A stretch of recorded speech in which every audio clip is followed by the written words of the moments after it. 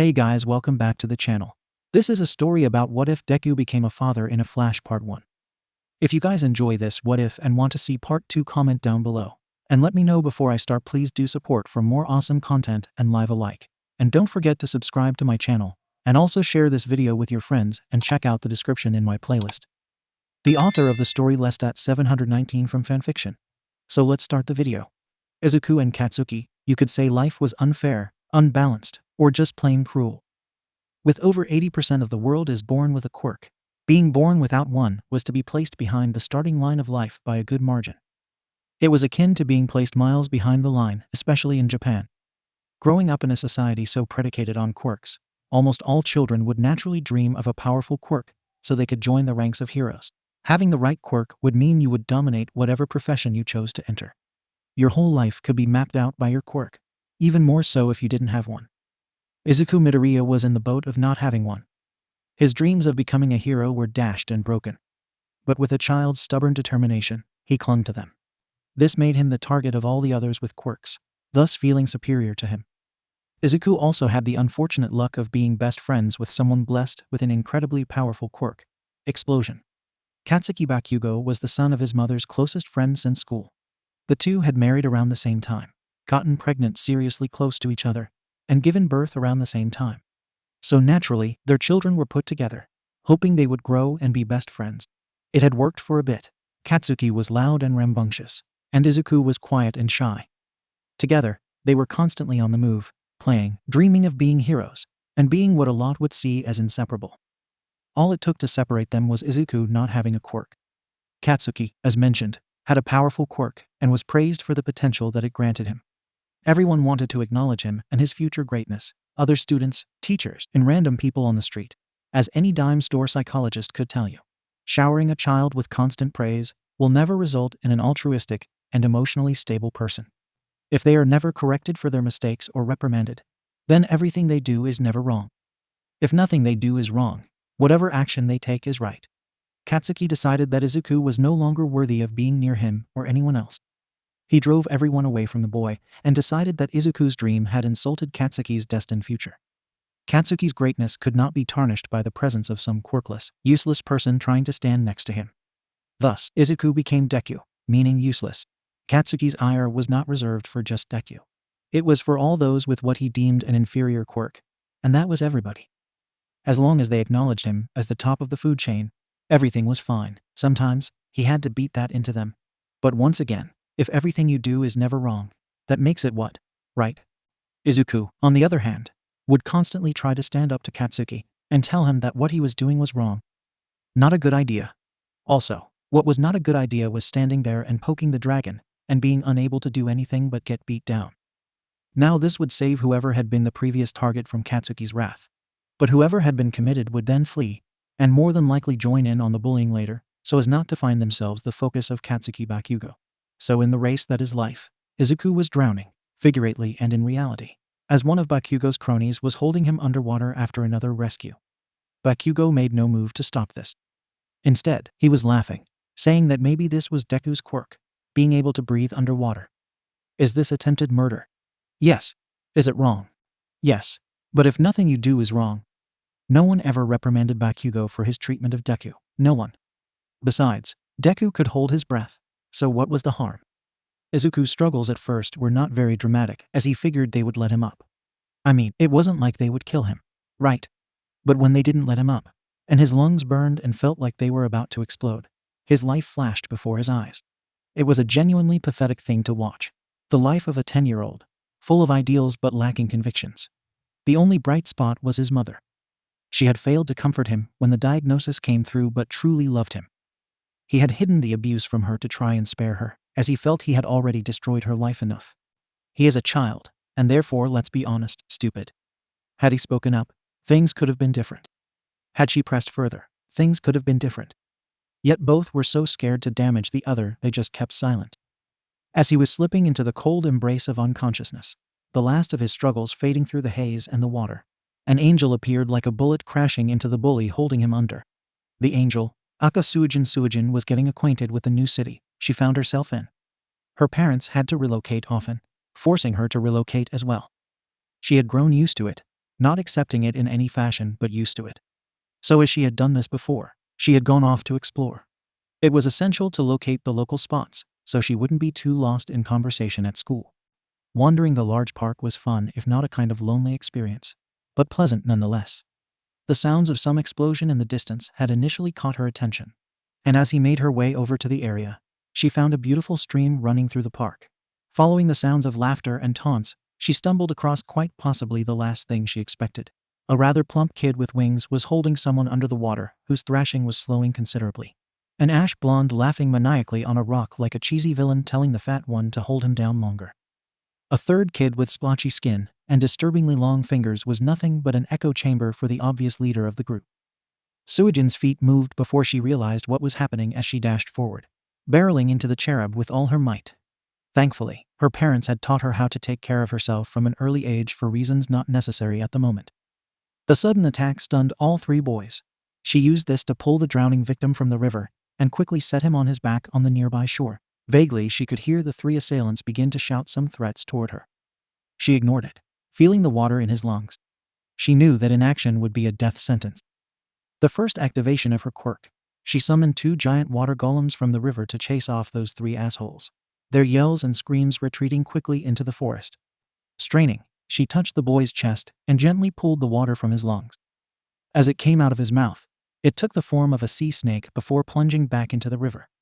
She released her control of the golems and breathed heavily. Quickly, she checked to see if the drowning victim was breathing.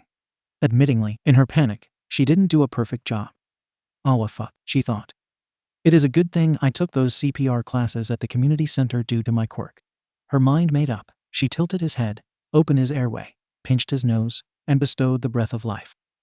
Part of her mind quickly commented on how this was her first kiss, the other half replying that it wasn't technically a kiss, but the closest she had gotten in 12 years of life. Izuku, another chance, just one more chance, to do things differently. He felt something warm in his chest. Then again, why was he tasting cherry? Why were his lips warm? He could feel it. He wasn't dead. His eyes snapped open. A girl with bluish-black hair leaned over him. She turned her head to draw a breath, ready to deliver it before starting compressions. Her beautiful eyes opened and locked onto his wide-eyed expression. All Izuku could think of was how the sensation of her lips lingered on his and how he had a new love for cherry chapstick. He couldn't say anything. He couldn't move. Suijin, she was momentarily entranced by those beautiful emerald pools staring back at her. Her brain snapped her back quickly. Did this asshole fake me out to steal a kiss? I am going to murder him. Bring him back so I can murder him again. Did you just intentionally steal my first kiss, you bastard, Izuku? No, I know, I swear, I would never do something like that. I was unconscious. I am so sorry for what happened. Your lips tasted nice. Oh no, please, oh no, I'm dead. I'm so dead. He scrambled away before kneeling, pressing his head into the dirt, and begging forgiveness. Death didn't come well, at least at the moment. He lifted his head and dared to open one eye at his savior executioner. He was expecting death, but truth be told, praying for a taste of cherry chapstick. She had dark, almost black blue hair and brilliant blue eyes, and wore a water hero's shirt, jeans, and sneakers. She tilted her head back and just started laughing. The feeling of the crisis subsiding. The danger has passed for the most part. Oh, thank God you're alive. Do I get to continue to live? Maybe, Suijin Yamada, she said, pointing at herself. Izuku? I mean Midoriya, Izuku Midoriya. Look, man, you just stole my first kiss. You can call me Suijin, and I'll call you Izuku. It was my first kiss TT2. Wow, aren't you so damn smooth? No, I swear I wasn't trying to take advantage of you. He tried to stand but sank to the floor as the adrenaline fled his body. Hold up, man. You did almost drown. I had to pull water out of your lungs. Besides, I don't think you could take advantage of a newborn kitten. Thank you, he managed weakly. His world is getting colder and heavier. I think I need to get home. He tried to stand again only to collapse. Let me help you. She got up and slipped his arm over her shoulder. He saw her pause and open her palm on her other hand towards them, and he felt the water leaving his clothing and hers forming into a water snake before splashing into the river. That's so cool, he managed. What is your quirk? Oh, I can control water. I just need water around. I can also animate it to attack for me. That is so cool, life came up into his voice. His eyes shined at her, and an enormous smile crossed his face. ****, what the fuck was that? Why did my heart jump like that? 𝐬𝐭𝐚𝐲 thought. All he did was smile at me. Thanks. Now, where do you live, Izuku? The trip home he gave her his address, and she politely informed him she was new to town. He then provided directions as they journeyed to his home. He asked questions about her quirk. He was alive and smiling as they made their way out of the park and down the road. People gave them curious looks as they walked. He asked about her parents' quirks. She paused for a second before responding. Oh, my dad can control earth kind of like how I do water, and my mom can make herself invisible. She was lying. She knew she was. Her dad controlled water just like she and her mom could create it. She could make almost any fundamental element. They were the villain water dragon and Elementa. She knew they were. They weren't big time. Well, not anymore. They used to be bigger. But then she came along. But that was the truth. They were somewhere doing something. They would be home at some point. They may have to move again. But she hoped that would not be the case, at least not this time. She felt terrible lying to Izuku, but what could she do? Having villains for parents was difficult. They continued their walk toward Izuku's apartment. The boy holding onto her side was still asking some questions, and she could hear him muttering to himself, and he was struggling to remain conscious. After much struggle, they finally reached the stairs. After a slow and difficult climb, they arrived at his door. He struggled to get his key out of his bag and in the door. They made it inside, and he barely went to the couch before he collapsed, exhausted from his ordeal. She could hear him muttering something about the taste of cherries, which caused her to blush. She turned back to the boy, covering him with a blanket, and lightly kissed his cheek. Sleep tight, good looking. She went into his bag and found a notebook called Hero Analysis. Quickly finding a blank page, she jotted down a note for him and her phone number. She tore the page, folded it, and placed it on the coffee table. She left the apartment, locking the door with his key before sliding it under. I know it can't last, but I can be a girl for a while, and he can be a boy. It would be nice to have a friend for a little bit. He is alone like me. We could be less isolated for a little bit. She made her way downstairs onto the street, beginning her trek home. She would have to buy more cherry chapstick on her way home. She was almost out. Her heart thumped against her chest again. I am in so much trouble, she thought. So it began the day by the river. Two lonely people found each other. Time at the age of 10, Izuku Midoriya met 𝐬𝐭𝐴 Yamada. She was a few years older than him at 12. An unlikely friendship started that day she saved him. With 𝐬𝐭𝐴 in his corner, he began to change. Taking to heart what had happened, he was determined to live life differently. 𝐬𝐴 was determined to enjoy what time she would have with him. When her parents tried to relocate 6 months later, she fought back, and they ended up staying, setting this as their base and just traveling for work. The secret about boys, if it could be called that, when they find a girl they are infatuated with, they can be inspired to change and grow in ways never considered before. A prime example was a year later when 𝐬𝐴 mentioned that she thought guys who played the guitar were cute. Izuku, wholly sane and not entirely in love with his only friend, decided to start playing the guitar on a whim. The year after, when he learned to play one of her favorite songs, she knew she was also in love with her best friend. He sat there, his eyes closed, concentrating so hard to do it right. When he opened his eyes, her face was right before him. This time it was a kiss, cherry chapstick, he muttered afterwards, making 𝐬𝐴 laugh and blush. He confessed right then and there, listing in rapid succession all the things he found great about her. She stopped him when he started talking ill about himself. He shut eyes again, asking if she would be his girlfriend. 𝐬𝐴 couldn't say anything but yes. It would be nice to say that after the initial meet cute, Bakugo just left them alone. But he was not pleased that Deku stood up for himself more, and that this stupid girl would not acknowledge his greatness. It was after another scuffle between them that Izuku made up his mind to start working out and learning to defend himself. He wanted to get stronger not only for himself, but for 𝐬𝐴. It was the very dojo he signed up with where he would meet his second friend Itsuka Kendo. She was the sensei's daughter, and was assigned to get him up to speed and manage his workouts. Thankfully, Itsuka and 𝐬𝐴 hit it off, and the duo soon became a trio. The two girls pushed Izuku, picked him up when he was down, and encouraged him to move forward. With the year turning again and the seasons moving to summer, the trio went to the beach. 𝐬𝐴 had insisted that Itsuka come along to escape the dojo. He was with his girlfriend and friend, both girls, and both were beautiful in their bikinis. Izuku was developing some muscle, not so much a string bean anymore, but showing much promise. With the constant lessons from Ituka, he was progressing quickly in the dojo.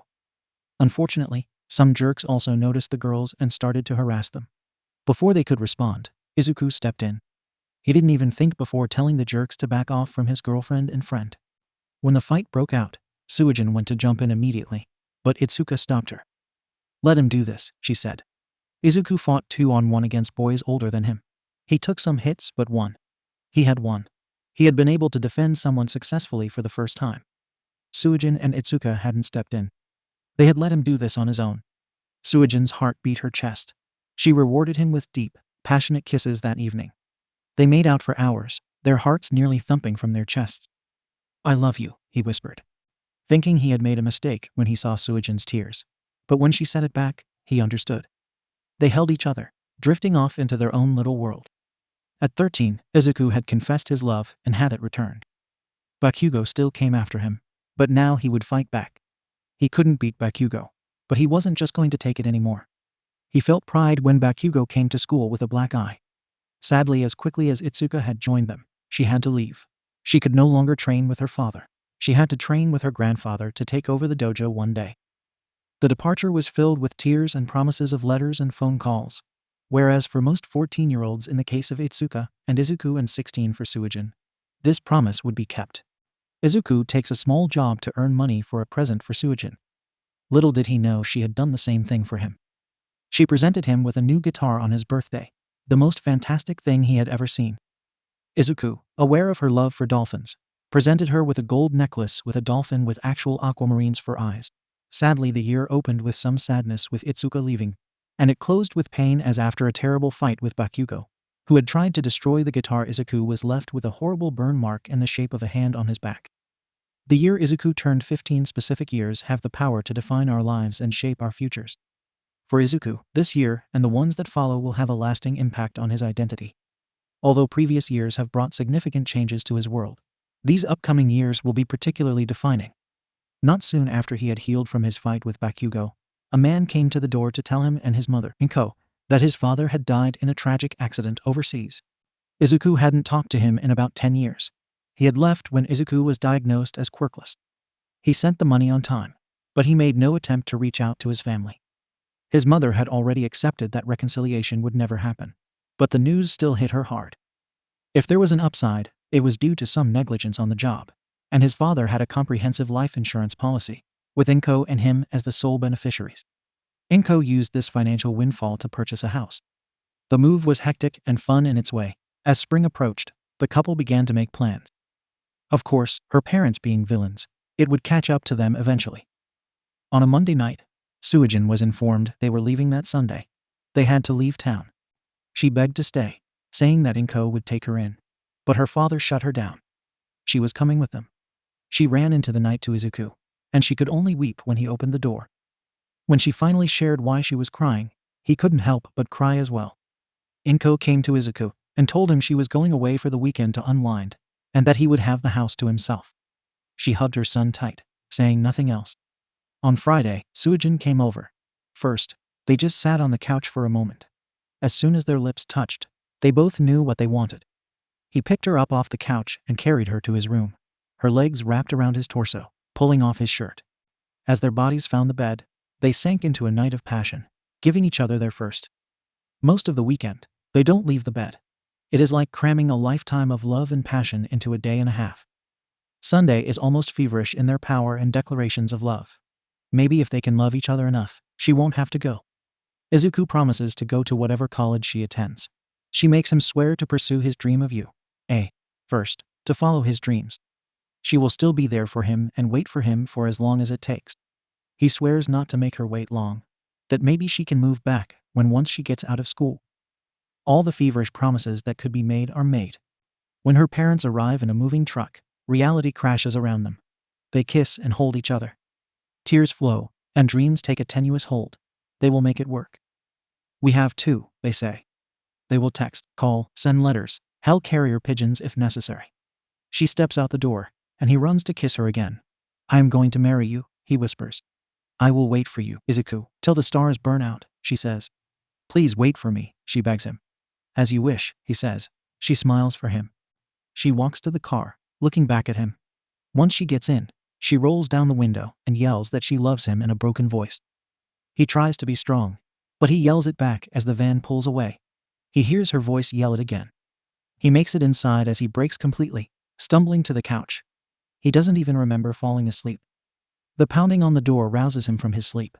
He looks at his phone. It's 2 a.m. Everyone knows a few things. There is never a good thing to happen from a phone call or an unknown pounding at the door at 2 a.m. When he opens it to see a police officer, he knows that whatever fragments of his world he is clinging to are about to shatter. All he hears is that his mother is in a terrible accident, and he must get to the hospital immediately.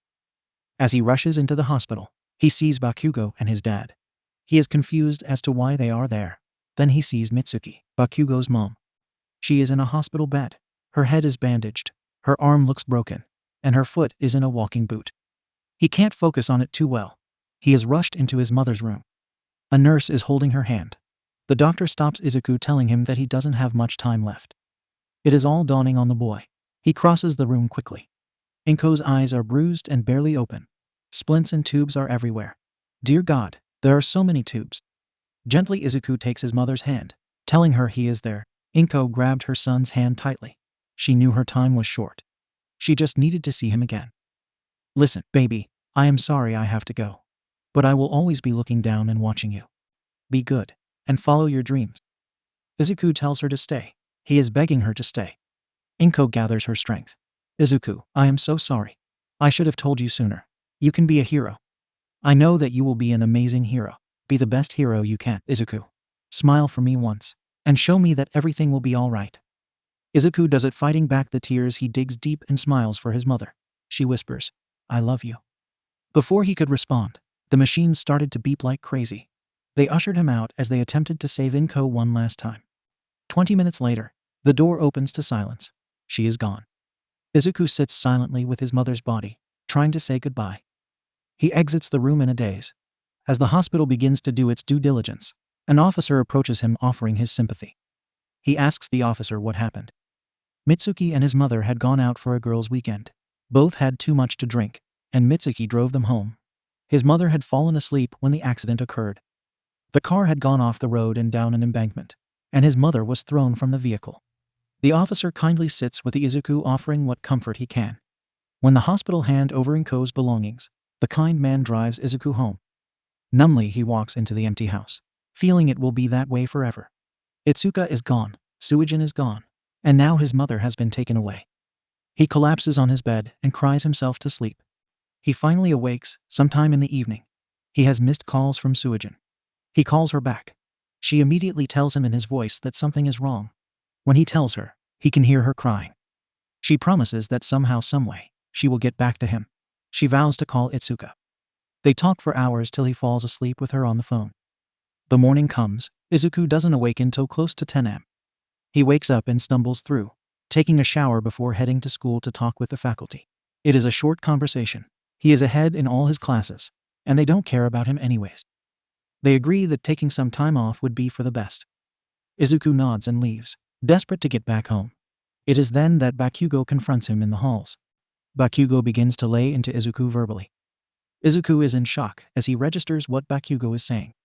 He is complaining about how this will impact his life, that his family is going to have to pay Izuku out because Mitsuki was at fault, that his life is being inconvenienced, and that if Izuku takes the money, 𝗵𝘃𝗀𝗀 is going to kill him. This blonde bastard then starts going off on where Suen is, how she probably wised up and left him, and that it was 𝗏𝐻's fault for dying. His words, if that dumb bitch had bothered be wearing a seat belt, this wouldn't be messing up my life.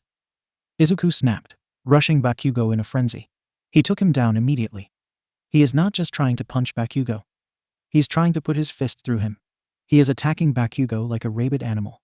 The blonde's blood is flying. Izuku has broken 𝗵𝘃𝗀𝗀's nose, fractured his orbital socket, and busted open his lip. 𝗵𝘃𝗀𝗀 tries to blast him off, and it fractures Izuku's shoulder. But Izuku won't stop coming. Eventually, the faculty tries to separate them, and 𝗵𝘃𝗀𝗀 uses this opportunity to get into cheap shots. Izuku looks crazed in his frenzied state, tears streaming down his face. All Izuku can do is scream he is going to kill 𝗵𝘃𝗀𝗀. He is fighting like a madman to get free and get his hands on 𝗵𝘃𝗀𝗀. I want your blood, Izuku yells.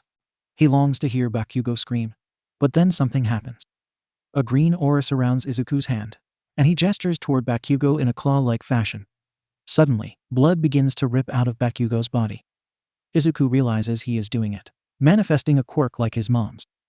With Bakugo's screams echoing in his ears, Izuku passes out. The sound of hospital monitors coax Izuku back to consciousness. As he comes through, he is handcuffed to the bed, and an officer immediately begins to lay into the boy, throwing terms like jail and unlawful assault with a quirk. Izuku's patience is so thin that it cannot be measured with the naked eye. If something like that was even possible, he snaps back. He rips open his hospital gown, showing all the scars Bakugo has given him over the years, yelling back about all that has been done to him. Before the officer can roar back, the door opens, and in walks a tall, thin man in a sharp suit. His hair is thinning on the top and sides, and he looks American. He introduces himself as Kobayashi, saying that he is Mr.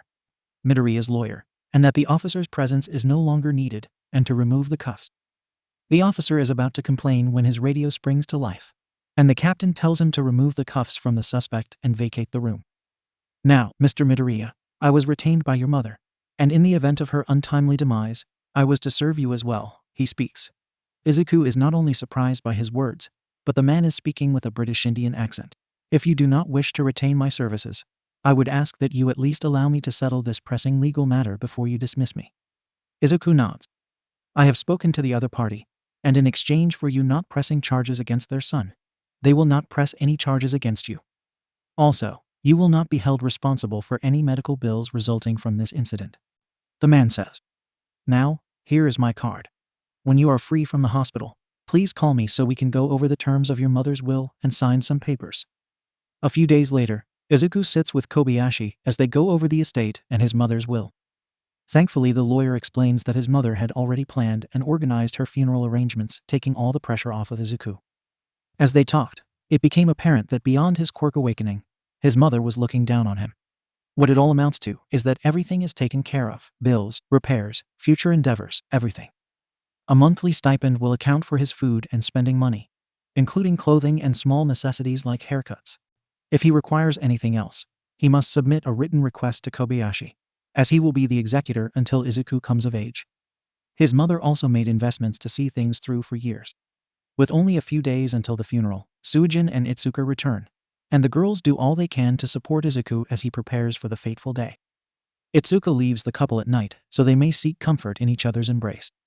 It differs from the last time, not frenzied, comforting, tender, and passionate. It also provides a welcome distraction from the grief, a moment of respite. Izuku is surprised at how many of his mother's co-workers come to pay their respects. Mitsuki comes but stays only briefly. She apologizes to Izuku. He can see she wants to say more desperately, but she can't find the words, so she leaves, hoping to not cause a disturbance. Izuku is torn. He wants to yell at her, scream and berate her, but at the same time, he wants to hug his Auntie Mitsu. Regardless of the hell he has gone through with her son, she was always kind and loving towards him. Sadly, the day after, Ituka has to leave them again. The following day, it is Suijin's turn. Izuku sits in the house alone. The silence is oppressive, so he decides to walk. When he opens the door, sitting on his doorstep is a beautiful oak box.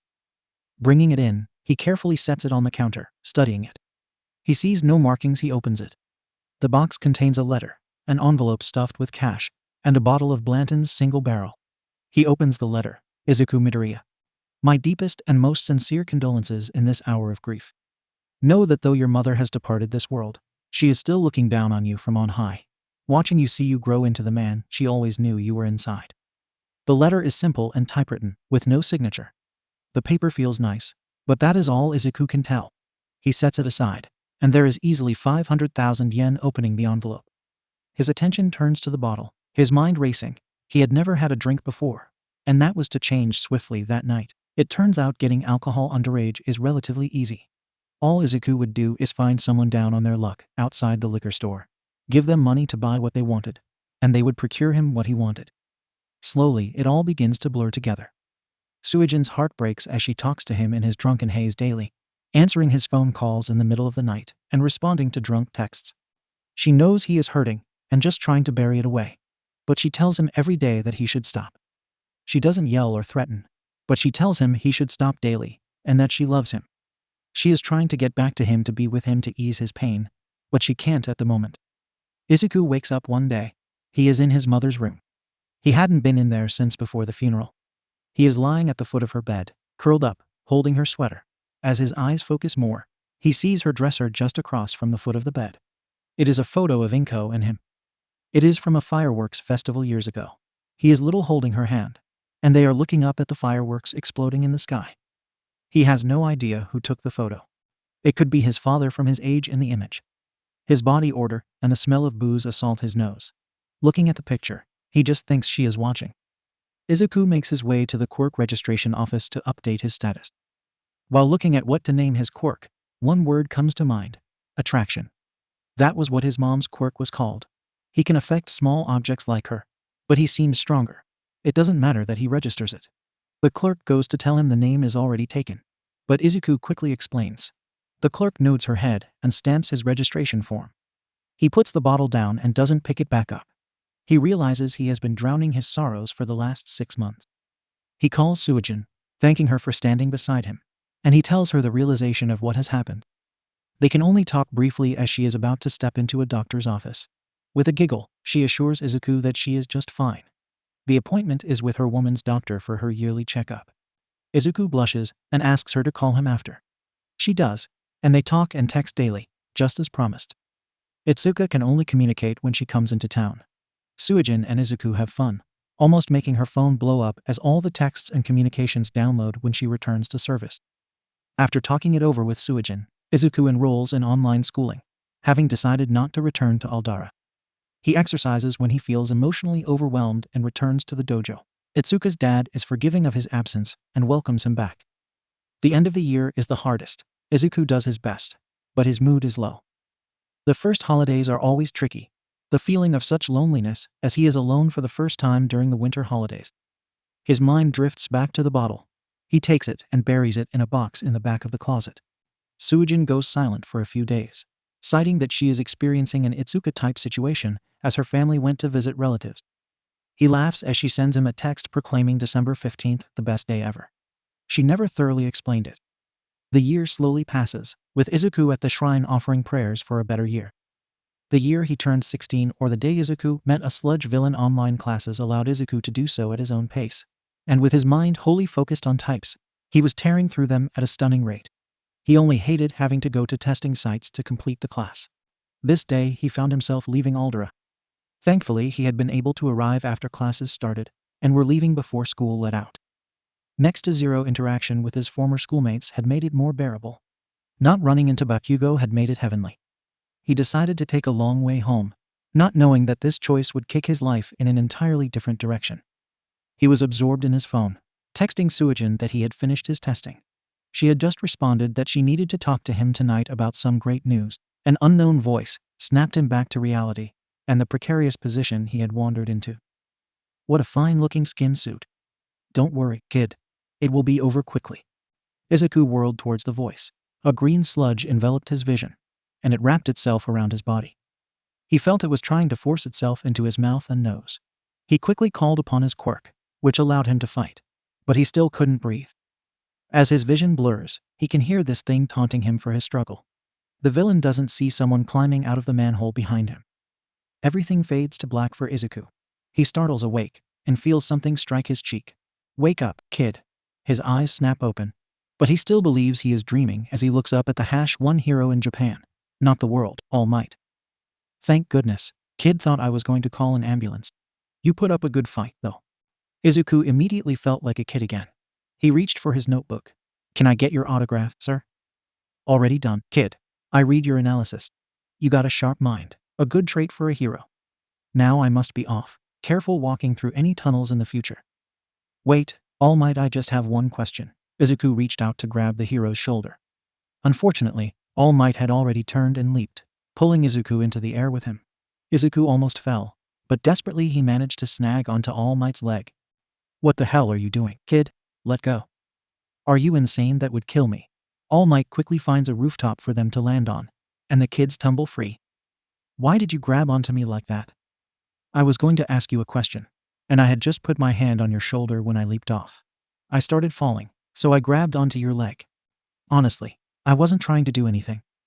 Well, you're safe now. Head down the stairs. I have to go. All Might, hold on. I was quirkless for most of my life. My quirk just awakened 9 months ago. It isn't powerful, but do you think I can still be a hero? All Might mind raced. He had to get out here. His time limit was about to. And then it did. Suddenly, smoke erupted from All Might, startling Izuku as he jumped back. And when the smoke cleared, All Might was gone. Instead, there was a skeletal man with hair and eyes like All Might wearing his suit. What the hell is going on? Izuku yelled. Are you some sort of imposter? Easy, kid, it's me. Now I will ask you to keep what you have seen here to yourself. Of course, but what happened to you? Is this why you have slowed down over the last few years? Izuku asked. I am impressed that you noticed, but yes. All Might lifted his shirt, revealing a massive wound on his side. I got this about 5 years ago, when I was battling a villain. Was it Toxic Chainsaw? You know your stuff, kid, a true fanboy. Izuku blushed. But no, it wasn't him. It was someone else, the strongest villain I ever fought. Ultimately, I won. But it cost me my spleen, half my rib cage, a kidney, part of my diaphragm, stomach, a lung, and parts of my liver and intestines. What is your quirk? It's similar to my mom's. I can attract small objects to me, Izuku said, demonstrating by pulling some gravel on the roof to his hand. All Might pointed to his wound. This was done after I had trained my quirk and myself for decades. While it is true that even if you have such a quirk that with years of training, you may be able to be a hero, with such an unrepresented late awakening, you are so far behind the starting line. I am sorry, young man. I don't think heroics are in your future. With your mind, you can still become a doctor, a quirk analyst, or even a detective. It may not be the life you seek, but it is one where you can do good. Izuku was stunned. Part of him who had lived for so long quirkless was devastated. Doubt was creeping into his mind, clouding his thoughts. Then he thought of Suijin, Ituka, all the time spent in the dojo, working out, pushing himself. Then he thought of his mother. With her last breaths, she told him he could be an amazing hero. He hadn't yet manifested his quirk. The tear immediately stopped. Izuku raised his head and looked at the #1 hero in the world, staring straight into his eyes. You are wrong. I may be behind the starting line, but I just have to work harder. I have people who believe in me. My mother believed in me. You watch All Might. I am going to be a hero. A lack of a quirk wouldn't stop me, and now that I have one, I am sure as hell not going to stop. I am sorry for all this happening. I promise your secret will be safe. Izuku turned to leave the rooftop. All Might was impressed by the fire the boy spoke with. He had to admire that even though the kid was behind the 8-ball, he wasn't about to give up. What's your name, kid? Izuku Midoriya, he called back as the door closed. Izuku made his way down the streets. His heart was pounding. He had just talked back to All Might. Now he had to back it up. A fire roared in Izuku's belly. His mind began to race at how he could train his quirk. Turning that analytical mind inwards, he started formulating ideas. His brainstorming was cut short by the sound of explosions. Very distinct explosions. A sound that no matter what happened in his life, Izuku would never forget. Ones that he could identify at any time, anywhere. Following the sound, he thought he was prepared when he was not. As he pushed through the crowd, he saw 𝗵𝗃 holding back, not engaging whatever was happening. Izuku saw it. The sludge villain that had attacked him earlier, the one All Might had. Oh no, when I almost fell and grabbed his leg. I must have knocked him free. I am partially responsible for this. Why are the heroes not doing anything? He looked at 𝗵𝗃. They complained about their ineffective quirks, and Mount Lady couldn't get near in her giant form. He could hear the sludge villain telling Bakugo to stop struggling. He could listen to the explosions getting weaker. He saw the fear in Bakugo's eyes. Before Izuku could think, before Izuku could reason, his legs moved before his mind caught up. Izuku dashed forward, slipping past the barricade. The heroes called after him, which he ignored. As he ran, his mind raced through all his countless notes. Distract the target. He grabbed his backpack and threw it at the monster, its contents spilling through the air. Luckily, a pencil flew and stabbed the villain in his eye. It screamed in pain. Izuku threw his hand forward in a clawing motion. The sludge tore from Bakugo's face, allowing the explosive team to take a much-needed breath. Deku, what the hell are you doing here? Trying to save your life. The heroes weren't doing anything. My feet moved on their own. I don't need your damn help. Get out of here. Look, let both of us get out of here, and then we can argue about this. The sludge villain recovered and swung his arm at Izuku, sliding underneath as Bakugo managed to momentarily free his arm and fire off another blast that seemed to irritate the villain. His eyes are vulnerable. Wait for a second. I can target small objects. Izuku reached out with his quirk. He felt it grab the villain's eye. He ripped the eye free with a pulling motion, and a scream that would haunt the boy filled the area. Izuku turned his attention to Bakugo, using his hand and quirk to free the trapped boy's arms and head. He was pulling for all he could. "Rocket us out of here, damn it," Izuku screamed. "I don't take orders from you, asshole," Bakugo responded. Bakugo knew it was desperation time, so he poured all he could, placing both hands in front of him. "Die, you bastard," he yelled as a massive explosion erupted from his palms. The shock reverberated through his body, dislocating one of his shoulders as Izuku, and he was thrown free. They tumbled to the ground in a heap, and Izuku managed to see a massive appendage falling towards them. He quickly pushed Bakugo one way and himself the other as the concrete spiderwebbed from the impact. The two teens struggled to gain bearings when a dozen appendages rose to crush them. Bakugo rose to a knee, throwing his hand out to blast the appendages about to rain down on that useless Deku.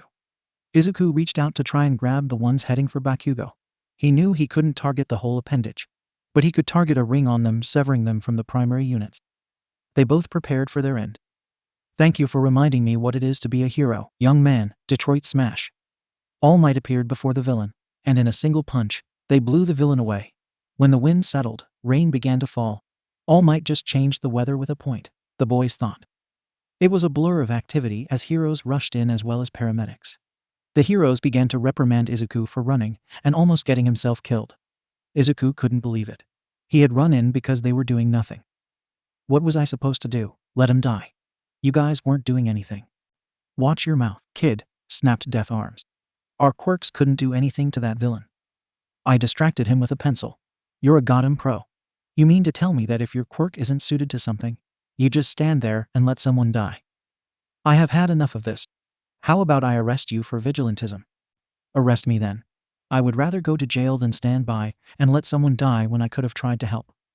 That is the true essence of a hero, young man. Now I don't think we need to bring charges." Death Arms. The young man is emotional at the moment. And he does have a point. While I may have defeated that villain, I would not have arrived in time if this youngster had not bought young Bakugo extra time and held off the villain. Especially while 3 pro heroes watched. The words seemed to sink into Death Arms, who knew he couldn't go against the #1 hero. And if he did file charges, it would look like he was being petty that a kid had run in and done something while he stood by. All Might gave Izuku a nod. Izuku got up and slipped away, starting to make the trek home after an incredibly long day. Tonight's conversation with Suijin was going to be epic. He stopped to get a drink from a vending machine. Taking a long drink of water, he heard his name being called. Not his real name, but Deku. Izuku turned to the voice of his tormentor. "What do you want, Bakugo? I didn't need your help back there. I could have freed myself. It was All Might that saved me, not you." Izuku was shocked. "Oh my god, Bakugo, I am so tired of you and your bullshit." "What did you say? Are your explosions making you deaf? I don't care anymore. We are done. The day you couldn't pull your head out of your ass because my mom's death might inconvenience you in some manner. That was it, Bakugo. We are done. Stay the hell away from me." Izuku bellowed. He didn't notice Bakugo flinch. Go home to Auntie, hug her, and be thankful that you have someone at home waiting for you to get there, you arrogant piece of shit." Izuku stalked off, leaving Bakugo behind. Bakugo didn't say anything. He stood silently for a minute before walking off, the fading light of day casting a long shadow. Izuku was a block away when suddenly All Might burst from an alley. "Never fear, citizen, for I am here." He barely managed to get his catchphrase out before he coughed up blood and reverted to his skeletal form. "Hold up for a minute, young Midoriya. How did you get away from all those reporters and fans?" "Years of experience, young man, but that is neither here nor there. I came to apologize to you, young Midoriya. I had the nerve to tell you that you couldn't be a hero just because you had manifested your quirk late. Then just moments later, you reminded me of what a true hero is. You can be a hero, young man. You can be a fantastic hero. It was a dream, it had to be, but it was a dream come true." Here was All Might telling him he could be a hero. Another person who believed in what once was an impossible dream. "Thank you, All Might. As I told you on the roof, I will be a hero. Just you watch." "I have no doubt, but I would like to help you. I am not just in Mustafa to catch villains, but to find a successor. I believe I have found that in you, young Midoriya." You want me to be your successor. What do you mean? Being the fan of mine that you are, I am sure you noticed how I never answered what my quirk is. You always deflect the question with a joke or something. Exactly, my quirk is called One for All. And the truth is I wasn't born with it. It was given to me by my teacher. What do you mean? Given to you? I don't understand. It means what I just said. Now I will tell you something few people know. My quirk can be transferred from one person to another. This has happened 7 other times before me, and I would like to pass it on to you. I wasn't lying when I said that starting line was far ahead of you. But with your heart, my help, I think not only can you run in the race, you can dominate it. It makes sense that you would keep it quiet. It would change what people think and know about quirks. You believe me worthy? Yes, young Midoriya. You lived most of your life being quirkless. I can see that you have worked out and trained despite that. You have the heart and the dedication. Now, it won't be easy. We must train hard for the next 2 years before your entrance exam. But if you trust me, I guarantee you can pass any entrance exam. Now what do you say? Will you become the 9th inheritor? Yes, All Might, yes I will. Izuku spoke with conviction. A few tears were shed. He looked to the sky. Keep watching, Mom. All Might and Izuku exchanged contact information. The pro told Izuku to meet him this weekend at Takoba Municipal Beach Park at 5 am. They would begin then. Izuku smiled and shook the pro's hand before making his way home. All Might watched the boy disappearing into the distance. He knew his work would be cut out for the lad. Izuku's body was probably close to accepting One for All. But he had to train him to control it. All Might know that would be a problem. He could handle One for All right from the beginning. His teacher had been surprised. All Might was a great hero, not a very good teacher, but he knew someone who was. He stared at his phone as he made his way home. This was a phone call he was partly dreading having to make. Home. On his way home, Izuku stops and grabs dinner from a burger joint. His mind is racing about the day as he enters the silent home. He knows who he needs to share it with. He immediately dials Suijin. She knows he is smiling from how his voice sounds over the phone. She can hear the joy in his voice, and very coyly, she asks about his day. Over the next hour, she listens to the unforgettable day, the tests, the sludge villain encounters 1 and 2, and the All Might encounters 1 and 2. He tells her about One for All. He has to.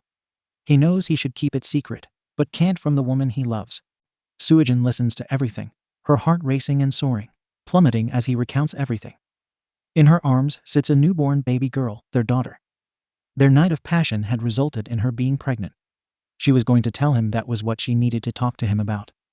To let him know what had happened. But she knew what he would do. Drop everything and run to her. Toss all his dreams aside and run to them. As much as she wanted to tell him, she knew she couldn't. Especially now that All Might would pass his quirk on to him. Not now that the #1 hero would train him.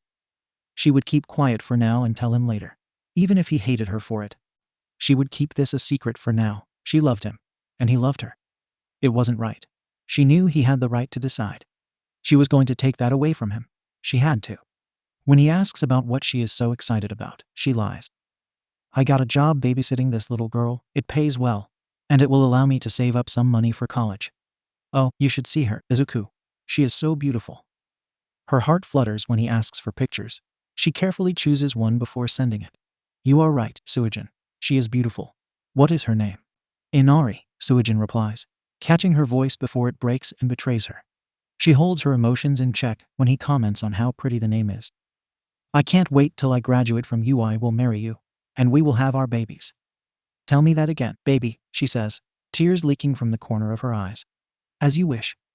Life is what happens when you are busy making other plans. Life has a way of happening regardless of the plans anyone has. Izuku and Suijin were no exception, with his training and raising Inari in school. The fantastic thing is that they still talked every day through it all. Izuku had started cleaning the seaside junkyard known as Takoba Municipal Beach Park, meeting All Might there at 5 am. The plan had been laid out for the boy. The mornings would be dedicated to cleaning the beach. This would be his physical workouts, increasing his muscle mass to get him physically closer to being ready to accept One for All. After lunch, they would do quirk training. Izuku had questioned this. He knew that he needed to work on his quirk, but he hadn't expected All Might to want to train him.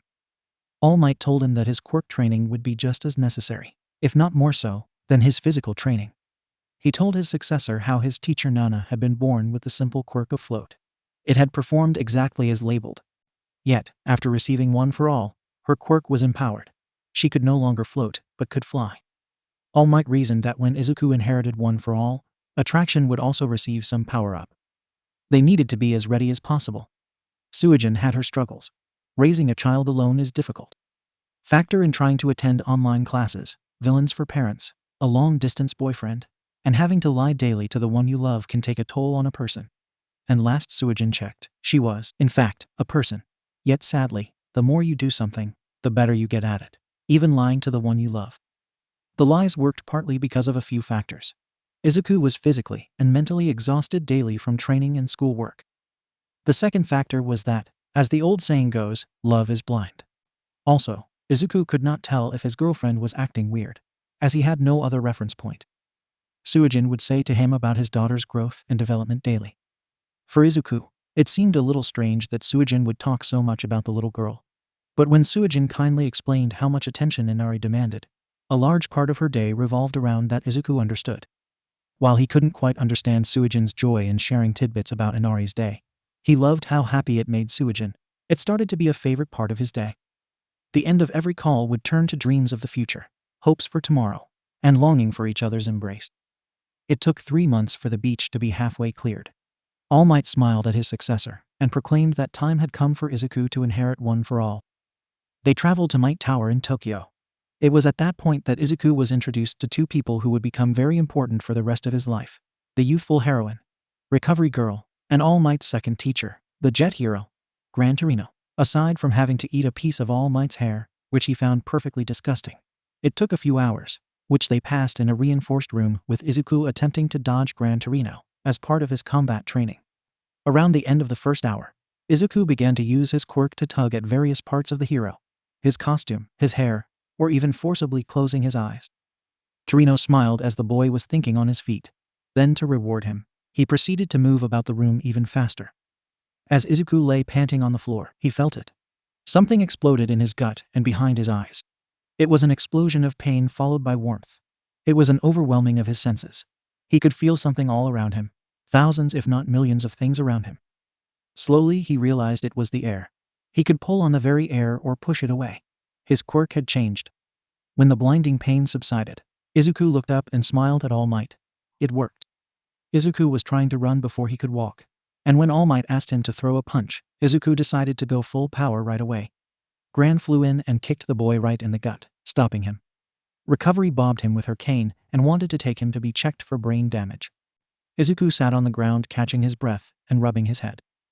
"I apologize, young Midoriya. Going full strength like that. It was more likely that you would severely hurt yourself. You need to limit your output to an acceptable level to not damage yourself." "You could have said something," Izuku said as he stood up, attempting to draw upon the quirk once again. Once again, it roared to 100%. Just holding it, Izuku thought he would explode. It proceeded this way for the rest of the day until Izuku became frustrated. "Relax, young Midoriya. Rome wasn't built in a day. You didn't master your quirk in a day either. We need to take our time so we don't rush and set you back before you start even more." Izuku wasn't happy, but he understood he was behind in some aspects and was trying to rush to catch up. That night Suijin immediately wanted to know how everything had gone. She let him do his best to deflect before forcing the issue. She listened to his ranting and complaint before she let a giggle slip. "Suijin, this isn't funny." "Izuku, you are sometimes the dumbest smart guy I know, quite trying to be the brute squad." "Huh?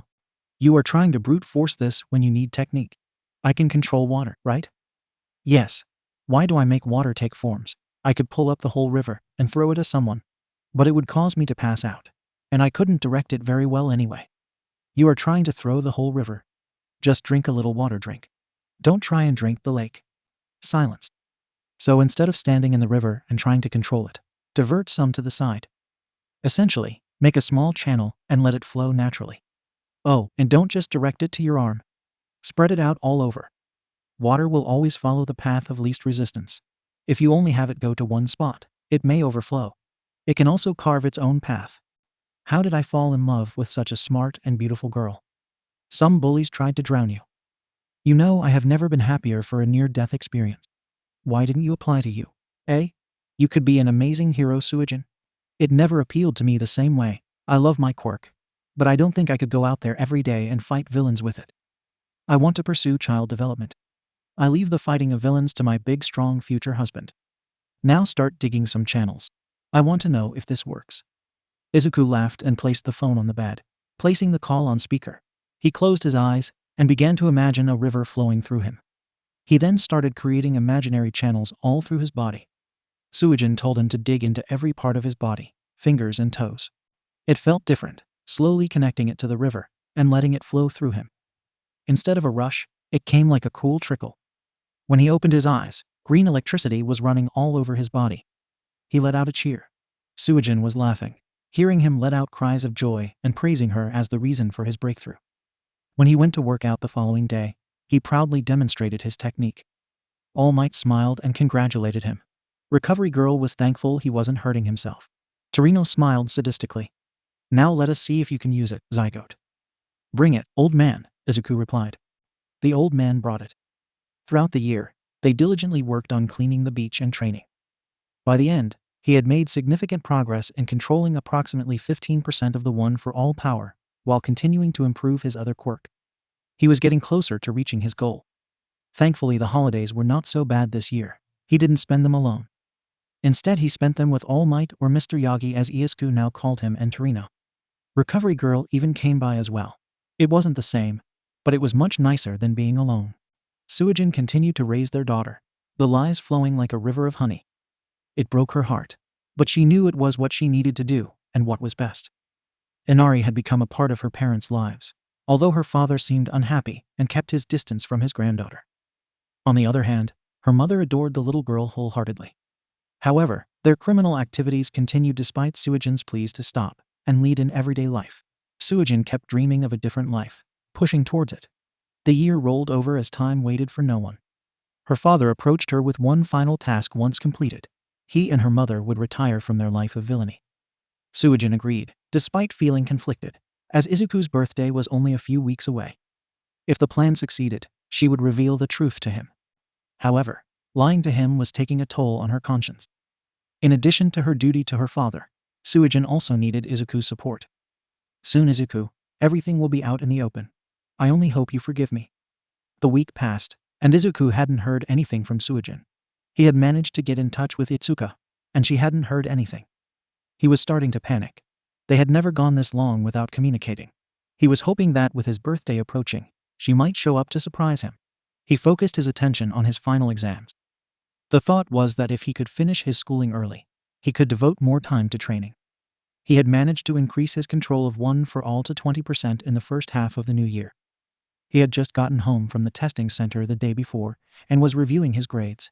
He had passed everything with an A and had been sweating classic lit. It had now been 8 days, and still no word. He had tried to call for a wellness check, but the police in that area refused to do so on the word of a possible ex-boyfriend. He had asked All Might to see if he could pull some strings. All Might was aware that Suijin knew everything, from when Izuku had met him on the beach to begin training almost a year ago. While the discussion was slightly heated, All Might knew there was no putting the genie back into the bottle. Izuku's passion for the girl and his intentions to marry her once he graduated sealed the deal for the pro. All Might had promised that he would see what he could do. The knock at his door snaps him out of his worries. When he opens the door, he is surprised to see Kobayashi standing there. He notices a woman with a frog quirk standing behind him. She seems pleasant, dressed in a simple classic suit. Slightly confused, he invites them in, heading to the kitchen to offer them a drink. As he returns with some bottles of water, he then notices that the woman is carrying a car seat. Looking at the occupant, he is sure that the child is Inari. He recognizes her from all the pictures Suijin had sent. His knees wobble, and his voice cracks as he asks, "What can I do for you today?" "Mr. Midoriya, you need to sit down and listen to what I am about to say," Kobayashi says gently but firmly. Izuku takes a seat as he notices the woman looking around the house, seemingly judging the state of the home. Izuku is about to say something when Kobayashi gets his attention. "Mr. Midoriya, I need you to ignore Mrs. Asui for the next few minutes and focus on me. Can you do that?" Same tone in his voice. Izuku, not trusting his voice, nods.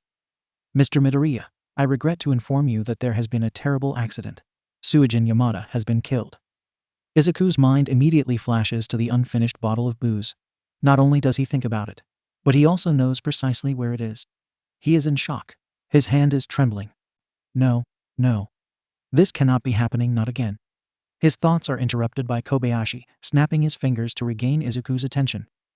Mr. Midoriya, Suijin had given birth to a child about a year and a half ago, on December 15th. Best day ever. Izuku's mind snaps to that strange text. We have run paternity and the child, in fact, yours, Mr. Midoriya. The woman brings the car seat cover so Izuku can look down at his daughter. Wrapped around the car seat handle like a charm is a gold necklace with a gold dolphin charm with aquamarine eyes. Izuku sees the chain and immediately goes to talk, only for his eyes to roll back into his head as he faints. Izuku's mind, what is going on? Oh, dear God, Suijin is dead. I have a daughter. It was Inari all along. Why didn't she say something? It was the day I met All Might. That is what she needed to talk to me about. She was going to tell me that she was pregnant. She knew I would drop everything to be with her. She wanted me to follow my dream. She wanted me to go to UA and become a hero. She hid this from me. We had a daughter. I have a daughter. How am I going to raise a kid? Why did they not take the child to her parents? If my name was on the birth record, is that why they brought her to me? Maybe her parents are out of town. Oh my God, they will come home to find their daughter dead and their grandchild missing. Why didn't her dad say something, or her mom? Like a puzzle coming together, it all fell into place. How she would gush about Inari and share everything with me makes sense now. She shared my daughter's life with me, so I would know how she was doing. How could she lie to me all this time? What am I going to do? Shit. All Might. What is he going to say? What is he going to do? Can I still be a hero? I have a daughter now. Wait, should I have a daughter? If her parents don't take Inari, I may give her up for adoption. I know nothing about kids. I have never even held one before. I don't think I can do this. The darkness dissipates as purplish light emerges from the night. It starts to drift closer and closer to Izuku. As it gets closer, he realizes that in the center of the light is a person, a woman. With a final bright pulse, the light dissipated, and standing before him was the seventh bearer of One for All, Nana Shimura. Black hair, purple eyes, dark, sleeveless bodysuit with a high collar, yellow elbow-length gloves, white knee-high boot, and small white cape. He recognized her immediately from pictures he had seen. Nana. Hey, kid, I know you are in a bad place, but I want you to listen to me. But how are you here? Is this real? Yes, this is real. That's the easy part. You are inside One for All right now. You are not alone here. All the previous bears are here as well. When you pass on, parts of yourself like an echo or a vestige of you are held inside One for All. Why didn't All Might tell me this? He doesn't know. We have never been able to talk to him like we are. I tried hard sometimes, but that big dummy never heard me. Or if I could get through to him, it was while he was sleeping. He would dismiss it as a dream. So, how is this happening now? Well, after Yagi passed One for All onto you, we could tell something was different. Maybe it is because Yagi had One for All for so long, and it has accumulated so much power that it has changed. But we all knew we would be able to talk to you soon. But when all this happened, I knew I had to talk to you now. What is happening is too important. I just had to talk to you. Why did you need to talk to me now? Did you somehow know about Inari? No, I knew nothing about your daughter. I had suspicions, though something was up. As sharing your mind, we know what is going on in your life. But that is not why I am here. I just need you to listen to me, please. Nana said as she grabbed Izuku's hands. Izuku nodded. When I was alive, it was a lawless time. Being a hero was even more dangerous than it is today. There was an ancient villain. His name was All for One. He was the brother of the first bearer of One for All, and he is the reason One for All exists in the first place. All for One has been chasing down One for All for 150 years, trying to take it back, but he just can't. So, he hunts down the bearers and kills them in this vain pursuit. I was married and had a child when I inherited One for All, and when I found out that this big bad was coming for me, I was terrified. First One for All killed my husband, and in fear, I put my son up for adoption, thinking I was doing what was best for him by hiding him. I wasn't. I was afraid, and instead of trusting the people around me, I abandoned him. I made my decision out of fear. No good decision comes from that place. But if One for All is still out there, shouldn't I follow your lead? First, One for All is dead. Yagi killed him. That was the villain that injured him. It was All for One. If you let her go, you will regret it for the rest of your life, and she will never entirely understand either. Izuku, I will not sit here and lie to you, and tell you it won't be challenging because it is the hardest thing you ever do. but it will also be the most rewarding, even if it is a simple smile or a laugh. If you walk this path, you will soon realize that you are not walking it for yourself anymore, and will be walking it for her. It will be hard, and sometimes she will not understand your sacrifices, but hopefully, in the end, she will. In the end, you will. What if I am not ready? I know I am not ready. I don't want to fail her. No one ever is Izuku, and no parent is ever perfect. All you can do is when you have raised a child is hope to be better than your parents did. Doing better than your dad is a guaranteed win, but it will be hard to outdo your mom. It would be nice to try, though, wouldn't it? I don't know if I can. His body begins to shake as the tears that have just been below the surface begin to emerge. It all seems so impossible. I feel so broken. A hero's job is to figure out the impossible, Izuku. Regardless of how long you are a hero, no situation is the same, no villain is the same, and every task will seem impossible. But it is our job to figure that out. It is okay to be broken, it is okay to collapse, but you smile. You smile for that little girl as if you are their world. You smile so everything will be okay. Then you cry for those lost, for the pain, and for the uncertainty. Smile for me once, and show me that everything will be all right. 𝐒𝐭𝐲's final words echo in his mind. Izuku loses all sense of self-control and sobs. He feels Nana pull him in tight and hold him while he lets it flow. He doesn't know how long it lasts or how time would work within one for all. Nana releases him. I have faith in you, ninth, she says as she begins to drift and fade back into the darkness. Izuku sits there in the darkness. Can I do this? Should I do this? He thinks of Suijin, and his heart tightens. He then thinks of all the pictures, the joy in her voice whenever she would talk about Inari. Besides memories, all he has left of Suijin is Inari. All Inari has is him. He knows that he must find out about Suijin's parents, and that he must tell All Might. He wants to be a hero, but Nana is correct. It is not for the same reasons as before.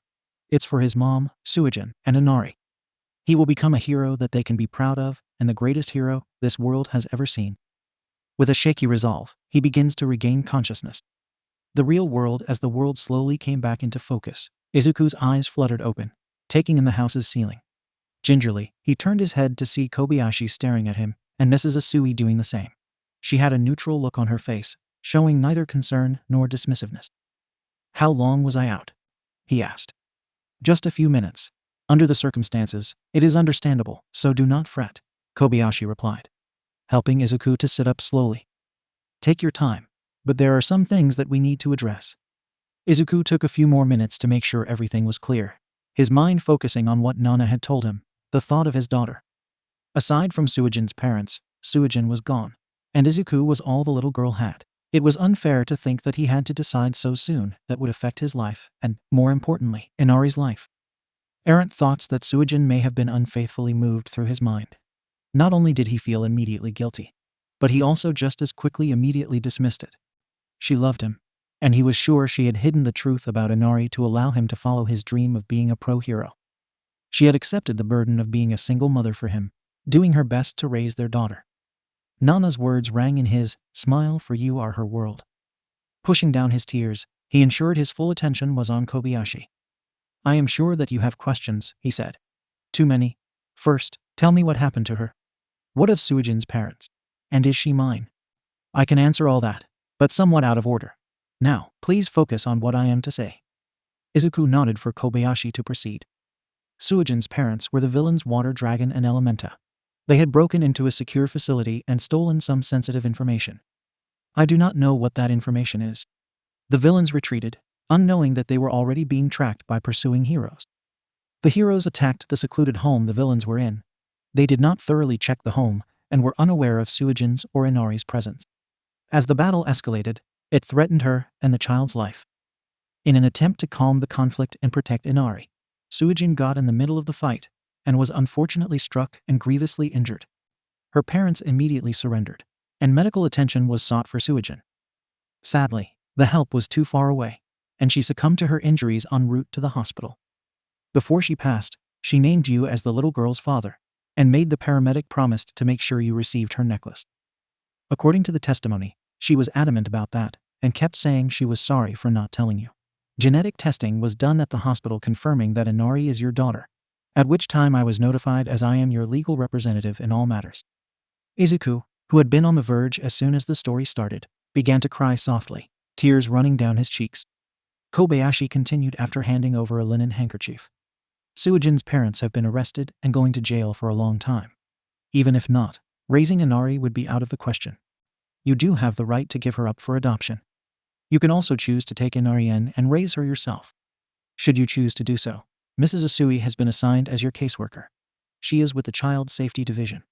She would have the final say on if it would be in Inari's best interests to stay with you or be placed in foster care. Izuku's mind was filled with a flurry of thoughts. Was he capable of handling this situation? Could he pull it off? What if All Might asked him to give up one for all? And how would he manage to balance being a hero and a teenage father? Suddenly, his inner turmoil was interrupted by the sound of a crying child. He watched as Mrs. Asui carefully lifted the child from the car seat and held her close, doing her best to calm her down. Then, as he caught a glimpse of the child's eyes, he saw a beautiful blend of his and Suijin's, a stunning teal color. He noticed strands of blue and green in the sunlight in her hair. This wasn't just any child, but his daughter and Suijin's. At that moment, all his worries dissipated. He had to do right by her. His resolve became unbreakable, and he knew exactly what to do. Izuku looked at Kobayashi with no tears in his eyes, instead of fierce determination. I will take her. I want to raise her. Good. Now Mrs. Asui is going to assess the house, after which she will have forms for you to sign and outline the program you must adhere to. I took the liberty of picking up some of the essentials that will see you through for now. I will inform you what needs to be adjusted with your stipend and the financial records. I will provide you a copy of all the information I need. Now, Mr. Midoriya, would you like to hold your daughter? Izuku nodded as the woman came over and guided him properly to hold Inari. For Izuku, it felt like they had handed him a bomb. Anyone who had a child knew it was a more accurate analogy than others would give it credit for. They left him there on the couch as Kobayashi went outside to bring in the items he mentioned, and Mrs. Asui went to perform her evaluation. Father and daughter meet for the first time. She gazed up at this new face, yet familiar face before her. Why was it familiar? She didn't know. When this person whispered her name, she liked it. She was mesmerized by the new face, taking it all in. Izuku was lost in a sea of teal. He felt himself melting. He knew he was sinking. Then Inari wrapped her little hand around his finger, and it was all over. She had him hooked, wrapped around her finger. He knew he would move heaven and earth for her. He couldn't help but smile, and when he did, she smiled back and made noises at him. It was the most adorable thing he ever heard. They were lost in a little moment in time. Kobayashi watched silently, not wanting to ruin an obvious bonding moment. Though he had no children of his own, he was not immune to the cuteness of children. Watching the new father and his daughter stare at each other, he couldn't help but smile a little. He even looked to see Mrs. Asui admiring the situation. With a slight cough, she called their attention. Mrs. Asui told him that the house was adequate, but he would need to acquire many things. But for now, it was safe and clean enough for a start. She left him a detailed list of things he needed to acquire, should acquire, and areas that needed to be cleaned better. She deemed the supplies that Kobayashi brought to be a good start. She assisted him with Inari's first feeding, a diaper change which Izuku was very nervous, how to handle her, how to hold her, and how to take it when Inari would inevitably cry. The woman ran over a list of things for Izuku to do, pamphlets for him to read, and recommendations for support groups for single parents. She then sat down and detailed the program he would be entering to ensure he was fit for the new role. He had to sign some papers as she double-checked the list.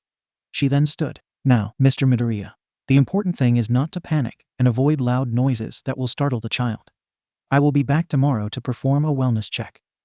I wish you the best of luck on your first night. If you have any questions, my number is at the bottom of my card. Good night, Mr. Midoriya. The woman bowed before excusing herself. I will be in touch as well, Mr. Midoriya. I hope to be here tomorrow to review everything we need to do to comply with the regulations. I am sorry for your loss. My heart goes out to you for enduring such heartbreak so soon. Kobayashi said with a bow before he left. It was just the two of them. It took Inari a bit to process that they were not returning. When this realization sank home, the experienced adults had left her in the presence of an amateur of the highest order. Inari began to cry. Izuku was calm for a very long 2 seconds. Okay, he went over to the pamphlet that Mrs. Asui had left. He was glancing over the list.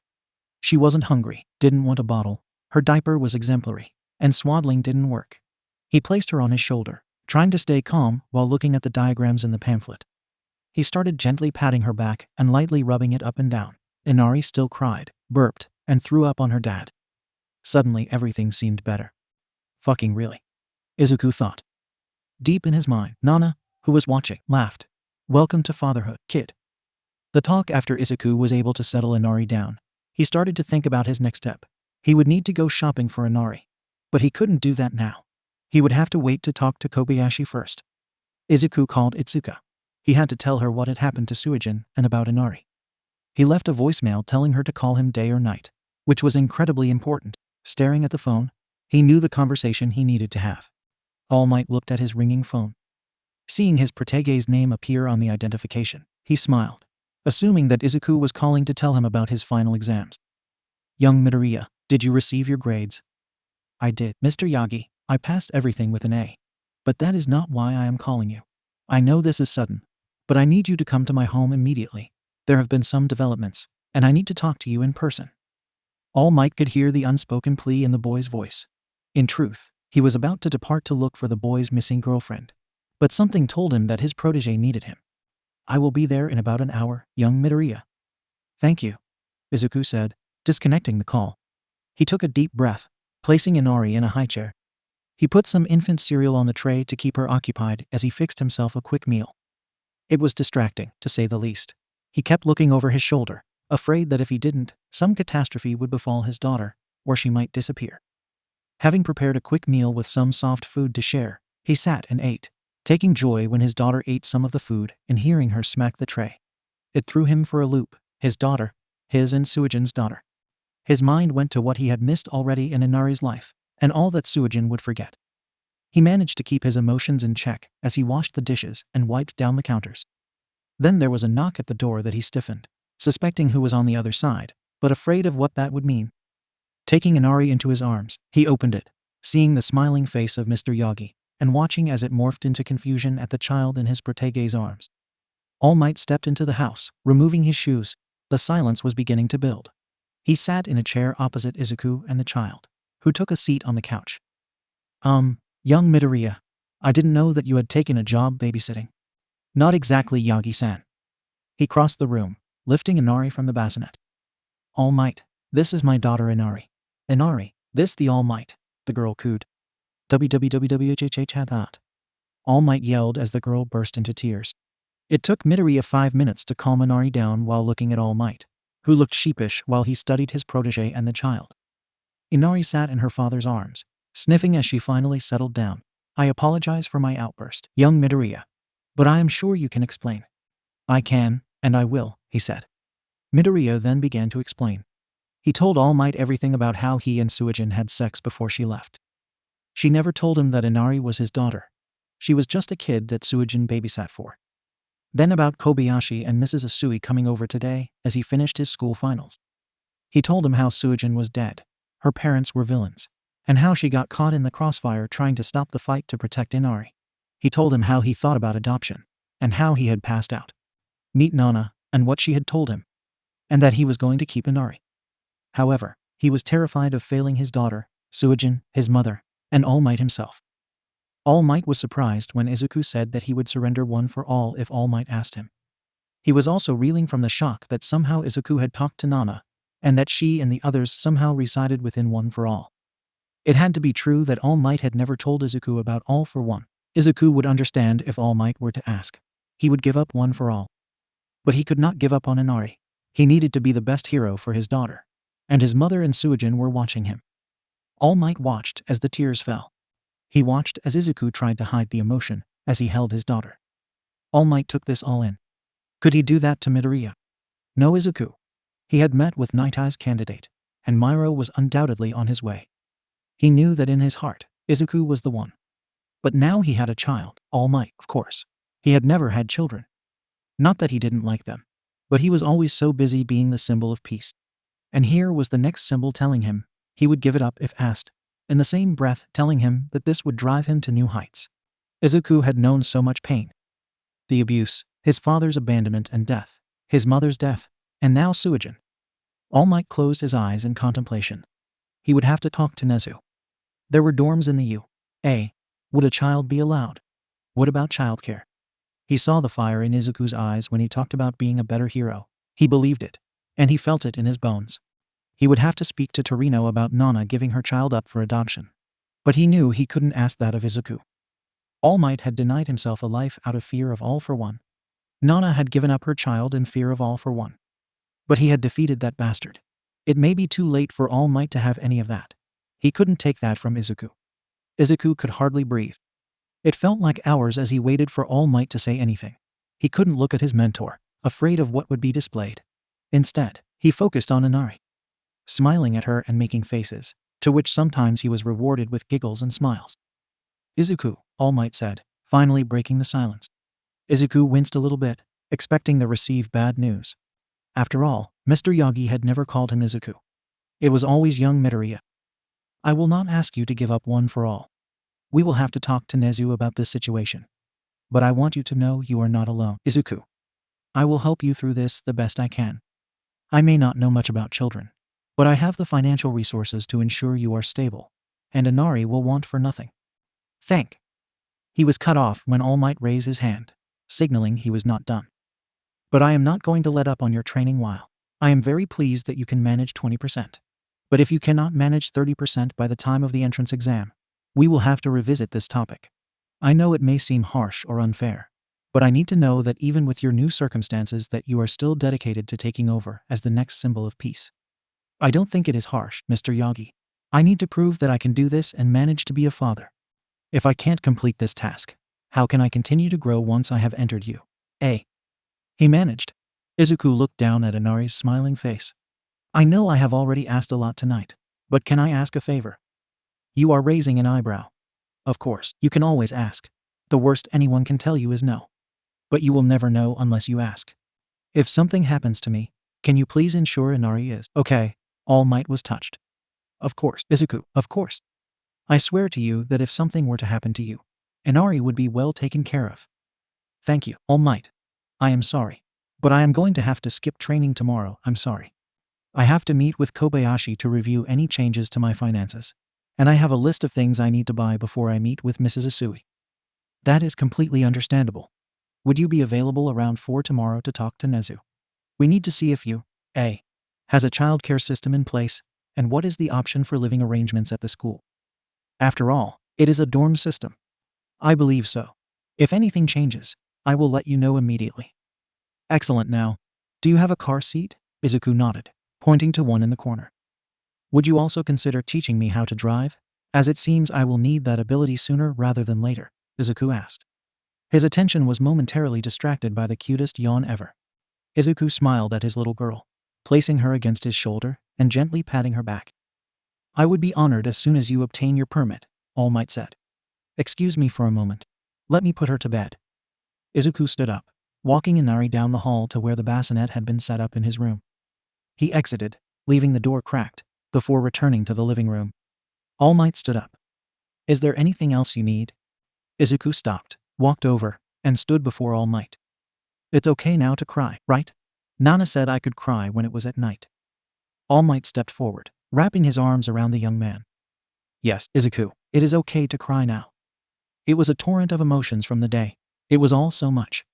News of Suijin's death, Inari being his daughter, talking with Nana, agreeing to be a single father, All Might still believing in him. It was a lot for one day. It's okay, Izuku. Call Toshi from now on. Thank you, Toshi. Is this what it is like to have a father? Izuku thought. All Might left shortly after. Izuku made his way back to the couch and sat there numbly, emotionally exhausted, physically exhausted. It was just a numbing sensation that took over his body as he sat there in silence. He didn't even realize that he had fallen asleep sitting up. He was startled awake by his phone ringing. He needed to figure out the time. He saw it was Ituka. His heart fell into his stomach. Hi, Itsu, he said. At any other time in his life, he would be overjoyed to hear from his best friend. Ituka knew something was wrong. His voice told her something terrible had happened. Oh God, Izuku, no. Please tell me everything is okay? I'm sorry, Itsu, I can't. That would be a lie. What's going on? Come on, I need you to answer me. Izuku took a deep breath. I'm sorry, Itsu, Suijin is dead. She was killed in the crossfire between some heroes and villains. He could hear her break.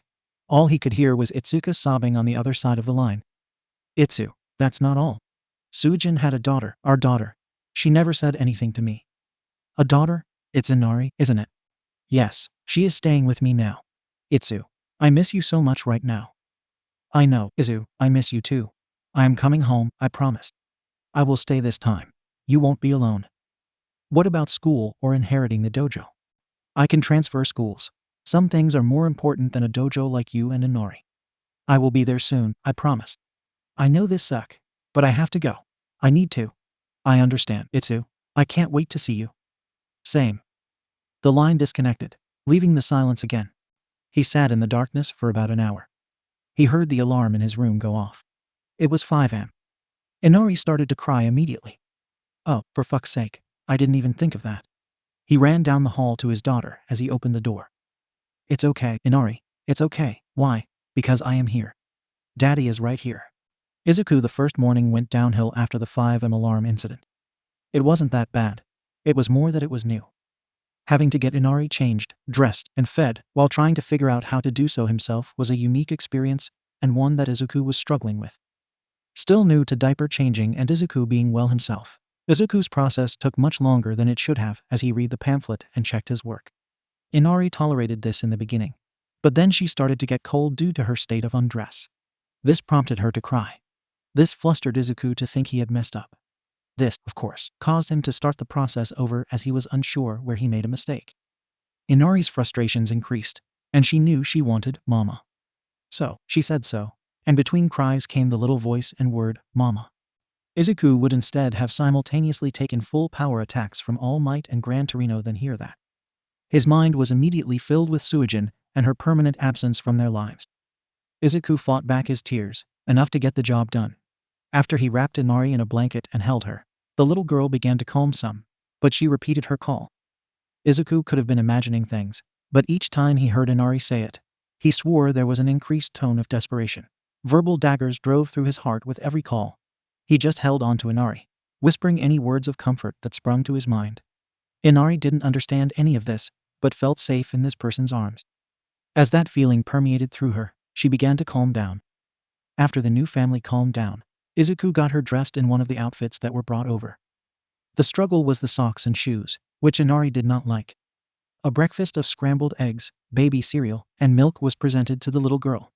After what seemed to Izuku as judgmental taste tests, she deemed the offering worthy and began to eat. He noticed his daughter perked up when he presented her with bananas and sliced grapes. He sat and smiled as she would grab her little plastic utensils and bring the food to her mouth, dropping most of it back to the plate. But the supreme look of satisfaction for what food she did manage kept on the fork. At promptly 7 a.m, he received a message from Kobayashi that he would be coming by soon, so they could go over paperwork, as they had a full day ahead of them. Izuku had time to clean up the kitchen before Kobayashi arrived. As the lawyer looked around, he seemed pleased that Inari was dressed and seemingly fed. He waited for Izuku to sit before he set his briefcase on the coffee table. Opening it, he began to remove several packets.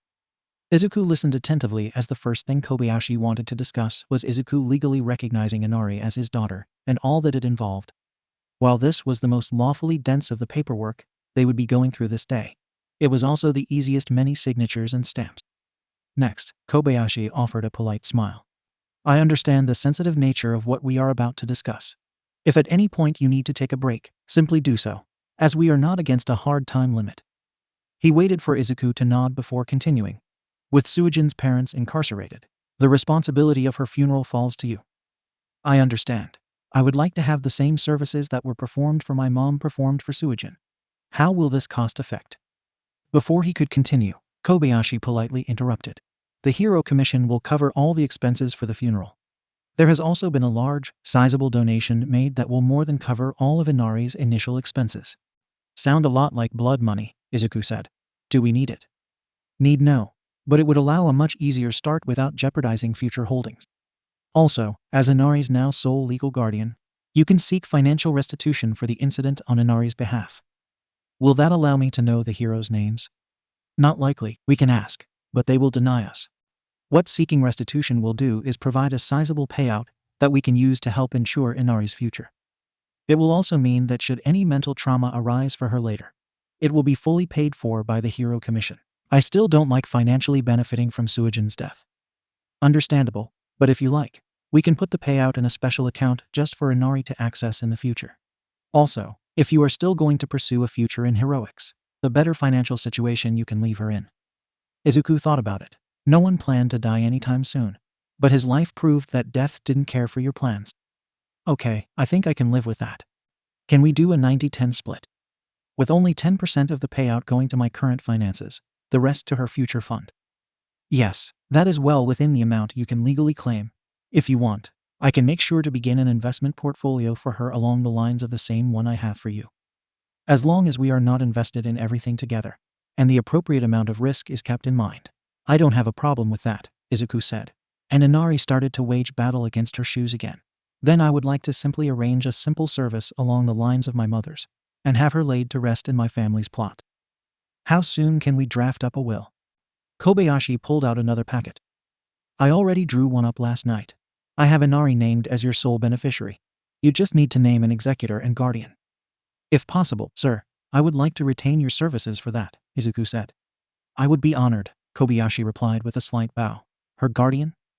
Toshinori Yagi and Itsuka Kendo, but I must discuss that with her. I am sure she will say yes, but I want to double check. But Toshinori Yagi has already agreed. Excellent.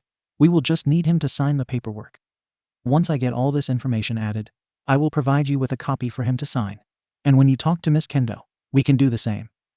Izuku's attention was called to Inari as she made a triumphant yell as her right shoe was now on the floor. When Izuku picked up the shoe and put it back on her foot, she pouted at him as if saying, "Do you know how long it took me to get that off?" Kobayashi smiled at the little girl's reaction before looking at Izuku. Is anyone else you need to notify of Suijin's passing? Sadly, no. There will likely be less than 15 people for the service. We can have the after-gathering catered since the Hero Commission is paying, Izuku said. I want the rest of Inari's and Suijin's belongings and personal effects. It is already on its way. It should be here in a few days. Now we must go shopping for the little lady, as Mrs. Asui will be here tomorrow and want to know our progress. They left home and went shopping, discussing many things. Izuku had arranged to have his mother's room cleaned and some of the stuff placed in storage. He wanted to keep the furniture, but wanted to replace the mattress. He would remove everything from his room and wanted to turn that into Inari's room entirely. The house had a third room converted into an office and spare bedroom. Izuku decided to leave it that way, so movers and painters were going to be needed. As Izuku walked around the streets with a small child and an older man, he noticed the strange looks of passers-by and shop staff at the baby store where they purchased furniture. Despite feeling overwhelmed by the items needed and their cost, Kobayashi reassured him that the donation covered everything. They even arranged for delivery of the more oversized items. They bought clothes, toys, and children's videos at the next door. Izuku was impressed by Kobayashi's knowledge of child rearing, and during lunch, he learned about safe foods for Inari to eat. They even visited a bookstore where Izuku picked up parenting and picture books. They made it home, and Kobayashi helped him inside, and even told him that he would watch Inari while he bathed. Izuku was thankful and did precisely that. When he came out, he quickly dressed and found Inari asleep in her new playpen, while Kobayashi ended his phone call. I believe we have made as much progress on my end as we can today. I will be in touch with the painters and movers tomorrow. Please begin to sort the items you wish to keep or put in storage. I will find a proper facility for your needs. If you need anything, I am always available at any time, Kobayashi said with a bow. Thank you, Kobayashi. No thanks are needed, Izuku. With that, he took his leave. Izuku took advantage of the moment to decide which items he wanted to keep or sell from his mother's room. His 1-year-old daughter, Inari, slept peacefully, giving him more time to sort things out. During her waking hours, Izuku cradled her and strengthened their bond. When All Might arrived, he was seated in the living room, browsing the requirements for obtaining a license. He opened the door, telling All Might that he needed to get the diaper bag ready, and that he would be prepared to depart. Izuku just enjoying the ride, talking with All Might. No, he was talking with Toshi as they drove. All Might was the #1 hero. This was the man that had not only changed Izuku's life, but he was also the man that was standing behind Izuku and giving him support. Is this what it is like to have a father? Meeting the principal. As Izuku sat in the car, he couldn't help but admire the joy on Inari's face. She seemed entirely mesmerized by their surroundings, and he couldn't blame her. He wondered if all she could see were the changing lights.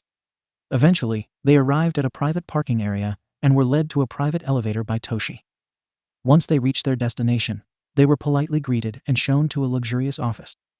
Izuku sat in one of the leather chairs facing the large oak desk, while Inari sat in her car seat beside him. As the chair turned around, they were greeted by a white rodent-like creature. "Am I bear? Am I a mouse? Neither am the principal of you. Eh?"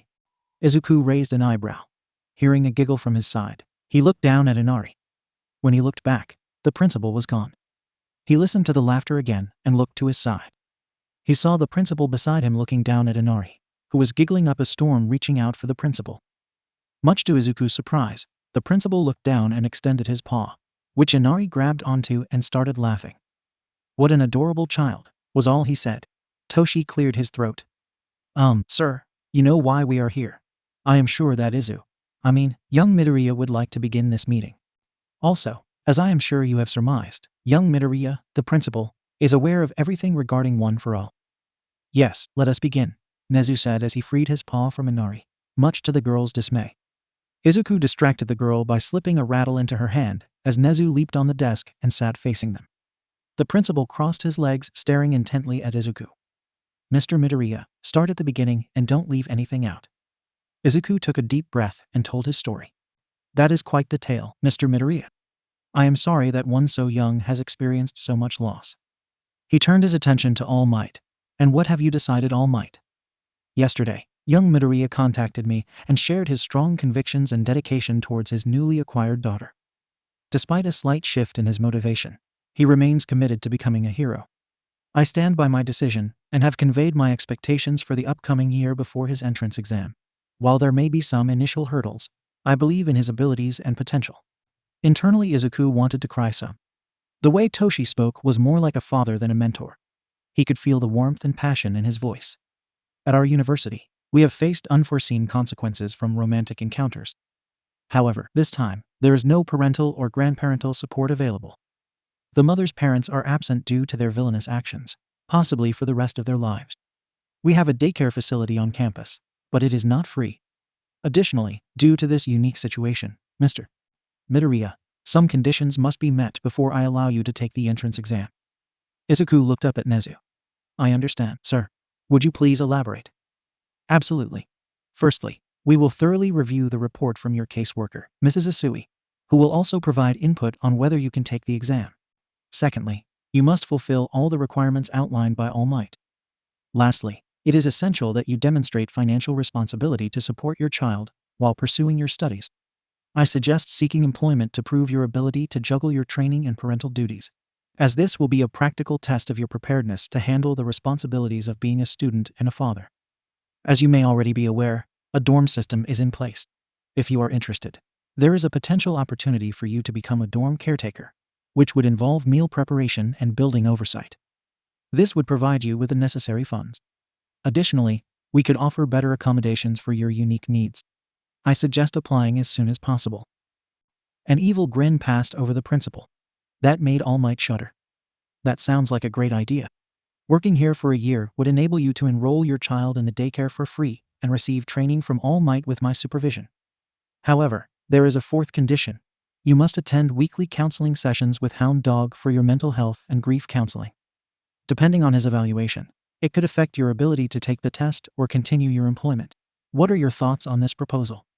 All Might suspected Nezu had a plan when he offered the caretaker position at the dorms, which had never existed before. However, All Might needed clarification on what Nezu had in store. He couldn't advise Izuku to turn down such a great opportunity despite his doubts. As a UA employee, Izuku would receive additional health coverage for Inari and have the financial means to support his family.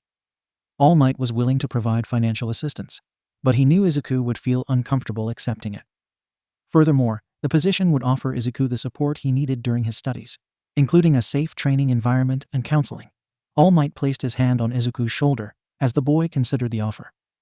"Izuku, this offer holds tremendous potential to assist you in your current situation. I encourage you to consider it carefully on your own. Additionally, please rest assured that I am prepared to offer you and Inari any necessary financial support should you require it. I urge you not to base your decision solely on financial considerations." "This is good, too good. I should ask for a contract to be drawn up and have Kobayashi look it over, Izuku thought. Izuku knew it was a fantastic offer that would help to solve many of his problems. It was more than he could ask for. I agree as well. But I would like to have all this in writing, so I can have my lawyer look it over before we formally agree, Izuku responded. Nezu smiled. I completely agree, Mr. Midoriya. I will finalize the document and send it to you tomorrow morning. He hopped off the desk and shook both their hand before turning his attention to Inari. I will see you soon, bright eyes. Inari let loose a torrent of giggles and babbled again. The drive home was silent as the car's rocking motion caused Inari to drift back to sleep. Once they arrived at Izuku's home, Izuku carried Inari quietly to her room. He turned on the newly acquired baby monitor and returned to the living room with Toshi. So, what do you think? He asked his mentor. I have a feeling that Nezu may have some ulterior motive. However, the offer in the city is unbeatable. It has the potential to resolve many issues. Let your lawyer review everything, and we can skip physical training for a few weeks, he said, raising his hand to prevent Izuku from objecting. Izuku, settling down with Inari is crucial, and there's also the funeral to attend. Skipping training won't harm the plan. It's essential to set everything up accurately. I want you to succeed. He stood up, gave Izuku a reassuring pat on the shoulder, and left. Izuku sat there in silence for a moment before slipping off into dreamland. Flashback. Izuku sat down on the couch next to Suijin, handing her the popcorn as he got comfortable, a soft smile on his lips as she snuggled beside him. What is this movie? An absolute classic, trust me, darling, you will love it, she replied, hitting play on the remote. The Princess Bride. SHH, I never knew that about Sicilians, he whispered. Now you do. It may save your life one day, future hero. Ruses? He asked. I don't believe in them. I am not a witch. I'm your wife, she said, stealing the last popcorn. Have fun storming the castle, Izuku yelled at the screen. Now tell me that movie wasn't great, I dare you, she said, sitting up. For being as old as it is, I enjoyed it. It is so quotable. He responded, getting up. Will you grab me another soda while you're up? Izuku looked over his shoulder at her. As you wish. Flashback ends. The sound of Inari crying erupted from the monitor, stirring Izuku awake. He wiped the dampness from his cheeks and hurried down the hall. It's okay, princess, daddy is here. Mrs. Isui, it was yet another exhausting day for her at the child safety system. She had to deal with paperwork and work long hours. After finishing her work, she still had to enter her notes for the day's visit. When she returned home, she realized her husband had yet to arrive.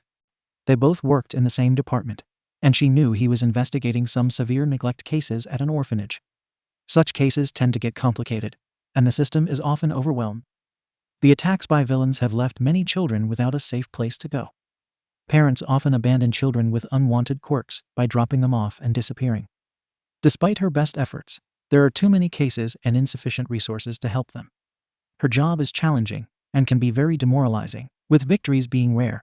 However, she remains hopeful that the most recent case she is working on will succeed. Despite the initial promise, she knows that appearances can be deceiving. Taking a deep breath, she steps out of the car, ready to face whatever challenges lie ahead. Upon opening the door, a chorus of mom, mommy, and mother greeted her as her two youngest children ran up and embraced her. This heartwarming moment was the highlight of her day and brought a sense of peace. Satsuki and Samadae, her youngest children, were excitedly sharing stories about their day and visiting the park, talking over each other. Baru attentively listened to their accounts and asked them essential questions before instructing them to wash up for dinner. She then proceeded to the kitchen, where her eldest child was cooking. Hello Tsuyu, how was your day at school? Her daughter turned and placed her finger near her mouth. Kiro, good Kyoka stabbed a boy in the ears today. Why did she do that this time? She said he was making a rude comment under his breath. You know, the usual. But school is good. I need to study for my math test after dinner. Oh, are you working on Saturday? Yes, I have a home visit in the morning, but I think it will be brief. Why? I wanted to go to Kyoka's house so we could study history and English. Sounds great. I'll call you once I'm on my way home, and you can leave at that time. Kiro, thanks Mom. Kiro, here is your dinner. Oh, spaghetti? Yes, the sauce was on sale. Thank you, Tsuyu. Hey Tsuyu? Yes, Mom? Is there a boy you like at school? Kiro, Tsuyu tilted her head sideways, thinking. No, not really. There are a couple I think are cute. But that's it. Why? Well, if you do. I want you to promise that if you ever get a boyfriend, make sure you are safe. I don't want you to have any tadpoles just yet." Tsuyu was perplexed. Although she knew that it could happen at some point in the future, she had recently begun taking birth control to regulate her cycle for UA, as recommended in the information packet. Additionally, she had not encountered any boy that sparked her interest. However, upon further reflection, she concluded that the situation might be linked to a specific case. "Does this have something to do with your case, Kiro?" "Yes, this boy is about your age. His girlfriend got pregnant from a night of passion before she moved and never told him. I had to deliver his daughter and watch him receive the news that the mother was dead. Watching the emotional roller coaster he had to endure was difficult. Today was the first follow-up. He seemed committed to meeting my goals and listened attentively when I talked. I hope he makes it." "What about the mom's parents or his?" "The mothers are unavailable, and he is dead." "Oh, that's sad. Kiro, how do you think he is going to do?" "I think he has good potential, but we will see. Many cases like this start good, but then it all crashes down as the difficulty of the situation becomes overwhelming. Like you, he aspires to attend UA's hero course. I received word from the school that part of his potential enrollment will hinder my report. He wants to go to UA with a kid. Is that even possible? They have some systems in place. It's a university. Tsuyu, nights of passion happen. That is why I want you to be prepared. In case you meet a special someone. I am going to miss you, baby. Mother, I will miss you as well. I can file for an exemption to avoid living in the dorms. This way, I can still care for Satsuki and Samidare while fulfilling my responsibilities to my siblings." Her daughter's offer deeply moved Baru. She got up from her seat and walked towards her, embracing her tightly. "No, Tsuyu, you've already sacrificed so much. It would be best if you didn't give up on anything else.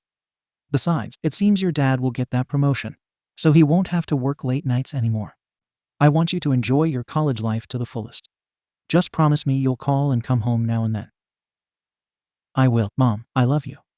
"I love you too." Itsuka kendo when Itsuka was 12. She was training in the family dojo when her father called for her. She quickly rushed over, and there she was introduced to this skinny boy with messy curly green hair and diamond-shaped freckles. "Yes, sensei," she said as she came to stand next to her father. "Itsuka, this is Izuku Midoriya. He will be joining our dojo starting today.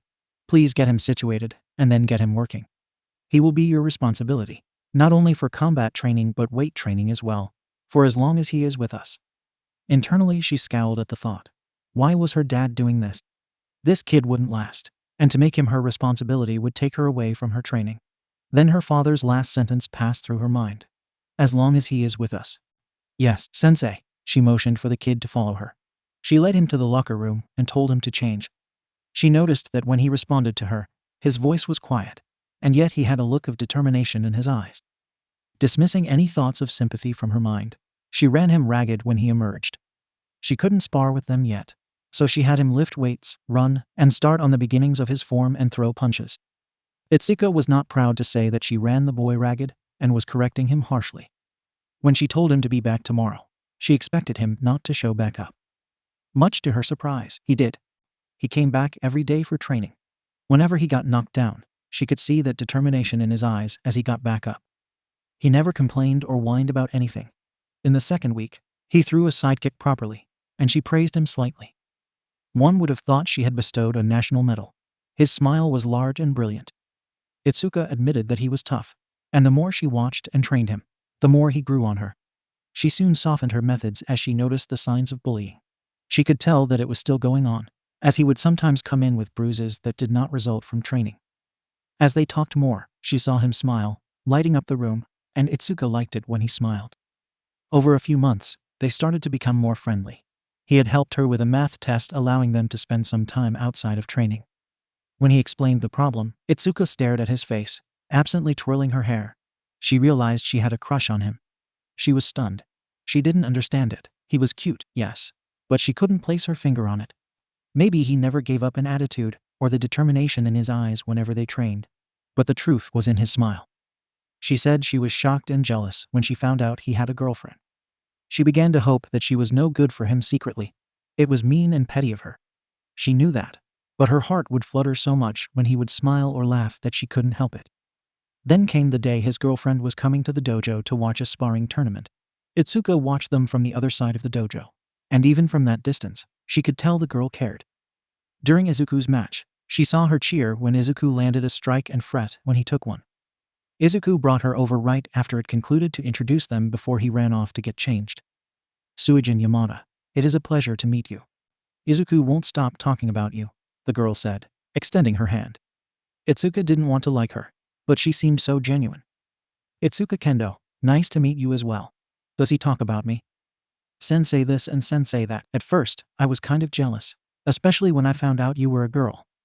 Do you still feel that way?" "Truthfully, a little bit, yay," Suijin said, not breaking eye contact with Itsuka. "But I can tell you care about him and his training. You seem pretty cool." "Thank you, he works hard. But tell me, is he being bullied?" "You could tell?" "I have my suspicions. Bruises that should be there, his actions, things like that." "Yay, he is. But he wants to get stronger to stand up for himself and me.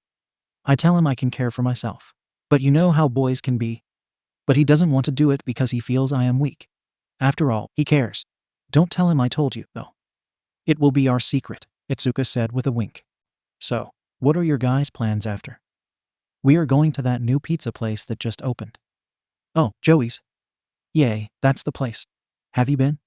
"No, not yet. But I want to try it one day." "Why don't you come with us?" "I wouldn't want to intrude on your guys' date or anything." "Nonsense. Besides, I would like to get to know you better after all your training, Izuku. And you seem badass if I do say so. You kicked that guy, but in the match." Itsuka rubbed the back of her head sheepishly. She didn't want to intrude, but she wanted to get to know Izuku's girlfriend better to ensure she was good for him. "Well, if you are sure it won't bother me, I would love to go. Let me go get changed." That was how it started, pizza and soda. Soon, Suijin would come around the dojo more, even taking some classes herself. As much as Itsuka had hoped the girl was no good, she was wrong. Suijin was funny and caring, and had an air that livened things up. Itsuka and Suijin started to become friends, so Itsuka decided to push her feelings for Izuku down. She rationalized it. "It is just a crush, that all, it will go away. I would rather have two friends than ruin everything." By the end of the year, she could safely say they were both her best friends. As the calendar turned and time marched on, they were inseparable, the three amigos. They did everything together. Shrine visits, teasing Izuku, shopping trips, dinners, and even picnics. As much as Itsuka had tried to bury her feelings, they would resurface from time to time, like when Izuku would get flustered when the girls teased him, or when he would start muttering about a quirk or a new hero. She did her best to ignore it. Suijin was her best friend, and Itsuka was not about to betray her best friend for a boy, even one as sweet as Izuku. It was a beach trip that almost betrayed Itsuka. She had gone out to pick up a new swimsuit as she had outgrown her last one, which had turned into a 2-hour affair. After purchasing, she couldn't decide and went home to prepare for their trip. The train ride there was excellent as they chatted. She nervously went to get changed once they arrived. She happened to come out before Suijin saw Izuku standing there with his shirt off. Her eyes wandered over his bare chest. He wasn't a toothpick anymore. The workouts were showing fruits. She walked up and asked how she looked, uncertain of his response, but secretly hoping for a specific answer. Her heart skipped a beat when he complimented her appearance, describing her as pretty and cute. She felt horrible. She had tried to push it down and not be that girl. Yet here she was, fretting over her swimsuit purchase, asking him what he thought and getting all fluttered when he said what she wanted. She felt sick. She felt like trash. Suijin was her friend, had been everything Itsuka could have asked for in a friend, and she was pinning for Izuku. She got up and went for a walk down the beach to buy a drink. When she stepped out of the little shop, she found Suijin waiting. "Everything okay, Itsuka?" "Yay, Suijin, I just think I got a little overheated, so I grabbed a sports drink." "Okay, wait for me. I wanted to grab something quick," Suijin said, disappearing into the store. Itsuka had lied. She felt terrible. Maybe she shouldn't hang out with them anymore. Just stick to training Izuku at the dojo. She knew Suijin might figure it out, but she could almost see Izuku's eyes confused and hurt. When Suijin emerged, she smiled, and the two girls started heading back. They had nearly made it back to where Izuku was when they heard it. "Hey, ladies, what are you doing out here all alone?" The girls glanced over and saw two guys a few years older than them looking at them, which made their skin crawl. They just kept walking when the other got in front of them. "Hey, we are just trying to be friendly." "Yay, we are friendly. We want to talk," said Tweedledee. "Yay, talk," added Tweedledum. 𝗲𝗏𝗍 went to grab Suijin by the shoulder when Izuku suddenly appeared and grabbed D's wrist. "Back off," he said, putting himself between the girls and the two jerks. "Who the fuck are you, little man? This is my girlfriend and best friend, and they don't seem to want to talk to you. So why don't you combine your singular eye? Q. Points, take a hint, and leave. Oh, trying to act like a big man, huh? Let me show you what happens when you mess with us," 𝗵 said, throwing a clumsy punch which Izuku easily deflected, having the girls move back as he did. It was D's turn to attack as he threw an overhand right that Izuku ducked under, driving his fist into D's stomach, then shoving him back. 𝗵 threw another punch that Izuku could avoid, then grabbed the extended limb. He did a perfect throw, driving the guy into the sand. Unfortunately, D recovered and landed a punch to the side of Izuku's head, causing him to stumble. Suijin was furious and about to jump in when Itsuka touched her shoulder, stopping her. Itsuka recognized the look in Izuku's eyes, the determination, the never-give-up attitude on his face. She knew this was him stepping up not only for them, but for himself. That this was him standing up to bullying and finding the strength in himself to defend those he cared about. Itsuka didn't want to rob him of that. She knew Suijin could handle herself, and Itsuka had years of training. But this was from something more than driving off some jerks. This was Izuku confronting his past and standing up to it. It wasn't some epic battle. 𝗲𝗏𝗍 and 𝗲𝗏𝗵 were not trained at all, and didn't seem to know how to fight. More numbers caused them to land some shots on Izuku. But they stood their ground and eventually dropped D for the count. 𝗵 was bleeding before he called it quits. Izuku blushed as Suijin overly fussed over him, and told him she was proud of him for standing up for them. Itsuka smiled and said that he even managed to look cool at times. He smiled at her with a big grin, making her heart beat a little faster. They managed to enjoy a few more hours at the beach before they boarded the train. Itsuka gave the couple a little privacy. She caught a glimpse of Suijin and him wrapped in a passionate kiss. The girls teased him as they rode the train home. Itsuka got off at her stop. As she exited, she looked back, clasping her hand in front of her, and a voice dripping with fake sincerity. "I will be sure to tell father how you defended my honor, Izuku." "Itsuka," Izuku cried out at the doors close. He could hear her laughing, causing him to flush even more. Her father, of course, ribbed Izuku for a few weeks after the incident. But it was all good fun. Eventually, Izuku would smile about it and laugh. Itsuka was doing her best to wage a battle with her heart that she had deluded herself into thinking she was winning a bit. It wasn't since they had gone to compete in a tournament that her delusions would come crashing down. Suijin wasn't there as it was a weekend event, leaving the two of them to hang out when they weren't competing. For Itsuka, it was nice. But I began to feed into her fantasies and daydreams. He had made it to the semi-finals, but was tired from the tournament and other activities. They may have stood up late watching some movies the night before. He was sitting in the locker room, his head dipping. She had sat next to him, noticing that he was about to fall over. She gently guided his head down to her lap. He protested weakly as she shushed him and told him to take a quick nap, and that she would wake him when it was his time to compete. He immediately began to drift off. She began to run her fingers through his hair lightly. She heard him mutter something about it feeling nice before his eyes closed and his breathing steadied. As Itsuka gazed down at him, his eyes closed, his soft breath, she felt her heart thumping. She thought I would wake him because it was so loud. Then she found herself thinking of kissing him. She even found herself leaning down before she stopped herself. This wasn't just a crush. She was in love with Izuku. Fuck, she thought to herself. How could this happen? It was supposed to go away, not become this. I can't do this to Suijin or Izuku.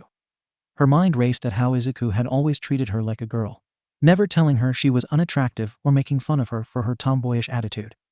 He admired her quirk, praising it, and going into muttering storms about it. He wasn't put off by her dream of being a pro hero.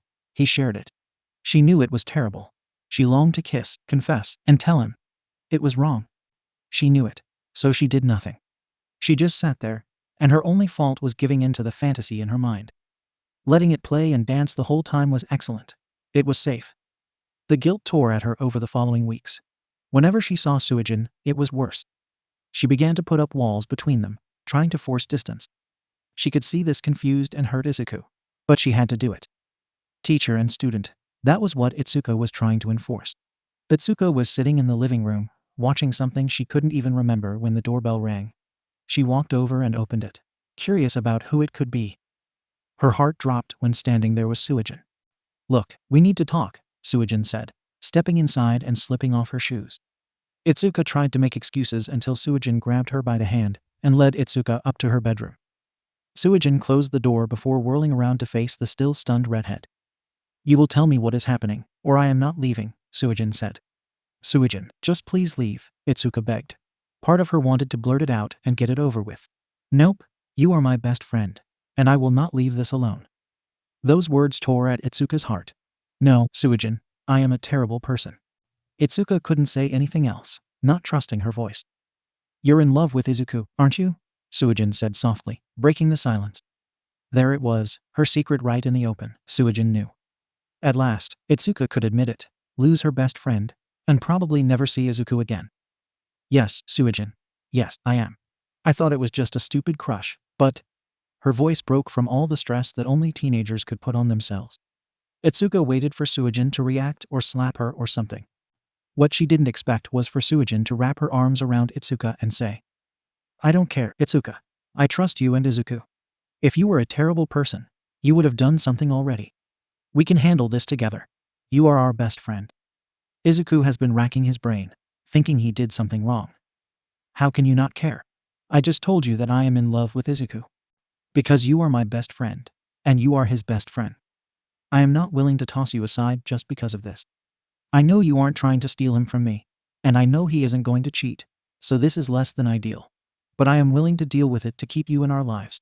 He needs you, and so do I." Itsuka didn't know what to say or do. She didn't want to lose them either. So, she sucked it up, hugging Suijin, and cried. Itsuka knew that there were more important things, and this was one of them. It was hard that she valued Suijin enough to hold on to her feeling and be the friend she needed to be, but she would make it work. Fortunately, they could make it work, though it still hurt Itsuka. So, when the opportunity came the following year for her to move with her grandfather to finish her training, she would have generally fought against it. Instead, she took a chance to step away. She celebrates her 14th birthday with her best friends, as she will be leaving by the end of the school year. It was a tearful goodbye. Life on the mountain Itsuka hated the first 3 months. There was no cell reception, so there was no way to text, group chat, internet, or one phone. Her grandfather did not like letting her spend the night talking to her friends. It sucked, but it allowed Itsuka to put some distance between them. She focused more on training and mastering her craft. The school was smaller than she had attended before, but was still a decent size. She made a few friends, nothing like she had left, but it was lovely. Itsuka is trying to move beyond her feeling for Izuku. When Suijin also has to move, she does her best to be supportive. She is devastated when she learns of 𝐭𝐸's death and feels terrible that she can't support her best friend beyond random calls or being able to go to the funeral. She feels even more helpless when Izuku spirals into drinking. Itsuka struggles to reconcile her past with a new life she's trying to establish. Upon learning of Izuku's sobriety, she decides to move forward and explore the possibility of dating. At a tournament, she meets a boy named Shen, who confesses his feelings for her. Itsuka accepts, and they go on a few dates, including her first kiss. Though the experience is pleasant, it fails to leave her feeling exhilarated. When discussing it with her mother, Itsuka struggles to come up with a more descriptive response than nice enough. They continue dating and kissing, but still, nothing seems to click. Itsuka's grandmother offers some advice, suggesting that perhaps Shen isn't the right person for her. Itsuka realizes that describing a kiss should evoke more than a nonchalant shrug and a lackluster response. It is easy to break it off with Shen, making it even more apparent to Itsuka that it is the right choice. Also, the fact that he doesn't go to her school, so they will not see each other daily, makes it more accessible. He is sad, but thankful that she was honest about things and wants to remain friends. Itsuka focuses on school and training. Everything will sort itself out when proper. When the school year changes again, she is moved to a different class where she meets Ojiro Masahiro and his friend Jiroda Shishida. Ojiro is from a rival dojo. His quirk of the tail made any match they had more interesting, as she had to account for the extra appendage. Jiroda has attended some classes at her grandfather's school.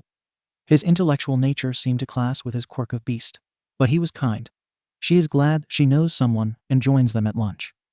They introduce her to a shy girl named Kanoko Komori, who is fascinated with mushrooms. It makes much sense when Itsuka learns that her quirk is called mushroom. The tentative friendship begins to solidify, as they all wish to be heroes and attend UA. It isn't long before they are as thick as thieves, and Itsuka considers them all good friends. They may not be best friends yet, but it is nice to build her own life and expand her horizons. Itsuka is surprised when 𝗎𝗫 confesses to her one day behind the school. The girl takes a moment to think before answering. She notices that the guy shares her passion for martial arts and aspires to become a hero. She also realizes he has much in common with her best friend. Despite this, she decides to take a chance and explore if there could be something more than friendship between them. Their first kiss was pleasant, although not as exciting as she had hoped it would be. She understands her unrealistic expectations and tries not to compare them to her imagined kiss with Izuku. Despite this, they continue to date. 𝗎𝗫 during a tournament, he was captivated by the appearance of Ituka Kendo, her stunning orange-red hair, teal eyes, and figure. While they conversed briefly, he needed help to make any significant headway.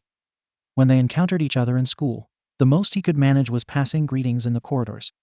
He saw a chance he couldn't miss when she entered the classroom.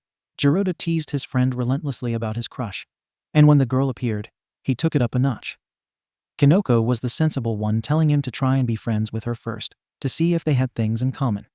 Thankfully for 𝗎𝗫, he listened to his mushroom-loving friend, finding that friendship incredibly important to her, Itsuka. It was a topic of curiosity among them all regarding the person named Izuku, whom Itsuka often talked about through texts. 𝗎𝗫 was anxious that Izuku might be Itsuka's boyfriend. Still, Kinoko cleared the air by revealing that Izuku was her best friend in a romantic relationship with Suijin, Itsuka's other closest friend. 𝗎𝗫 appeared skeptical about the specifics, but he chose to remain silent. 𝗎𝗫 experienced a moment of great fear when he confessed his feelings to Itsuka. The situation was further complicated when she asked for time to consider it. Over the next few days, he felt anxious and unhappy. However, it all turned around when she finally agreed to date him, making it the happiest day of his life. 𝗎𝗫 is concerned about finding the perfect birthday gift for his girlfriend, Itsuka. He overhears her mentioning that she needs new running shoes, which he believes would be an excellent present. However, Kinoko and 𝗎𝗫 advise him to choose a more romantic gift. Despite their advice, 𝗎𝗫 remains determined to get her the shoes. After obtaining Itsuka's shoe size from Kinoko, he conducts thorough research to find the best possible pair. Despite his father's suggestions for alternative gifts, 𝗎𝗫 sticks to his plan. The group goes out after school to have a small celebration for Itsuka, who is touched and thankful for the gesture. Kinoko gifts her friend some new ribbons for her hair. 𝗎𝗫 gets her a book on the history of martial arts in Japan. Then Ichiro presented her with his gift. Itsuka, it was nice to have a small birthday celebration with her friends. It made her feel like a real high school student, and her boyfriend's presence made it pleasant. She wished that Suijin and Izuku could be there, but that was impossible. She had to admit that she was very curious about what 𝗎𝗫 had gotten her. Their relationship was going well as far as she could tell. It still didn't move her into grand daydreams or flights of fantasies, but he had been in a few of her dreams, which she took as a good sign. She constantly compared what she had seen from Suijin and Izuku, and her love life was not living up to. She would chastise herself for this, and tell herself that she and 𝗎𝗫 were moving at their own pace. The nagging thought was that she had said neither of them about 𝗎𝗫. With a wide grin, 𝗎𝗫 passed the box to her, resembling a content cat. Upon unwrapping it, she discovered a top-of-the-line pair of running shoes. Even though she required a new team, she had anticipated a more romantic or emotional present from her significant other on her birthday. Although slightly let down, she smiled to mask her perplexity. She yearned for a gift that demonstrated that he viewed her as a woman, not solely as an athlete. "Thank you so much, 𝗎𝗫. I needed a new pair," she said, hugging him. She thanked the other two, and they enjoyed a small cake to cap the event. Itsuka excused herself afterward as she had to get home. As she walked home, she couldn't shake the feeling that she was being ungrateful for receiving such lovely shoes, though she needed them, which was convenient. She knew it didn't justify acting like a child and pouting. After all, her friends weren't obligated to get her anything for her birthday, but they chose to do so out of kindness. As she entered her home, her grandmother called out from the kitchen, directing Itsuka's attention to two boxes on the counter. Curious, she approached the two boxes, one sent by Suijin and the other by Izuku. She smiled as she swiftly took hold of the packages and darted to her room.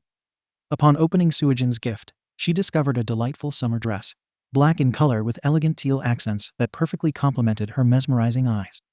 The box from Izuku, however, stirred her curiosity even more. As she slowly lifted the lid, her breath caught in wonder at the sight of the two exquisite teal crystal earrings nestled within. Holding them up to the light, they glistened and sparkled beautifully. Her gaze then fell upon a folded note tucked beneath the box. "Itsuka, I saw these and thought of you. I want you to know that I miss you every day, and thank you for standing by me. It means more than you know. Happy birthday. Ituka quickly put them on and stood in front of the mirror admiring how beautiful they were. It made her heart race, and she felt like a girl.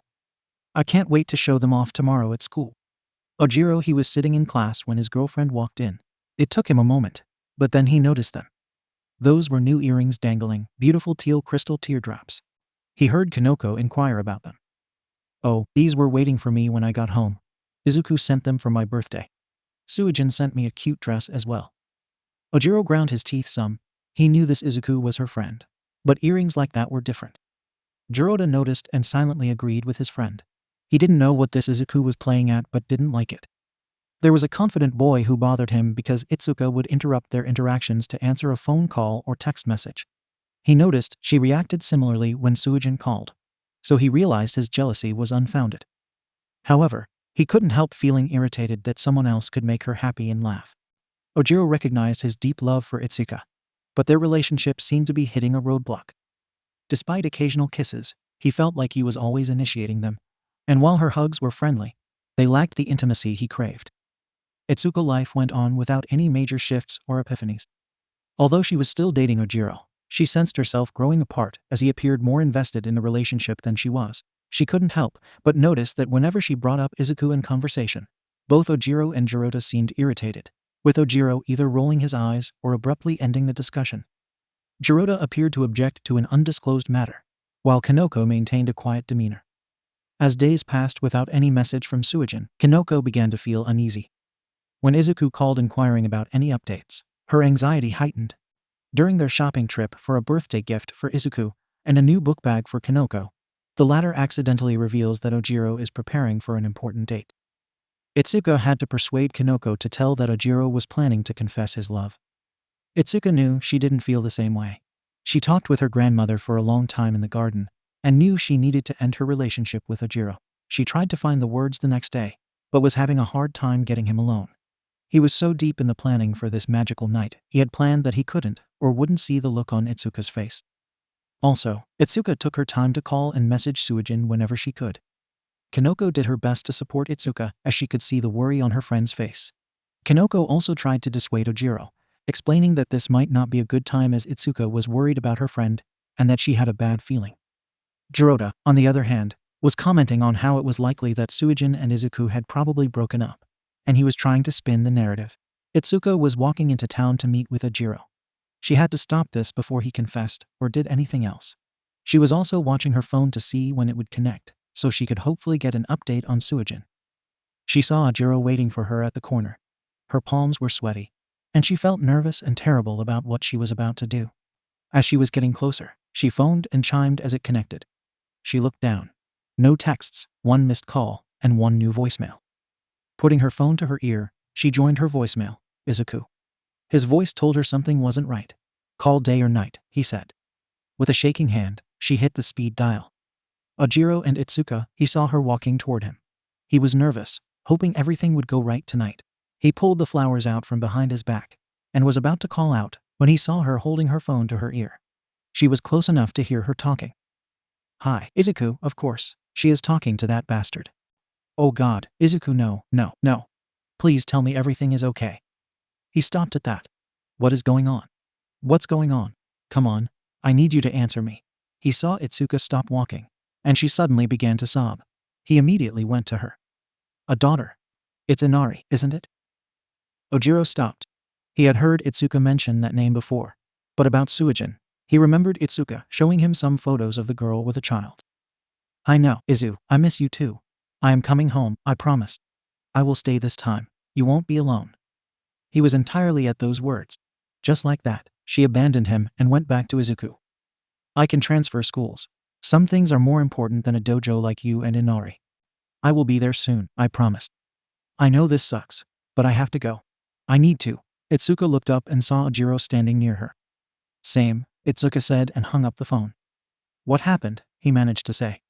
Itsuka wiped at her tears, doing her best to compose herself. Suijin was killed. I am sorry, Itsuka, she had a daughter. Yay, it was that little girl she had been babysitting, Inari. It is her and Izuku's. She never said anything to either of us. You're leaving? I have to. 𝗓𝗪. What about us? Ituka took a deep breath. Kanoko told me what you had planned, and I had been trying to talk to you the last few days. I am sorry, 𝗓𝗪. I don't feel the same way you do. There was never the same spark for me that there was for you. We have much in common, and I thought it might develop, but… So, you will abandon your friends and take over your family dojo for Izuku and some kid you never met. You don't understand 𝗧𝗪. He has nothing left. Now he has to raise a daughter. He needs help. How is that your problem? Why have you run back and thrown us all away for him? He is my best friend, 𝗧𝗪. My other best friend just died.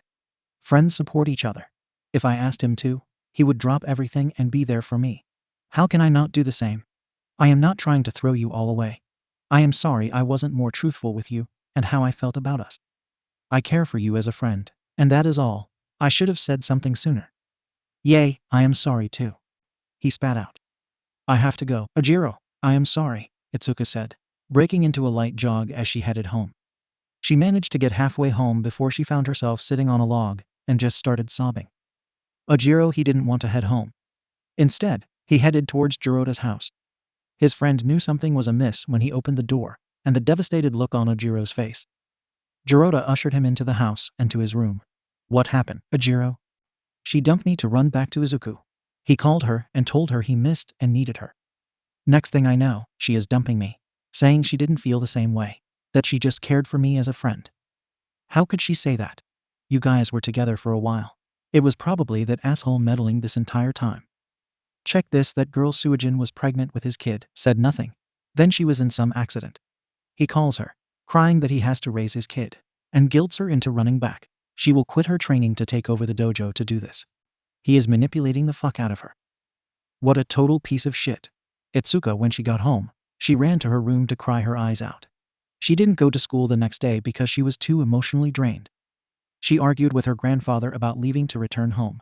Her grandmother interfered and settled things.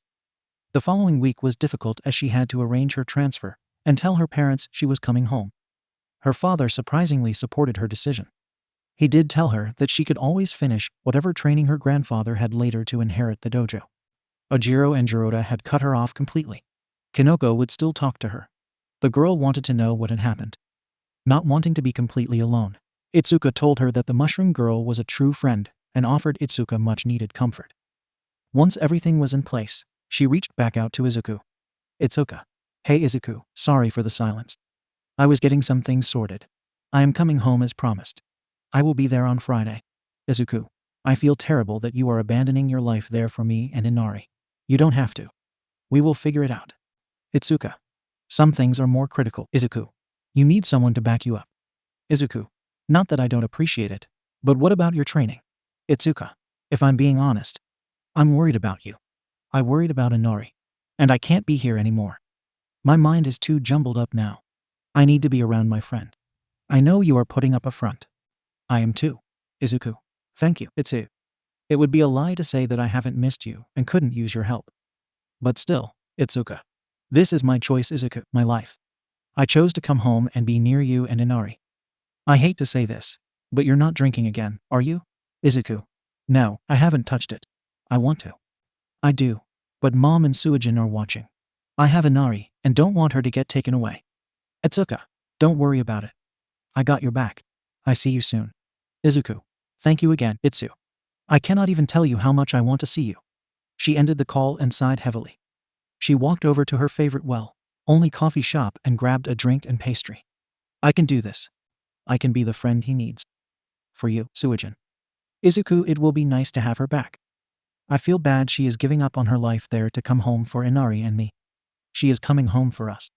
I need to ensure I am doing okay when she arrives.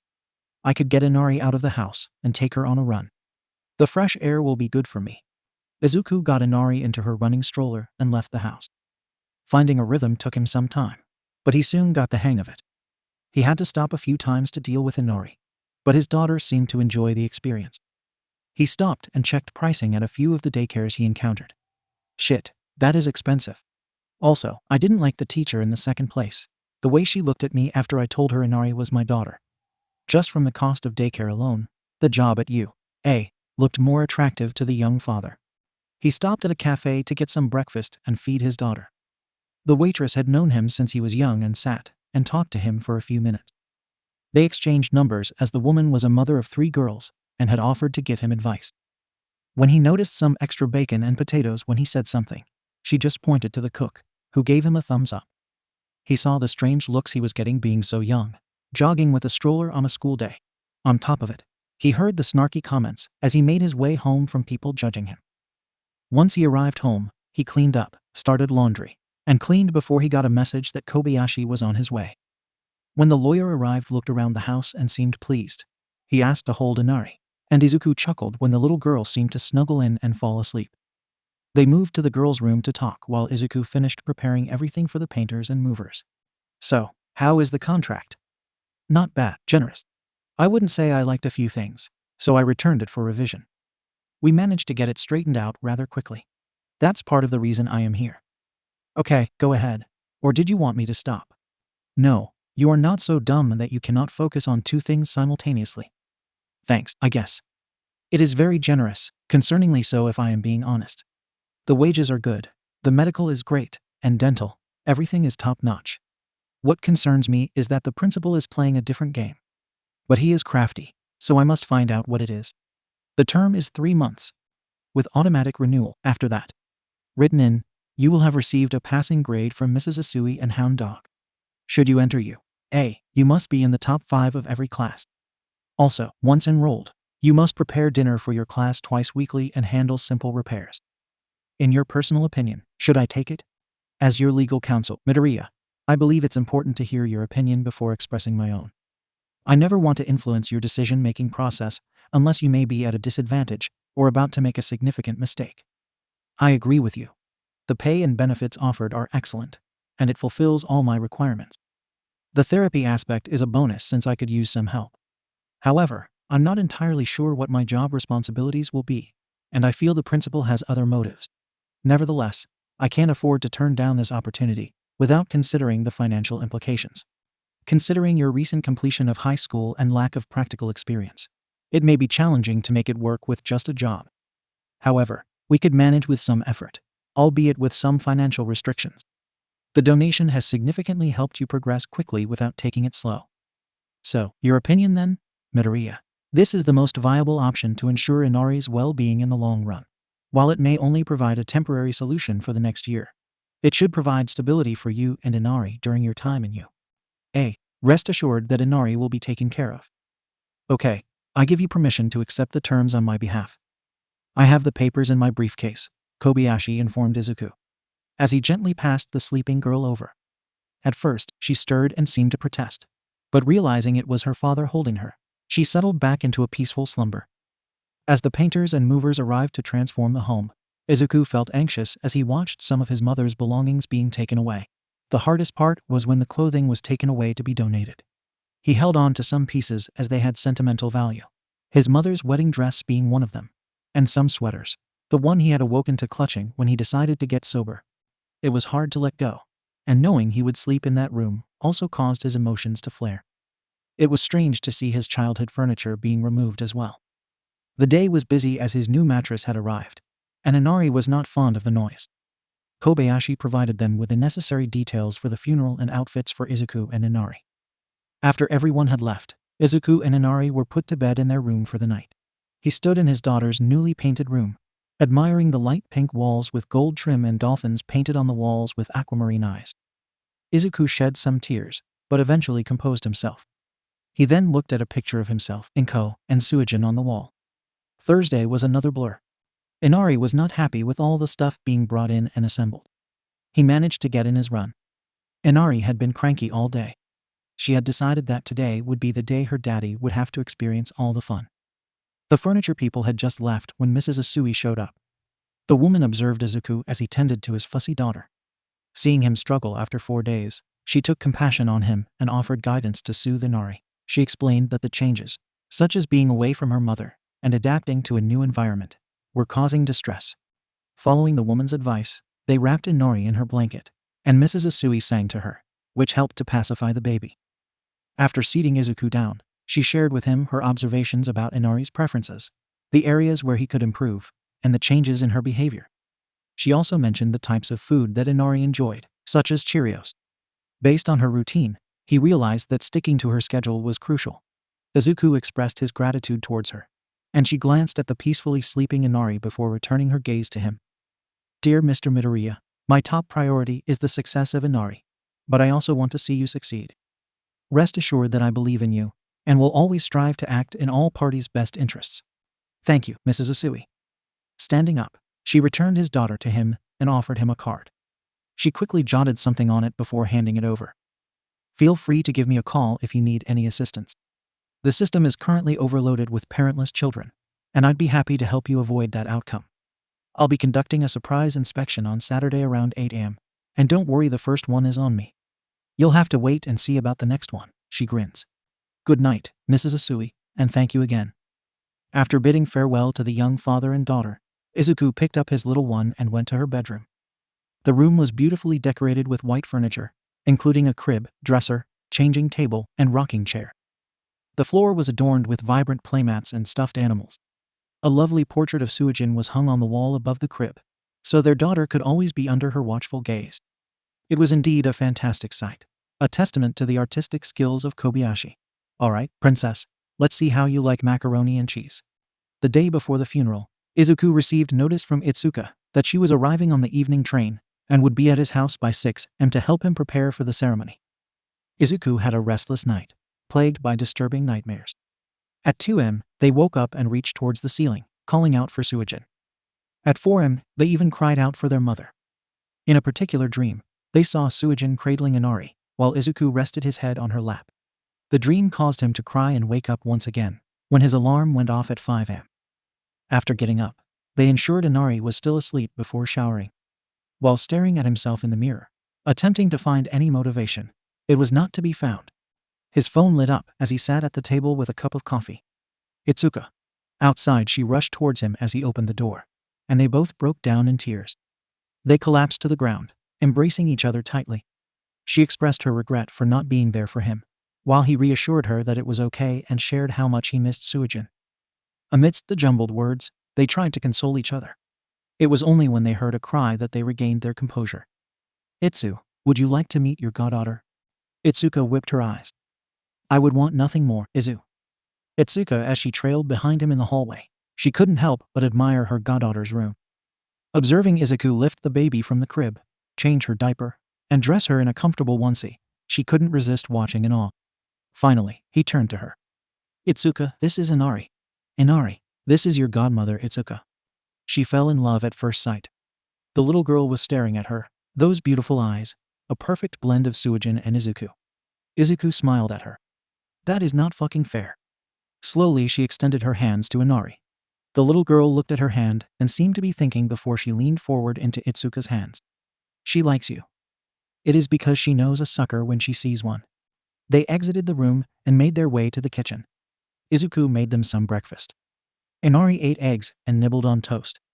Itsuka ate a little and enjoyed a cup of coffee. She and Izuku talked. He filled her in on everything that happened when Inari showed up. Wow, that's a lot. Is there anything I can do, Izuku? He sighed. There is a half bottle of booze in the second box in the closet right-hand side. Can you take it and dump it out? Of course. She went fished it out and got rid of it. Do you have anything else hidden around? No, I promised. I knew that the bottle was there. I managed to avoid temptation yesterday, but I don't think I will be able to do so tonight. Does that make me weak? No, Izuku. You managed to stop on your own. The temptation to fall back is always going to be there. It's good you could recognize that you should have it around and ask someone for help. Thanks, Itsuka. Izuku, the morning was much easier with Itsuka. Holy shit, 2 people are so much easier than 1. Itsuka got Inari dressed while he got into his suit. Her parents arrived with Itsuka's clothes. She went into the room to change while Izuku caught up with them. They made a big fuss over Inari. Inari did not like Itsuka's dad and cried when he held her. Dad, quite scaring Inari, came a yell from the bedroom. Now look like a deer in the headlights. His wife, Hina, just laughed and took Inari back. Inari immediately stopped crying. Itsuka came walking out. Hey Izuku, can you help with the zipper? Zipper glowed green and zipped up. What did you do, old man? Nothing. I just wanted to hold her, and she started crying. Izuku laughed. It was his first laugh in days. It felt so good. The ceremony was a quiet, somber affair. He was joined by Ituka, her parents, and even her brothers showed up. Kobayashi, Mrs. Asui, Nezu, Hound Dog, and Toshi were there. Ituka sometimes had to help hold him up, while her mom held Inari. He knew this day was coming, but the reality was crashing into him hard. Eventually, he just had his arm around Itsuka's shoulders, while she had an arm around his waist as they both cried. They returned to Izuku's house and ate. Inari was, of course, the center of attention. Having some lovely memories built on such a sad day was pleasant. Nezu and Hound Dog left first. Nezu informed him that he had the job, and they wanted him to start Tuesday. Itsuka's brothers followed, then Kobayashi and Mrs. Asui. Izuku pulled Itsuka aside. "I know this is weird. Could you spend the night? I can sleep in the spare room." "Of course, Izuku." When she informed her mom smiled and brought an overnight bag from the car. "I figured as much, sweetie." Toshi hugged him, allowing Izuku to get some tears out. "Do as best you can, Izuku. I will see you Tuesday." "Thank you, Toshi." Once they were alone and Inari was in bed, Itsuka held him on the couch as he cried himself to sleep. Itsuka gently laid him on the sofa before covering him with a blanket. She stood and made herself into Inari's room. She maneuvered the rocking chair near the crib. She leaned over and whispered, "So, Angel, I'm standing in the family dojo, and in walks the green string bean saying he wanted to learn to defend himself." Izuku rolled over, expecting to find more bed. Instead, he encountered open air and the sudden knowledge that gravity was still working. As his eyes began to focus and the slit throb from his sudden drop receded, he found himself on the floor next to the sofa. He remembered sitting with Itsuka, the events and emotions of the day prior, the overwhelming feeling and sense of loss, and that was it. He must have fallen asleep on the couch, and Itsuka left him there. He noticed that he had not brought out the baby monitor. He quickly got up and worried that he had slept through Inari's crying or her wet diaper. Mentally chastising himself, he went to Inari's room. Hearing nothing, he quietly opened the door. He immediately saw Itsuka, having pulled the rocking chair next to the crib fast asleep. Carefully so as not to make too much noise, he walked over to look inside the crib. Inari was fast asleep, having kicked off her blanket, showing the only sign of any distress. Her diaper appeared dry, so he covered her back up and watched her for a few minutes. Turning his attention back to Itsuka, she looked peaceful in the chair. He loathed to disturb her, but knew she would wake up sore from sleeping there all night. Gently, he worked his arms under her to lift her into a bridal carry, hoping not to wake her. Once he lifted her, he was surprised when she lifted her arms around his neck, and he heard a contented sigh escape her lips as she snuggled closer, her breath tickling his neck some. She felt so warm, and her arms around his neck felt nice. He maneuvered his way out of the room and down the hall to his room, knowing his new mattress would be more comfortable. Some quick uses of his quirk to open the door and turn down the bed allowed him to lay her gently to rest. He was momentarily concerned when she let loose a grunt as he disentangled her arms from his neck, but was relieved when she rolled over, grabbed his pillows, and drifted back off to sleep. He covered his sleeping friend before leaving the room, remembering to bring the baby monitor. Itsuka, she was walking through a field of wildflowers, the petals gently tickling her ankles. The sun was bright almost blindingly, but there was a gentle warmth. It was as if being wrapped in a perfect hug warmed her deep in her soul. Soft laughter danced around her on the wind. As she turned to find the source, it was always outside her peripherals. The laughter wasn't mocking. It was joyous and filled with the promise of tomorrow. "Itsu," a familiar voice called to her. Turning and smiling, there was Izu, older and even more handsome. From behind him, a little boy with orange-red hair and freckles with emerald eyes ran up to her, calling out, "Mommy." As she wrapped the little boy in her arms, love just erupted from deep in her soul. Izuku stepped closer, slipping his arm around her waist.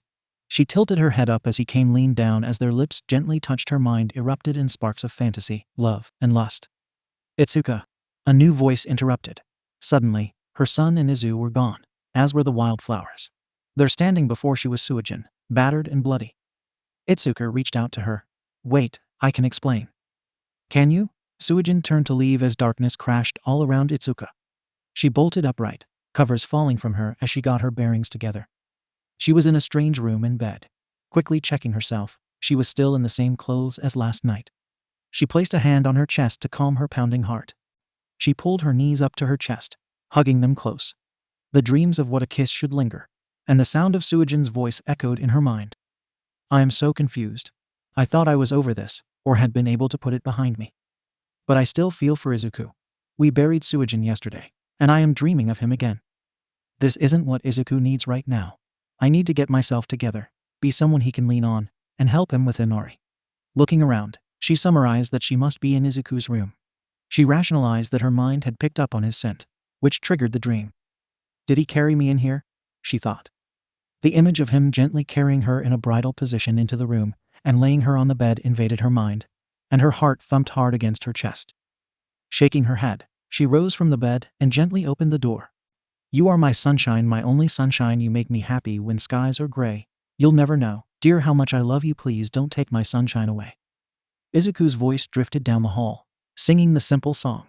His voice was soft and warm. She could hear the sound of giggles and baby babble accompanying it.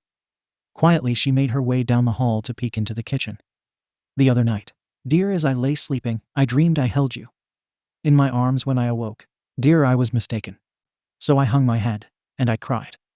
Standing in the kitchen holding Inari was Izuku, gently swaying and singing. She noticed how Inari looked up at her daddy with a mesmerized gaze at the song. Izuku was plaiting some food one-handed, and through the usage of his quirk. You are my sunshine, my only sunshine, you make me happy when skies are gray. You'll never know, dear, how much I love you. Please don't take my sunshine away. He had walked over to the high chair near the table, the plate of food following behind him as he finished the song. He set Inari in her chair and kissed her on the forehead, setting the plate of food down in front of the little girl. Well, my princess, I present scrambled eggs, French toast cut into sticks as you prefer, bacon, and your favorite fruit. Would you care for some apple juice this morning? Yes, Inari's tiny voice rang clear and accurately. As you wish, he said, setting the cup on the tray. Ituka felt an all too familiar thump inside her chest. Turning, she made her way back down the hall and pulled the bedroom door closed to announce her arrival as it was. She walked into the kitchen as Izuku slid a plate of food down on the counter, her eggs over medium instead of scrambled, remarking how he remembered that detail. Instead of apple juice, a nice cup of hot coffee was placed next to her plate. Ituka, one true vice, was coffee.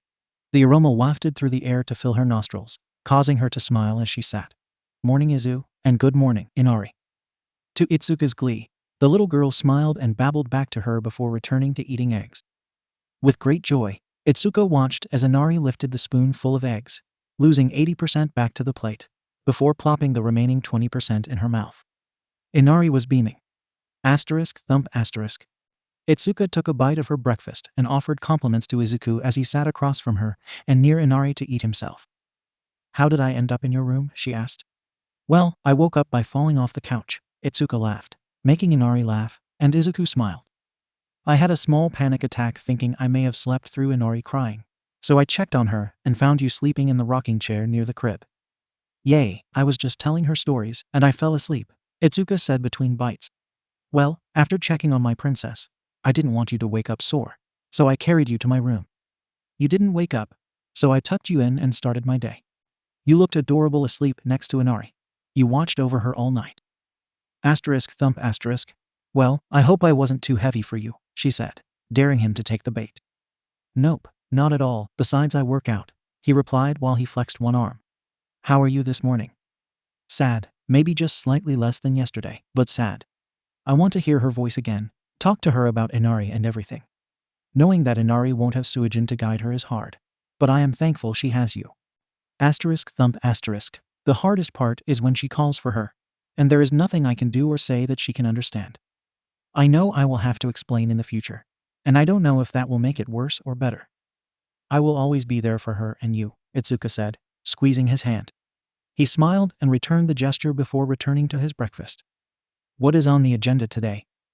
Well, the first thing is that I have a surprise visit from Child Safety today. How can it be a surprise if you know about it? Mrs. Asui from yesterday, Izuku said. Itsuka nodded in acknowledgement. She is my caseworker, and told me the first one is free.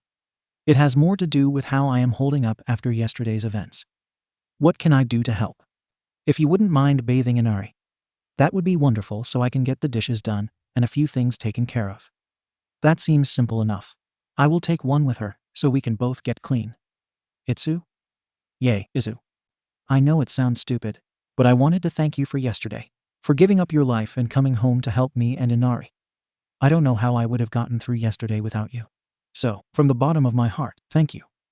Itsuka wanted to tell him not to worry about it, but she knew that was not the proper response. She paused momentarily. Izuku, I know if somehow I was in the same boat or something terrible had happened to me, you would have done the same. Now where can I find her bath stuff? Izuku smiled fondly at his friend. Her towel is behind the door, and all her products are in the bath on the ledge. Itsuka, she sat in the bath, bent her knees, Inari resting against them, and splashed in the water. I understand why you said nothing, Suijin, but it's frustrating. On the bright side, your child looks fantastic. Inari wasn't fussy or complicated. The child seemed home in the bath.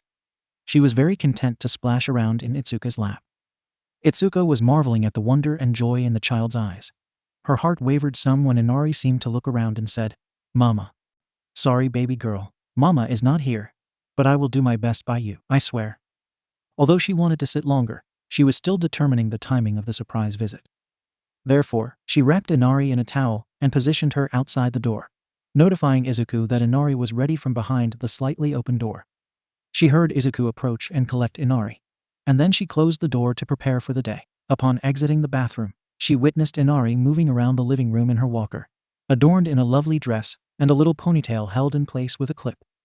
During Mrs. Asui's, it felt more like an inspection than a casual visit. Fortunately, she was content with Inari's cleanliness, recent bath, well-fed state, and tidiness of the house. As Izuku showed her around Inari's new room, Mrs. Asui confirmed that he had met the minimum requirements set by the state. She also provided Izuku with valuable personal advice and cautioned him about potential pitfalls to watch out for. During the next step, Mrs. Asui interviewed Izuku to assess his current mental state, any modifications to his future objectives, and financial matters. Upon learning about Itsuka's relationship with Inari's grandmother from Izuku, Mrs. Asui arranged an interview with the young girl. After the follow-up with Itsuka was set, the woman left for the day. Izuku turned to Itsuka. Itsuka, I am serious about you being Inari's godmother.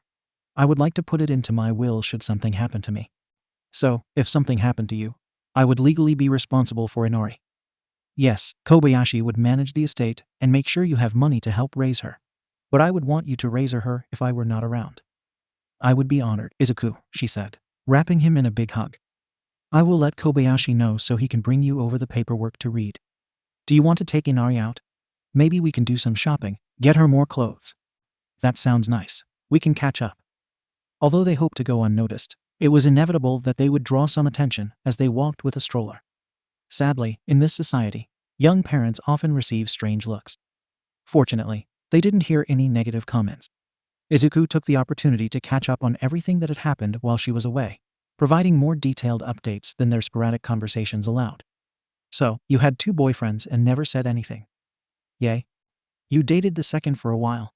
Why didn't you say something to me? To be honest, I have no idea. I think it was because I didn't know how I felt about them. So I didn't want to bring it up till I did. But with Ejiro, I should have ended things sooner. There wasn't a spark, or it never felt right. I keep thinking it was in my head. I understand that, but you should have said something sooner. You're right, but let us talk about something other than my love life.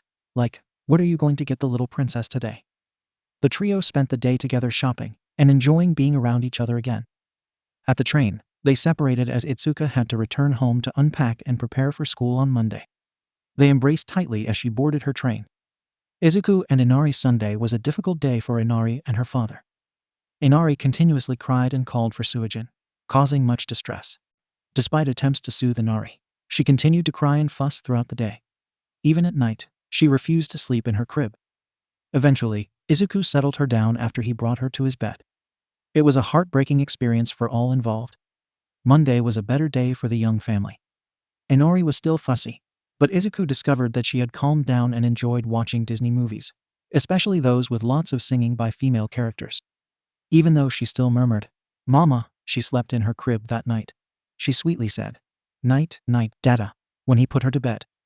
This made him emotional. Once in his room, he cried silently into his pillow for the loved ones who were no longer with them.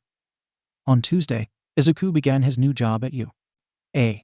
He and his daughter, Inari, arrived early, but the morning train ride with a child stroller and diaper bag was a nightmare. Inari did not enjoy it. However, they arrived on time for Inari's health evaluation with Recovery Girl. She was in good health and up to date on her vaccinations. Izuku also met Mrs. 𝗵𝗲𝗏, who was in charge of the daycare, and her assistants. Inari seemed to take to them well. The daycare closed at 6 p.m., and if Izuku were late, a report would be sent to the principal and child safety. During his orientation, Izuku helped out the staff and spent the day working with lunch rush. He made a good impression and enjoyed learning how to cook. Although some students looked at him strangely because he was younger, most were friendly.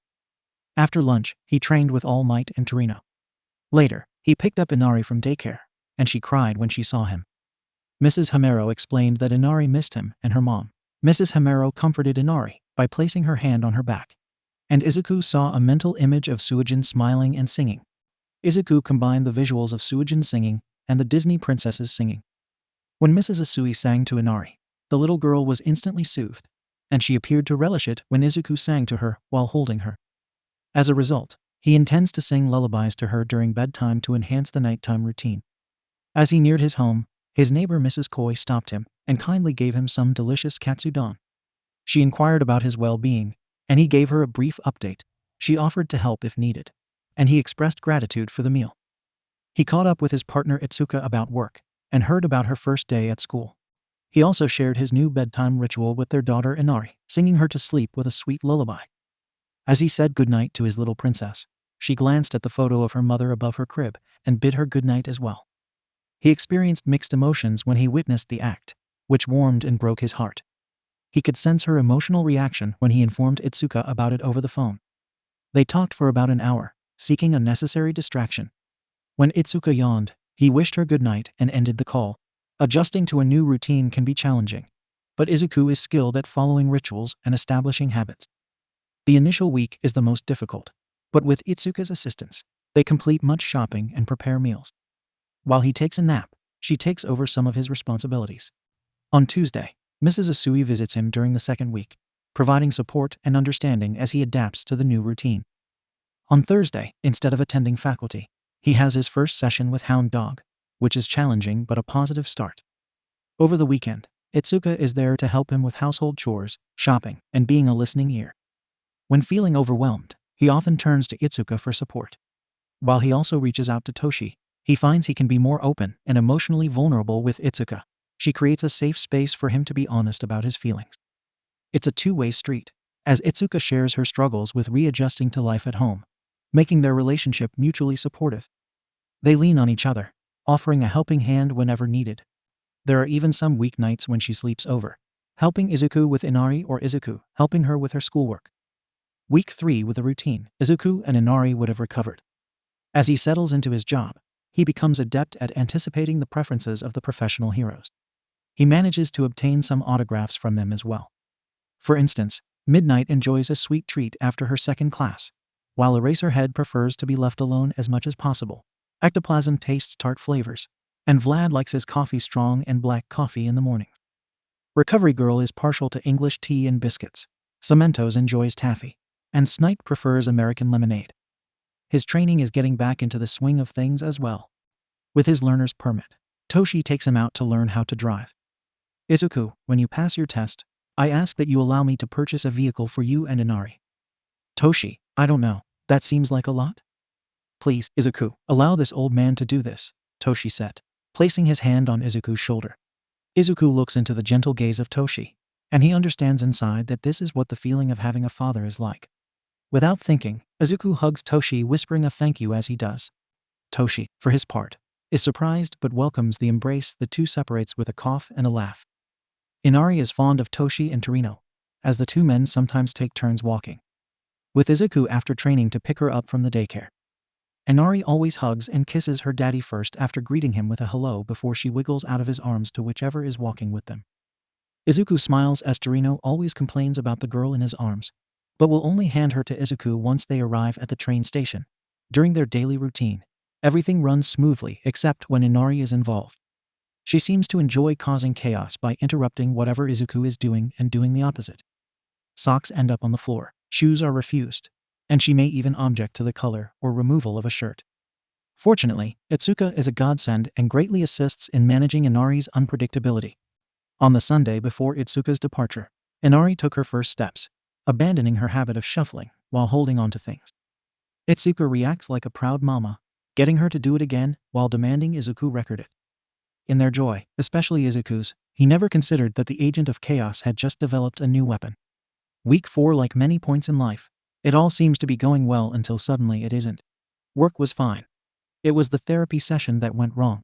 Izuku had a rough session with Hound Dog, ending in Izuku storming out of the session. It affected his training, causing him to get critiqued by Torino more than usual, leading to a spat between them.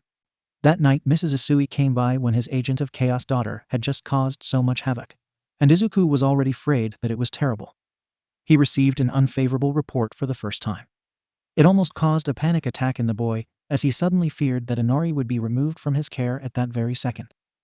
Thankfully, Itsuka arrived and calmed him down, and Mrs. Usui could sit down and explain to him that a negative report was not the end of the world, and that it was not as if he was severely abusing or neglecting Inari.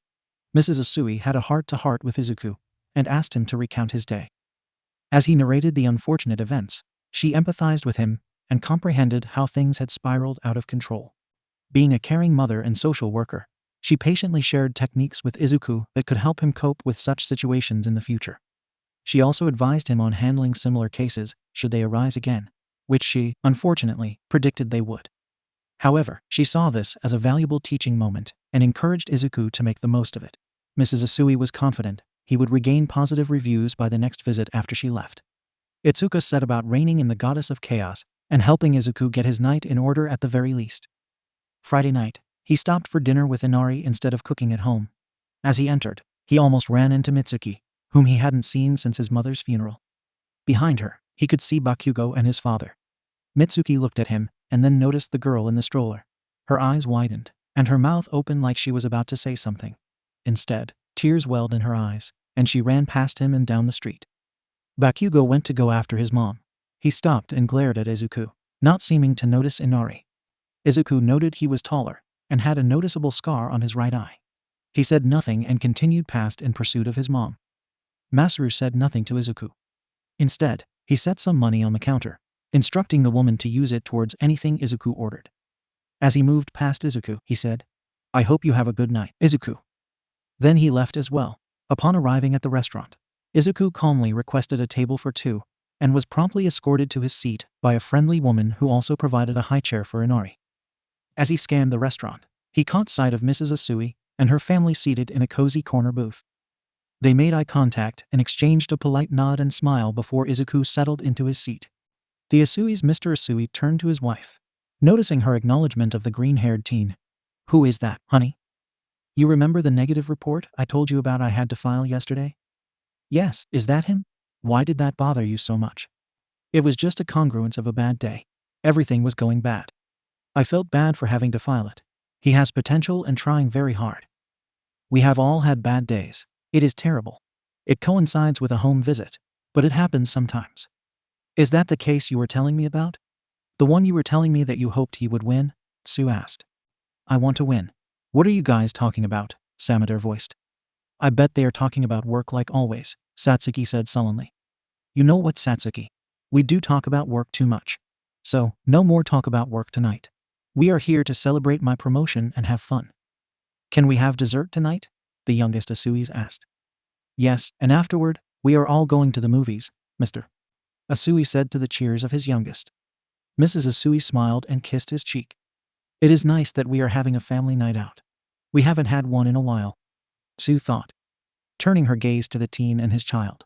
"I hope Mom is right about you. She is putting much work into your case." "That sounds like fun, Father. I would enjoy that very much," she said. Month 3, everything is going well for Izuku. He made a breakthrough in training. His full cowl is now at 25%. Hound Dog sessions are rough and full of emotion that Izuku thought he had handled. Grief, anger, sadness, and survivor's guilt. His follow-up visits with Mrs. Usui had gone well as she had predicted. Once again, life was going well till it wasn't. After putting Inari to bed on a Friday night, he realized he had run out of diapers and apple juice, which was quite inconvenient. He hurried to Mrs. Koi's house, explained his situation, and gave her his spare key and the monitor. He requested her to keep an ear out for Inari, while he quickly ran to the store. Mrs. Koi kindly agreed to help him out. He hurried to the store and purchased everything he required, even picking up a pint of ice cream to share with Inari the following evening. On his way home, he heard a voice from the alley that stopped him. "No, stay back." A female voice rang out. He could hear the fear. Izuku set his bag down at the alley entrance and hurriedly followed the sound, trying to be as quiet as possible. The alley turned to the left, and they cautiously peeked around the corner, anticipating a potentially dreadful sight. He saw a beautiful woman with a spiky black ponytail, wearing dirty white pants and a ripped red shirt, leaving her top mostly exposed except for her bra. She had a bruise on her cheek and cuts on the top of her chest and arm. She was holding a metal staff. He could see the panic in her eyes. It was painfully apparent what their intentions were. A man with a spider quirk, towering at 6'3" and well-built, stood before her. He had 4 additional spider limbs protruding from his back, each with sharp talons. Meanwhile, a man lay on the ground clutching his groin, with a black substance oozing from his body. Finally, a third man seemed ordinary, except for the large spikes jutting out from his shoulders. "Say, baby, why did you have to go and make it more difficult?" said Spider. "I told you to stay away. If you leave now, I won't call the police," the girl said, trying to keep an eye on her 3 assailants. "With what phone?" said the shoulder spike man as a clear liquid formed in his palm and seemed to consume the girl's purse. As the man Spider advanced, the girl's training vanished from her mind as she envisioned the terrible fate that awaited her. She attempted a clumsy swing, but man Spider effortlessly deflected it with his elongated arm before delivering a powerful punch that sent her into the wall. "Now, let's have some fun, boys," he said menacingly. In an instant, the shoulder spike was struck by a forceful flying kick that sent him hurtling into a nearby wall, rendering him unconscious. Izuku's movements were swift as he leaped and bounded off the walls, skillfully evading Spider's swings. He maneuvered past Spider with impressive agility and delivered a powerful punch to the secreting guy. As he attempted to surprise Spider with a sneak attack from behind, he was swiftly blocked by one of Spider's limbs, which caught him and hurled him into a nearby dumpster, causing it to crumple. Izuku noticed that the man had eyes with a compound lens, and he realized that he couldn't prolong the fight any longer, as the loud thuds from their blows would undoubtedly attract unwanted attention. Instead, he grabbed the crumpled dumpster and chucked it as hard as possible. The Spider used his extra limbs to hold it and tear it apart. What he needed to prepare for was Izuku barreling in behind it. Detroit smash, knocking the man out. Izuku turned his attention to the girl who had managed to return to her feet, holding her head and wobbling from the blow. He heard her say, "No, please don't do this." He saw her eyes roll to the back of her head. Dashing towards her, he could catch her before she fell. Izuku pulled out his phone and called the police, not wanting to get arrested for vigilantism. He removed his jacket, wrapped it around the girl's torso, and raced off with his quirk still active, remembering to grab his groceries. Upon returning home, he breathed heavily as he placed the girl on the couch. He quickly rushed next door to express his gratitude to his neighbor and retrieve his key and monitor. Upon his return, he promptly retrieved the first aid kit to attend to the girl's wounds. Luckily, the cuts on her chest and arms were shallow and only required simple bandaging. Fortunately, there were no visible wounds on her head. He retrieved a t-shirt from his closet and slipped the girl into it as quickly and gently as possible. Retrieving a baseball bat from the closet, he placed it near her and his phone on the coffee table within her easy reach. Moving across from her and waiting for her to wake up. He didn't have to wait long as she jolted awake with a short scream. Looking around, she quickly saw Izuku and the bat. She grabbed it soon as she got to her feet and assumed a defensive stance. "Who are you? What did you do to me?" she panicked.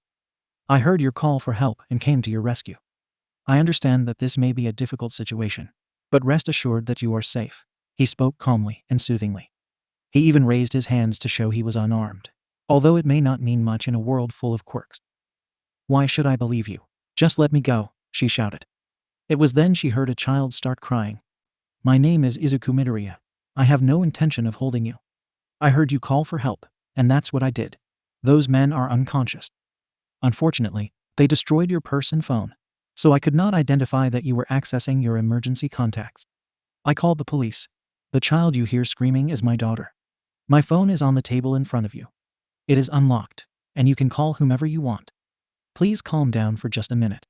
I know what happened had to be quite traumatic." He circled, keeping a wide berth, and went down the hall.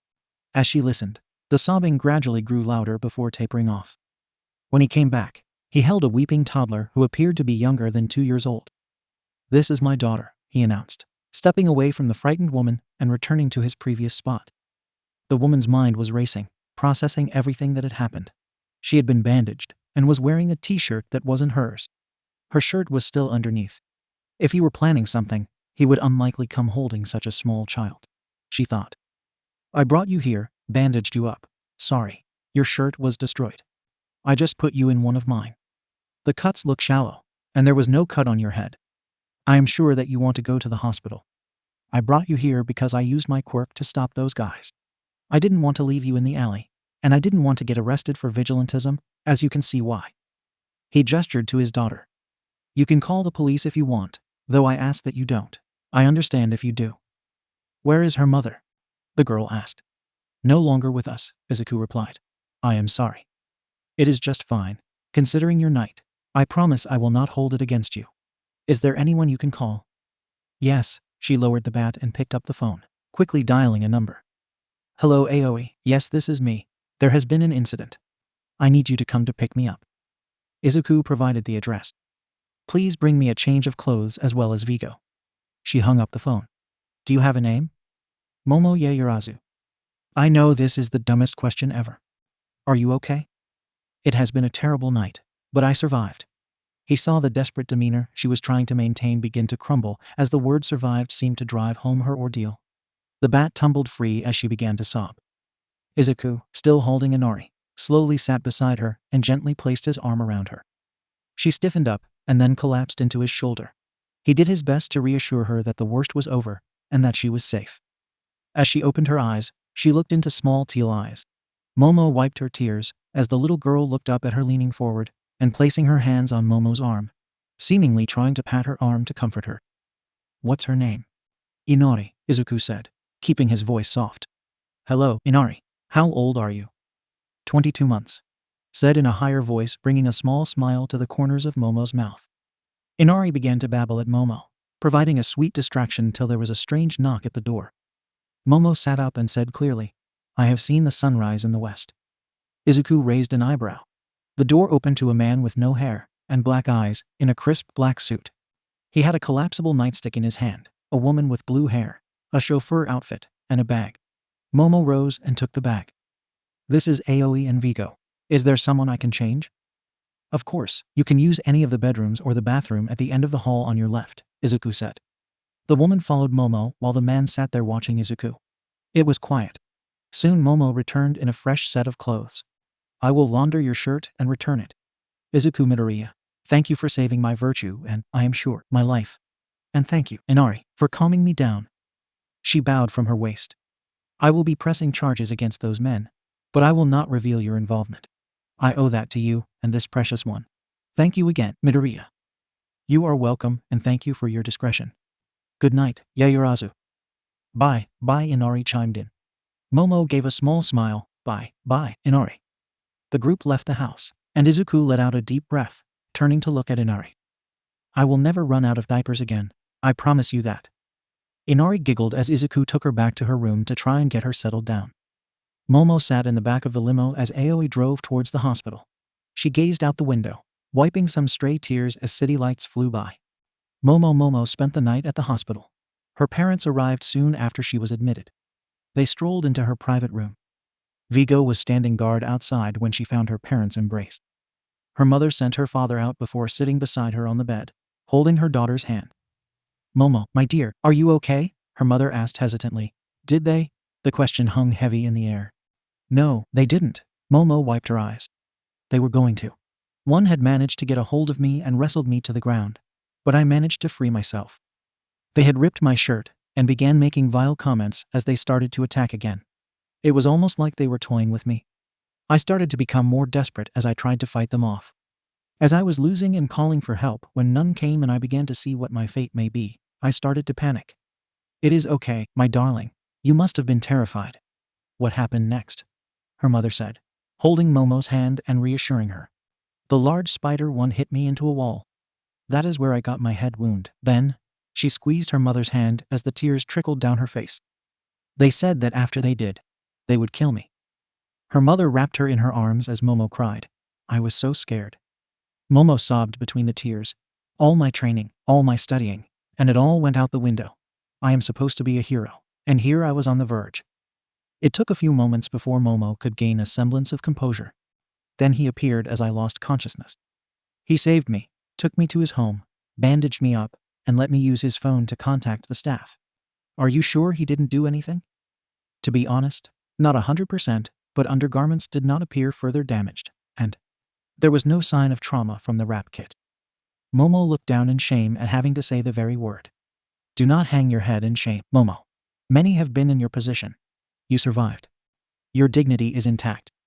Before you say something that doesn't matter to your father or me, we would love you as if the worst had happened. And if that had happened, we would instead you were alive than anything else. But it is precious, and I am glad it is still yours to give your choice. But I am supposed to be a hero, and this happened. Momo, there are pro heroes that have that happen. You are not a pro, not yet. Remember what your father says, why do we fall? So, we can learn to stand. Does the mystery savior have a name? Yes, but I won't tell the police that, she said, sitting up some. He asked me not to. It was the only thing he asked in return. Why? He is a young father with a small child. The child's mother has moved on to heaven. I saw a shrine to what I can guess was his mother. He told me he brought me to his home because he didn't want to go to jail, implying there was no one to take the child in as he had used his quirk to batter the men who attacked me. He hopes to avoid jail, and after what he did, I feel that is the least I can do. Understandable, especially that he didn't take advantage of the situation. Make sure you thank him. There was a knock at the door when her father entered. Momo, the police are here. Do you think you can speak to them? Momo straightened herself up on the bed and patted her eyes dry. Yes, send them in, please. Saturday the day was spent mostly in a state of anxiety, as he expected the police to show up at any moment. It was causing him to be a little jumpy and distracted, especially when he went to the grocery store to do his shopping along with Inari and Ituka. Images of being arrested on the street played through his mind. Ituka noticed something was off. After they got home and began to put the groceries away, she pressed him to unburden himself. She was not expecting him to tell her that story of the night before and his encounter with Momo. Izuku was surprised when Ituka didn't scold him heavily for his actions, more so because he had run out of diapers. But if he hadn't, Ituka hugged him tightly instead. I wouldn't want to imagine what could have happened if you weren't there, she said. Even with all my training, it still worries me and my parents. We even teach special classes at the dojo for just that scenario. I know it is out there, as something I have read about, but to see it almost happen. Then I thought about Mom and Suijin, then you and Inari. The very thought made me angry before, but now it was more of a personal anger. It could happen to people you have a closer connection to. Now come on, you promised the princess that you would take her to the park, Ituka said as she packed some snacks and drinks into the diaper bag. It was a welcome distraction, and having Ituka there put Izuku's mind at ease, because if he got arrested, Ituka would be right there to take care of her. The other parents at the park had grown slightly accustomed to seeing Izuku and Inari. They no longer gave them stares. Instead, they would greet the young family and talk with the boy, seeking to offer him any advice should the need arise.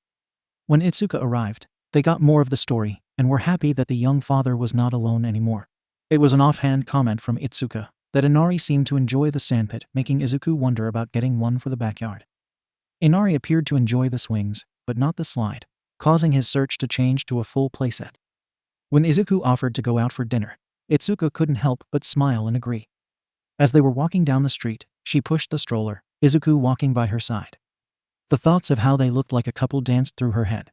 Of course, they caught odd stares and glances, but she ignored them. They chose a decent restaurant and had a rather lovely night. It was during dinner that Izuku asked her to spend the night. We can hang out and not watch Disney or some cartoons, he said with a smile. Of course, let me just notify my mom. I still have some clothes at your place, so it should be fine. After they got home and got Inari settled with her and Ituka taking a bath, they called her tucked in and settled down for the night. Ituka waited as Izuku ran to take a quick shower, scrolling through the video services to find something for them to watch, as she heard him enter the room. Hey, want to watch Star Wars? I haven't watched that in forever. Suijin was not a fan. That sounds like fun. I never understood that, she just never got it.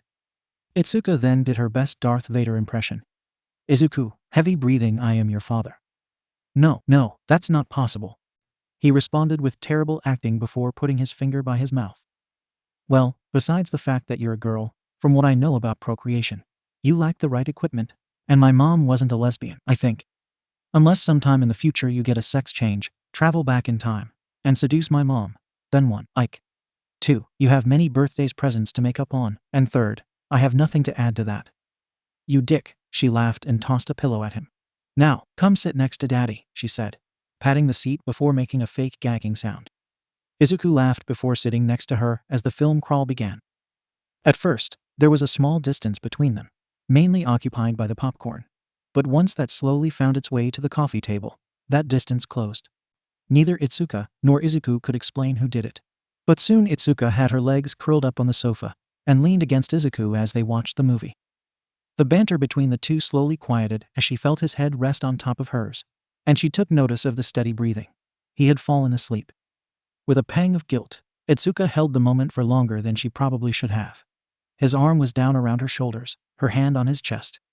But the guilt finally won out, and she woke him to send him off to bed. He offered a quiet apology as he shuffled off down the hall. She straightened up before going to sleep herself. The day that had begun wrapped in nervous anticipation. It ended in peace and good dreams. Inari dreamed of rivers and waterfalls of apple juice with her daddy and auntie. Also, the woman that made her feel so safe would be there. It was hard for Inari to see her face, but it was the same in the picture above her bed. The lady would hold her and sing. Inari didn't quite understand it all, but she knew this woman, and the one with green hair, like her daddy, loved her very much and were there watching over her. Izuku dreamed of peaceful days, a warm house, and Inari's laughter. Someone else was in the dream, but he could never see her, only hear her laugh, or feel her as she hugged him from behind. The embrace was familiar enough to be comforting, but not enough that he could place it. His mind went with it to a home where he was loved, and everything felt right. Itsuka was in the field this time, but there was no interruption. Instead, she got her kiss and much more as he laid her down amongst the flowers. Sunday was a quiet day, as the prep for the week had already been handled. Itsuka sat at the table, working on her schoolwork, and getting help from Izuku. Inari decided to sit at the table and color, asking her dad which color to use next. It was very adorable. It was a nice, lazy day. Itsuka departed after dinner, leaving daddy and daughter to have movie and cuddle times. Inari had a fuss and didn't want to go to bed instead of saying, "No, Dada, sleep you." It took Izuku a moment to figure out his daughter wanted to sleep in his bed, but it was good for both of them once he did. He fell asleep with her beside him. Her rhythmic breathing was music for his soul. Month 4, the first week of his 4th month at UA, was going rather well. The fear of being arrested had faded, and after talking with All Might about the incident, the number 1 did some digging and found that while the police were interested in who had saved the girl, they were not looking for him. They didn't have a good description, and the victim was silent. Much like Itsuka, Toshi chided him for running out of diapers more than anything. The two were talking as the new playset Toshi had insisted on buying was being installed.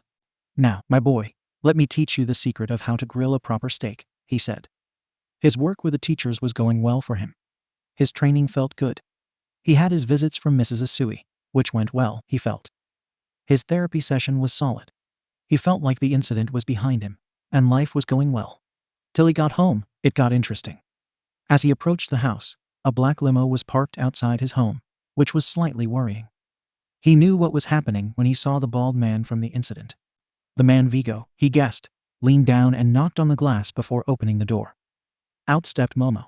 She was dressed casually, looking much better than when they had last parted, though it would be hard to see her looking much worse. "Hello, Miss Yaoyorozu," Izuku said, and he got closer. "Hello, Mr. Midoriya," she responded with a slight bow. "Would you and your bodyguard like to come in? I need to get inside. The weather is getting nasty," Izuku said, looking up to the gray, threatening clouds. "Yes, please. Vigo, would you grab the bags?" Izuku raised an eyebrow, but said nothing as he went and opened the door, letting his guests inside. "Excuse the mess. Would you like some tea or coffee? I have apple juice as well." Momo found the house reasonably clean, and a rich aroma of beef stew filled the home. "Some tea would be lovely, herbal if you have some," she said, taking a seat offered to her at the table. Vigo entered shortly after that with 4 or 5 bags. "Tea," Izuku offered. The man shook his head. "How are you feeling, Miss Yaoyorozu?" "Call me Momo. You saved my life. If you are okay with it, can I call you Izuku?" "That's fine. So how are you feeling, Momo?" Izuku felt a little relieved that she had asked to be addressed by her first name, letting him feel relieved that this would not be a difficult meeting. Before Momo could answer, she felt two little hands hitting her leg. She looked down into the beautiful eyes. Up, the small voice demanded. Momo looked at Izuku. Is it okay? Izuku nodded his head, curiosity running wild in him.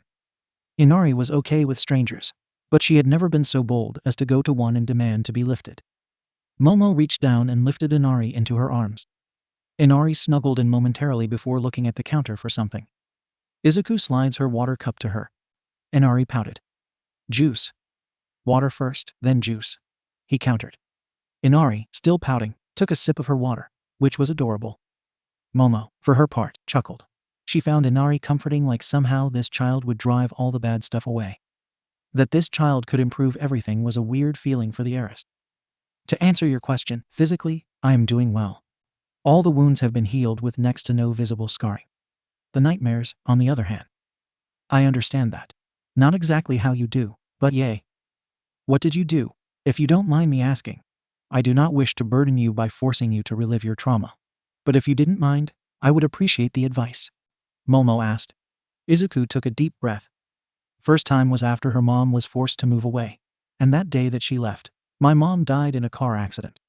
I drank for 6 months. I don't recommend that solution.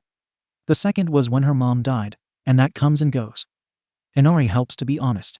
She keeps me focused. Therapy and having a support network have been the best.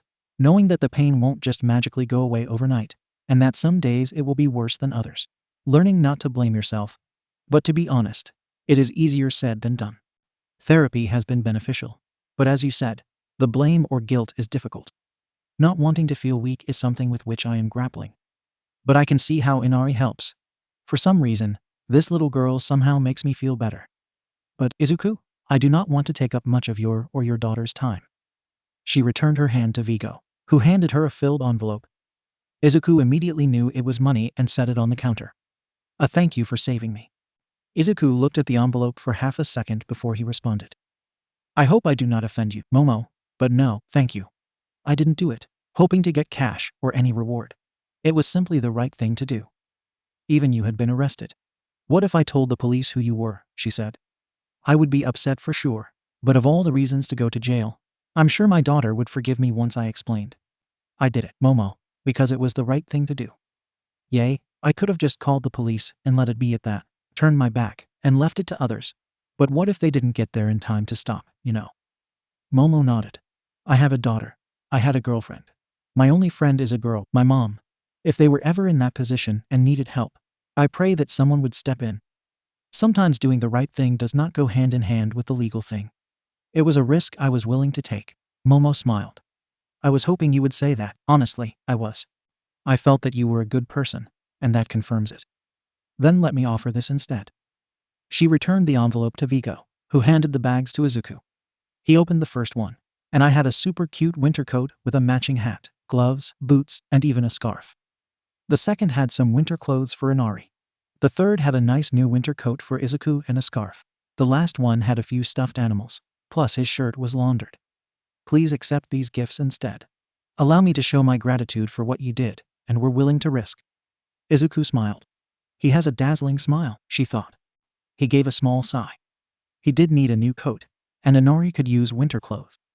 He may not know fashion, but he could tell these were excellent quality, and knew it would make Momo feel better. Thank you, Momo, he said as the sound of rain began to fall outside. Would you and your driver and bodyguard care to join me for dinner? He pointed to the big pot of beef stew.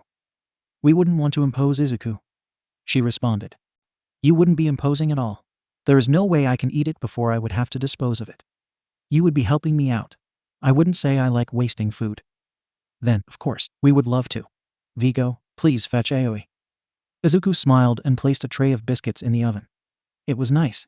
Vigo didn't say much, but Inari was fascinated with him, making him sit on the floor with her while they watched the most recent animated feature. Aoi insisted on doing dishes as thanks for the food. Izuku was incredibly surprised at how much Momo could eat. Soon they got on the topic of quirks, which made much more sense to him.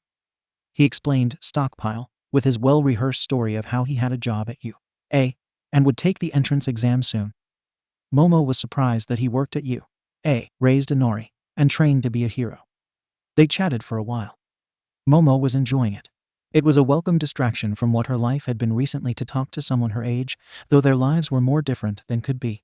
Momo checked the time before looking up. Izuku, I had a great time, and it looks like Vigo and Aoi also enjoyed themselves. She did prepare to leave. I did too, Momo. It has been so long since the house was so full, he said. I can understand that. I last lived in the area a while ago, so my home is rather empty. So, I thank you, Izuku Midoriya, for saving me and opening your home to us. Hey, Momo, would you like to exchange numbers? It may be presumptuous of me, and I am sorry if that offends you, but I had a good time talking to you. Inari likes you, and it would be nice to have someone to talk to and maybe make a new friend. Momo contemplated it momentarily, and the thought of being here and doing this again made the darkness hovering over her life push back some. That sounds good, Izuku. It would be nice to have a friend as well. They exchanged numbers and had to detangle Inari from Vigo, so they could depart with the official bye-bye Inari. The group departed. That night Momo slept a little better. Framed next to her bed was a picture from Inari's coloring book. December, the holiday season, rolled in, and Izuku felt a sense of giddiness at the prospect for the first time in years, and he knew it was due to it being his first with Inari. He was excited to see her reaction to all the lights and differences accompanying the season. He wasn't the only one, as the holiday bug was biting those in his circle. Toshi, Torino, and Itsuka were also looking forward to the holiday. Momo, who was usually reserved, began to feel excited as she found herself shopping for gifts for the little girl and her new friend. Izuku and Momo started with text messaging before it graduated to her coming over or joining him on an outing with Inari. It was how he also introduced Momo to Itsuka, hoping the two girls would get along. Momo found Itsuka pleasant and friendly. It also helped that Inari wanted nothing more than for the three of them to play together, so it helped to bridge the gap. Itsuka was happy to meet the woman that Izuku had saved, though a tinge of jealousy arose when Izuku failed to mention how stunning she was. It made Itsuka a little insecure when she compared their looks. It was abated as she didn't notice Izuku checking the girl out or being flirtatious. The first time Izuku and her went to Momo's house, they were smacked with the financial difference between the trio. But Itsuka noticed that the home, while grand, felt empty and lacking warmth. The way Momo lit up when they arrived with Inari told Itsuka that despite the opulence and the money, Momo was lonely. And that was all Itsuka needed to befriend the girl in earnest. Izuku was a flurry of activity at home and work. The school was preparing for the holiday break, so the students were abustle with activity. Numerous little celebrations were being held, and he watched as some romances blossomed and others fizzled. It was a scene he watched, wondering if he would ever be in that situation again. The excitement of the holiday held a measure of loneliness for him, but his support network was doing wonders in keeping him focused. Hound dog sessions were a little longer than usual as Izuku felt the need to unburden himself more. Mrs. Asui's visit was also pleasant. They mostly talked about the holiday season and the preparation for the children. The most significant part was that 2 weeks before Christmas, Izuku took his driving test and passed. He was giddy on the ride back to the house with Toshi, who was beaming like a proud father. When he entered, he was greeted with a surprise celebration with Kobayashi, Mrs. Asui, Itsuka, and Momo present. Having never had such a thing, it was a memory that burned itself into his heart. The night wasn't over when Toshi delivered a brand new top of the BMW SUV. Itsuka and Momo wondered exactly who Toshi was, but it wasn't their place to question the relationship, as the two seemed close. Izuku did his best to protest, but all Toshi did was produce the safety reports for the vehicle, and Izuku caved. The two men stood in the driveway after the others returned. "Thank you, Toshi," Izuku said, and he turned and hugged the man tightly. Not only for the car but for everything. "Izuku, my boy," he responded as he returned the hug. "I would do it all again 1,000 times over. You continue to amaze me with your dedication to Inari and your training and work. Most would have given up long ago and claimed the hardship was too much. But you rose to the occasion, and I know you will continue to do so." The weekend found Momo and Itsuka joined Toshi and Izuku as they went shopping for a tree and more gifts as Torino babysat Inari. The flurry of decorations and merriment was a great way to chase away the blues for some. When Izuku found out that Momo would be alone, he insisted that she join him for the day along with Vigo and Aoi. Momo tried listlessly to protest, but she knew she wanted to be there and agreed. Her only instance was that they would handle dinner that night. Izuku agreed and smiled, knowing that the house would be complete. Itsuka celebrated Christmas Eve with her family before coming over to be with Izuku and Inari. she wouldn't miss the experience of seeing the little girl on Christmas morning.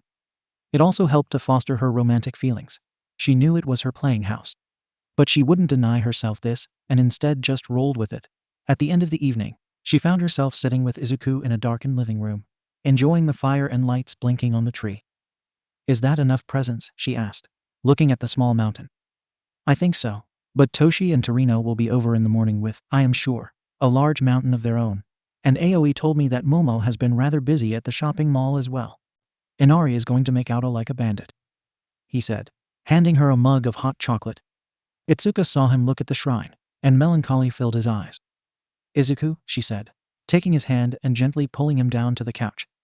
"I know it must be hard with Inko and Suijin being gone, and how much you would want to share this moment with them. They are always with us and with you, so don't feel bad about looking forward to enjoying tomorrow. They wouldn't want that for you. I know that mentally, but I get lonely sometimes," he said, taking a seat next to her. "If I didn't have you, it would be too much. Toshi and Momo are great, don't get me wrong, but with you, I can be open. You won't judge or think less of me, which means much, Itsu," he said, looking at her. "I mean it from my heart, Itsu. Thank you." He put his arm around her and pulled her into a hug. Itsuka's heart pounded as she wanted to pull him into a kiss, but not a hug. But she didn't want to break this moment. She just hoped that he didn't hear the pounding of her heart. They stayed like that for an hour, not talking, just cuddled together before he finally rose to head to bed. She watched him disappear down the hall before she went to the spare room, a longing in her heart that did not abate in the morning light. Christmas morning, Izuku and Itsuka woke early to set up the video camera and prepare breakfast. Toshi and Torino arrived early, bringing an overwhelming amount of presents. Toshi dressed as Santa Claus, which was a delightful surprise. When the guest of honor woke up, she wore matching pajamas with her daddy and auntie for Christmas morning. Then, chaos ensued, but in the best way possible. Inari was more interested in tearing open presents than what was inside, except for the toys. She was always satisfied. Unwrapping Inari's presents took so long that they had to take a break to eat before continuing. Meanwhile, the adults exchanged gifts and marveled at the joy of Christmas morning amidst the chaos. Inari was outside playing with her motorized car under the watchful supervision of her grandfathers, while Itsuka and Izuku cleaned up some. Then, Izuku handed Itsu a small box he had kept hidden. When Itsuka opened it, her breath caught in her throat. It was a matching necklace to her favorite earrings. She noticed Inari's birthstone offset with the stone. She turned and lifted her hair for him to fasten it. The intimacy of the moment was not lost. Izuku had to stop himself when he almost impulsively kissed her neck after securing the clasp. When Itsuka turned, kissing his cheek only took a supreme act of will. "Merry Christmas, Itsu," he said as they embraced. "Merry Christmas, Izuku," she said, snuggling in. It wasn't too far past noon when Momo arrived, and chaos erupted again. She made sure to gift the little girl some more toys and stuffed animals, but she also purchased Inari some adorable clothes. The house was filled with laughter and merriment as the groups intermingled, and Inari was basking in being the star of it all. Izuku looked at everything and joked about needing a new house for Inari's Christmas haul. Momo and Toshi blushed, admitting they may have gone a little overboard. For Izuku, when he got everyone together to take the holiday photo, which was his perfect moment. Him in the center with Inari on his lap, flanked by Momo and Itsuka, Toshi and Torin over the back, and Aoi and Vigo on the ends. It was perfect, the joy on everyone's faces and the bliss he felt. Dinner was terrific. Everyone leaned back on full bellies and just relaxed. When everyone departed, it was almost a sad feeling. Izuku hugged Momo and thanked her, making the heiress blush, but she returned the affection as it had been her best Christmas in years. Itsuka and Izuku ended the night watching an old pre-quirk movie. It's a Wonderful Life. It had been his mother's favorite. He had fond memories of watching it every holiday with her. He hadn't done so since her passing, but tonight, it felt right. The new year the group spent New Year together, and made their first shrine visit together. Izuku was floored when he saw Momo and Itsuka in their yukata. The one they had picked up for Inari was adorable as well. As he saw the girls dotting on Inari, and was stunned by their beauty, he felt himself not looking at them as his friends, but as women. It raised a feeling of guilt. Momo he had rescued, and Itsuka was his best friend. It was the first time he had felt that way since Suijin had passed when he brought it up in a session with Hound Dog. He was relieved that the man didn't condemn Izuku, but told him it was a sign that he was healing, and that he shouldn't beat himself up over it. To his surprise, he encountered Mrs. Asui and her family at the shrine. He walked over, offered his New Year greeting, and was even introduced to her husband and children. He smiled and talked with them briefly before excusing himself to return to his group. Sue looked at her mom and saw her smiling at the boy as he left. "Is he doing well?" she asked. "Better than I could have dreamed. He doesn't wallow when he gets set back, and is building a strong network around himself," her mother replied. "Now, did you get a hold of Kyoka?" "Yes, she is on her way." Mrs. Asui was incredibly pleased with Izuku. The boy would reach out when he was having difficulties, even if that would shine a bad light on himself, showing he was more concerned with Inari's well-being. She was proud of that. The birthday Izuku started talking to the group about putting a party together to celebrate Inari's 2nd birthday. At first, he was planning something nice at home, but then Toshi mentioned an excursion to the Magic Kingdom, which was quickly taken from Izuku's hands. Momo quickly sided with Toshi, and to his surprise, so did Kobayashi. Itsuka was only on his side till Momo showed her different princess dresses they could put Inari in during the trip. Then he was alone trying to fight the tide, and he caved. It was the best thing he ever did. Toshi had to pull. Being the #1 hero in all of Japan had its benefits, and he rarely reached out to ask for a favor had endeared him to many. So, when he made the call, his group received VIP tickets and guided tours, and they were also granted permission to stay in the secret rooms in the castle. His granddaughter was going to get to be a princess in a castle. Izuku was floored when Toshi revealed their travel plans and accommodations. Izuku was floored. He could only hug the man, and it just slipped out. "Thank you, Dad." Izuku froze. He didn't mean for it to slip out. He expected to be rebuffed. But instead, Toshi said, "You're welcome, son."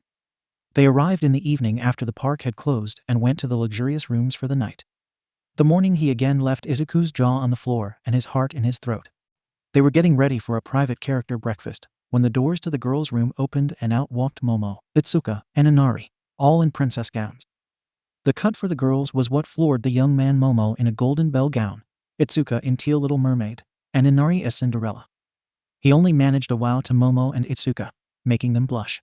He recovered and bowed to Inari, calling her princess, which was all the girl needed. It was so interesting to see people asking to take photos with Momo and Itsuka as they were walking around the park. It was a trip filled with many memories. The shows and treatment they received were out of this world. Momo even expressed that she hadn't experienced this kind of treatment. Toshi even gets the trio into a dance club to have fun while he and Torino pamper Inari a little more. It was a fantastic night as he danced with the girls, his eyes wandering to places on them that made him blush. He didn't know that they caught the looks he had given them, and it was welcomed. They also took the opportunity to admire his physique. It was a night of internal revelations as sparks of attraction that had been dormant were beginning to ignite in the case of Momo and Izuku or roar to life in an inferno for Itsuka. Ultimately, it was the best trip Izuku had ever been on, and he was so thankful that it was something he could enjoy with all those presents and celebrate Inari's birthday in such outlandish fashion. March he had done it. Toshi had set a mark he needed to hit for the entrance exam, and he more than hit the target. He blew it out of the water. The drive had always been there, but the thought of making his father happy was more motivation than he could have dreamed.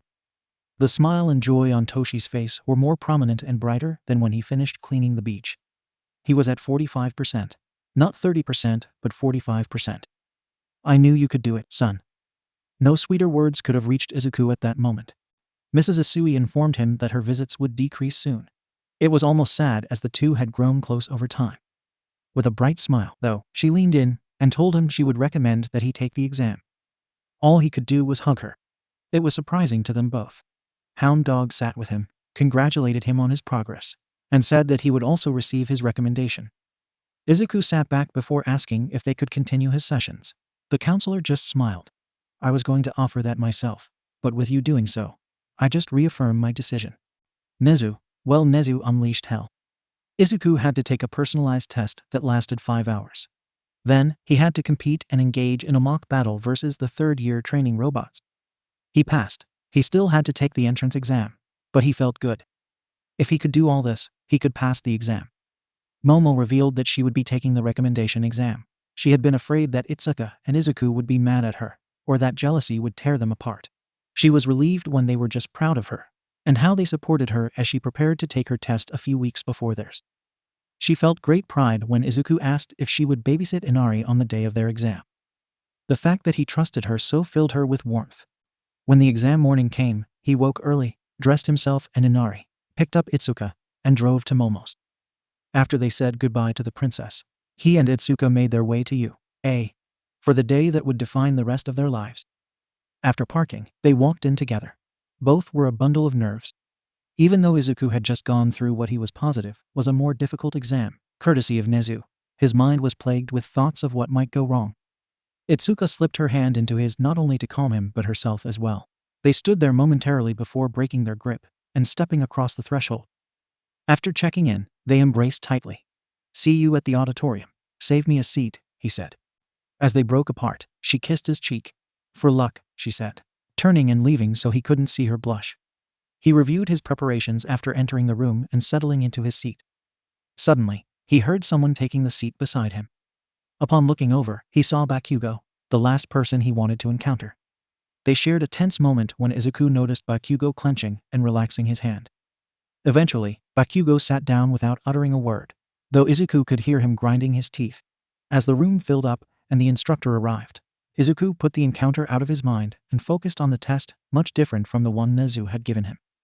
Izuku felt confident and double-checked his answers before submitting his test with ample time left.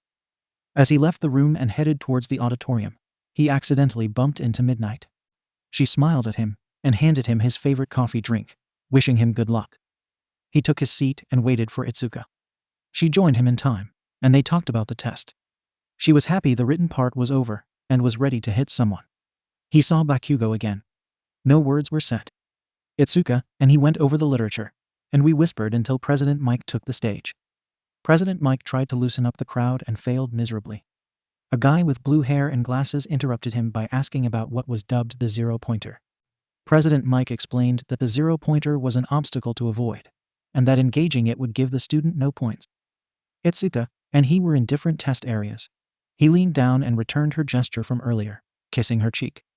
"For luck." She laughed and spoke. "Don't do anything stupid, okay?" "How can I? You are taking all the stupid with you." They laughed and bumped fists. "See you on the other side," they said in unison. He watched her depart. Turning, he saw him standing there waiting. "Deku." "𝗵𝘃𝗀𝐻, don't trip now. Not when you are so close to the end of the race." "I don't plan to. I can't wait till I hear that you failed. Your stupid quirk won't help you at all." "Don't worry, 𝗵𝘃𝗀𝐻, I'll see you in the hero course. If you make it." "What did you say?" "You heard me. See on the other side, 𝗵𝘃𝗀𝐻." He saw the hand clench again, but no sparks. He didn't hear the explosions or anything. 𝗵𝘃𝗀𝐻 turned and left. All Izuku heard was, "Stupid Deku." It wasn't even yelled at. Izuku took a seat on the bus and found himself next to a charming brunette with a beautiful bob haircut that framed her face. She had a natural blush that made her look even more adorable. Although he felt guilty for noticing her, he knew it was a positive step in his healing process. He wasn't ready to date or engage in physical activities, but could appreciate other girls. Suddenly, he noticed that she was trembling with fear, and he was about to offer her help when he felt a tap on his shoulder. "What are you doing? Are you trying to do something unhero-like to that girl?" It was the blue-haired guy from the auditorium. "No, you dick, she seems nervous. I was going to try and calm her down. Why don't you sit down and mind your own business?" The guy looked at Izuku like he was about to say something, but Izuku turned his back on him. He lightly placed his hand on the girl's shoulder. "Hey, you, okay?" She jumped some at his voice. "No, to be honest, I am so terrified right now. My whole life has been building to this moment, and my future rides on it." "What's your name?" "Ochako Uraraka." "Izuku Midoriya." "Hey, Uraraka, just a question. Have you trained for this?" "Of course, I trained my whole life for this." "Then you got this. Just believe in your training and believe in yourself. I know you can do it. I can't wait to see you in the hero course." "You're right, Midoriya, I got this. I'll see you in the hero course." "And thanks," she said, blushing a little. "I needed that." "No problem." He held his fist to her, and she returned the fist bump. "See you in class." "See you in class, Midoriya." They arrived at their training center and disembarked. They smiled at each other as they walked to the waiting area. He started stretching, pulling up his full cowl to 30%, his body giving off green lightning.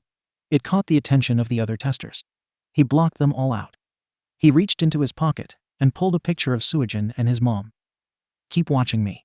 Watch over Inari. I love you both." The doors opened. Izuku raced into the battleground. He heard the announcement. There are no starting bells when fighting villains go. He tore into the plaza as many robots sprung up from behind some rubble. He didn't even use one for all. He just used his other quirk and ripped the optical circuits from all the robots, disabling them. He didn't stop. He raced off to find more targets. He did well, as far as he was concerned. He took out some robots and helped a few others. He wanted to succeed, but not at the cost of robbing others of a chance. A kid with sleepy eyes was having a terrible time. It is evident to Izuku that whatever the boy's quirk was, it wasn't suited to fight robots. Izuku gave him a makeshift bat and told him to aim for the neck. He had to several times bail out a kid with purple orbs for hair. He just pulled the missile off course for some of the others. Some with this attraction quirk. Things seemed to move in slow motion for Izuku. Not really. But after having to chase Torino around and dodge a punch from All Might, this was pretty easy. He knew time was coming up soon as he dispatched some more robots. Then the ground shook. The 0-pointer arrived. He watched as the other test takers dashed towards the exit. He was about to do the same when he heard the cry for help. Uraraka was pinned underneath some rubble. He raced over to her and tossed the large pieces off of her. He was freeing her. Can you stand? I don't think so. My ankle is broken. Midoriya, watch out. She suddenly shouted. The area around them suddenly darkened. He turned to see a giant fist coming at him. He knew he couldn't let it impact him. He couldn't grab her and get away fast enough. He turned, pushed up to 50%, and threw his punch. Detroit smash, their fists collided in a defining gong of metal as the robot's arm was sheared off, throwing it off balance. He leapt in the air towards the machine. Texas, smash. He dived down with a punch right into the robot's chest, which shattered. He kicked off to give himself some distance. The landing was going to hurt, but he would survive. Then he felt a slap on the back, and he was floating. He looked and saw Uraraka. My quirk, she said. He turned and brought her into his arms in a bridal carry, and she placed her hands together. Release, they landed safely. He cushioned her impact. Time, the call rang out, signaling the test's end. He smiled at her. Thanks for the save. You saved me first, Midoriya. Izuku. Ochako, let's get you over to the gate. I'm sure the medical staff are making their way in. You don't have to carry me. I must be heavy. Not at all, Ochako. I could do this all day, he said with a smile. The lightning was still dancing around his body. She could feel it dancing across her skin. It was warm, slightly ticklish. Above all that, she could feel his arms and chest muscles as he carried her with no effort. Sadly, for her, at least her ride ended as an older woman approached them. You okay there, Midoriya? She said. Yes, recovery girl. Ochako saved me from the worst, so besides my hand being bruised, I think I'm okay. Ochako may have broken her ankle, though. The woman had Izuku put Ochako down as she examined her. Yup, it's broken. The robot nurses placed Ochako on a stretcher. Ochako groaned. I definitely cannot afford this medical bill, she thought. She felt a kiss on her forehead and immediately started to feel better. Izuku squeezed her hand. Don't worry about it, Ochako. Recovery girl is the best in the business. You will be on your way home soon. Now quit flirting with the patient, Midoriya, and get a move on so you don't miss your bus. Ochako's face went nuclear. Thankfully for her, Midoriya had turned away. How can you say you know I only have eyes for you? He playfully flirted with recovery girl. Now get going, you whippersnapper. She swung her can towards him. He skillfully dodged. He turned back to Ochako, who had managed to control herself, and smiled. Get better. See you in the hero course. He held his fist out. She gave him a fist bump. See you there, Izuku. He gave a wave as he jogged off. Damn, that's a nice view. She blushed at her thought. She looked, and some other test takers were admiring the same thing. He returned to UA, showered and changed, then met Ituka. He found her waiting by the car. They just hugged, and they both cried for a second. They had prepared so long for this moment. They looked up at the sky in silence, praying to the one they wanted to have been here with them more than anything. Ituka saw him drying his eyes. Now come on, let's go get Inari and enjoy Momo's spread waiting for us. He smiled. He couldn't wait to see his little girl. Yaoyorozu household. The day of the entrance exam found the Yaoyorozu household abuzz with energy, as the young heiress was checking over her list for the 10th time that morning and ensuring the staff understood the day's importance. The staff, of course, had answered her questions multiple times, but they kept their answers courteous and with any hint of emotional tone, though quietly to themselves. They smiled and giggled at the heiress's frantic nature. Momo sat going through her list mentally again, running through every possible scenario that may occur and the proper response. Still worried that there was something she may have been overlooking, her attention was snapped back to the present by a polite knock at the door from one of the servants. "Madam, they have arrived," she said politely. Momo scanned the room behind her, the field of battle that she had prepared and overseen. Stuffed animals, check. Playmat, check. Disney movies, check. Toys, check. Dress-up options, check. Mini fridge fully stocked with approved drinks and snacks, check. First aid kit, check. Fire extinguisher, check. Panic room, check. She took a deep breath. Today, failure was not an option.